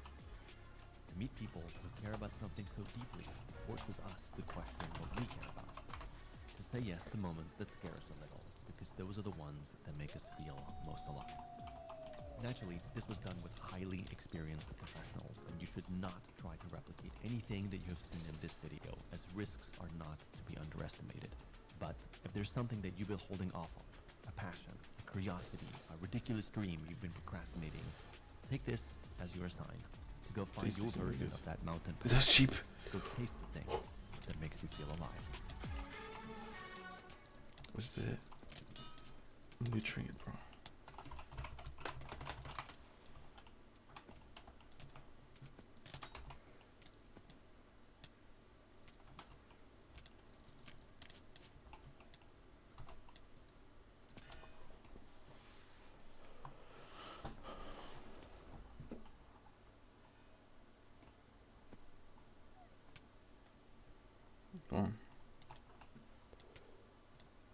I got held hostage by the Taliban right as the United States bombed Iran. As the Israel-Iran conflict extends into its second... is of a B-2 stealth bomber. With all of that being said, this cannot continue. There will be either peace or there will be tragedy for Iran far greater than we have witnessed over the last 8 days. Except I wasn't held hostage at all. We pranked the entire world to prove how wrong you are about Afghanistan. For 7 days, I lived directly with Taliban fighters, ate their food, visited their mosques, got invited into their homes, and yes, they tried to convert me to Islam. Throughout this entire journey, I stood firm in my Christian beliefs while they took me to markets, military compounds, and private meetings, where actual Taliban forces tried to convince me to join their cause. Now, for you to understand how a random guy from San Diego ended up hanging out with the Taliban and having theological debates about Jesus versus Muhammad, you need to know how this absolutely insane adventure came together. And honestly, it all started with one simple rule that I live by.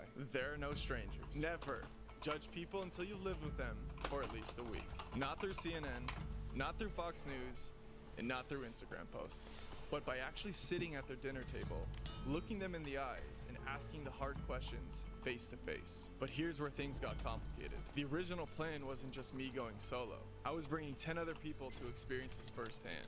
We had everything coordinated, flights booked, the whole crew ready to go. And then the Middle East exploded. I didn't mean it for it to come out like that. Israel, missile attacks, tensions through the roof. And one by one, my entire crew started to drop out. Dude, maybe this isn't the time. My family thinks I'm crazy. The timing just feels off. Until it was just me and my 3 boys, Kale, Calvin, and Colton, staring at our flights and wondering, were we just about to make the dumbest decision of our entire lives? Flights were booked, and honestly, we decided to take the risk anyway. Sometimes you just gotta send it. Now here's the crazy part about how I even met Yusuf in the first place. I'm scrolling through Instagram a few months earlier, and I see a comment on one of my videos. Yusuf, also known as I Am Poco Loco, writes, "You should come to Afghanistan next." And I'm thinking, is this guy serious? Afghanistan is crazy. So I click on his profile, and I see this Afghan dude with the biggest smile I have ever seen in my entire life, and an AK-47 casually slung over his shoulder, posting videos literally dispelling Western media narratives about his own country. This man was out here doing damage control for Afghanistan, one Instagram post at a time. After months of back and forth DMs, video calls, ensuring our safety to the best of everyone's ability, and probably 100 "are you sure about this" conversations, we finally locked it in. Yusuf promised to show us the real Afghanistan. Not the media, not the fear-mongering, but the actual country and its people. So there we were, 4 dudes who refused to back down, about to land in one of the world's most misunderstood countries, guided by someone who started off as a random Instagram commenter and became our gateway to the real Afghanistan. We staged a fake hostage video and convinced the entire internet that I was captured by terrorists. We shared meals with Taliban commanders who ended up being some of the most hospitable people I have ever met. What you're about to see will completely shatter every assumption you have about Afghanistan, the Taliban, and maybe make you question, what else has the media gotten wrong about our world? So sit back, grab some popcorn, subscribe, and enjoy the show.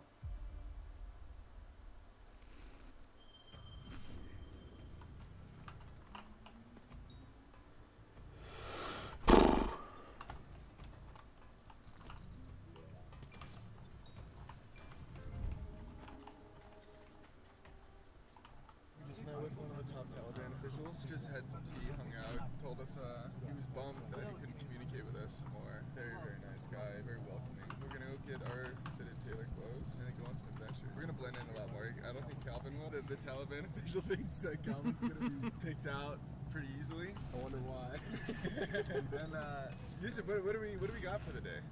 We're talking about him being picked out, bro. I thought even the West gets picked out, bro. Oh yeah. With luscious hair like that, bro. Come on. Yeah, either way, he's bringing attention. Now, but today is who we're gonna go 1 of 2 ways, right? So far we get.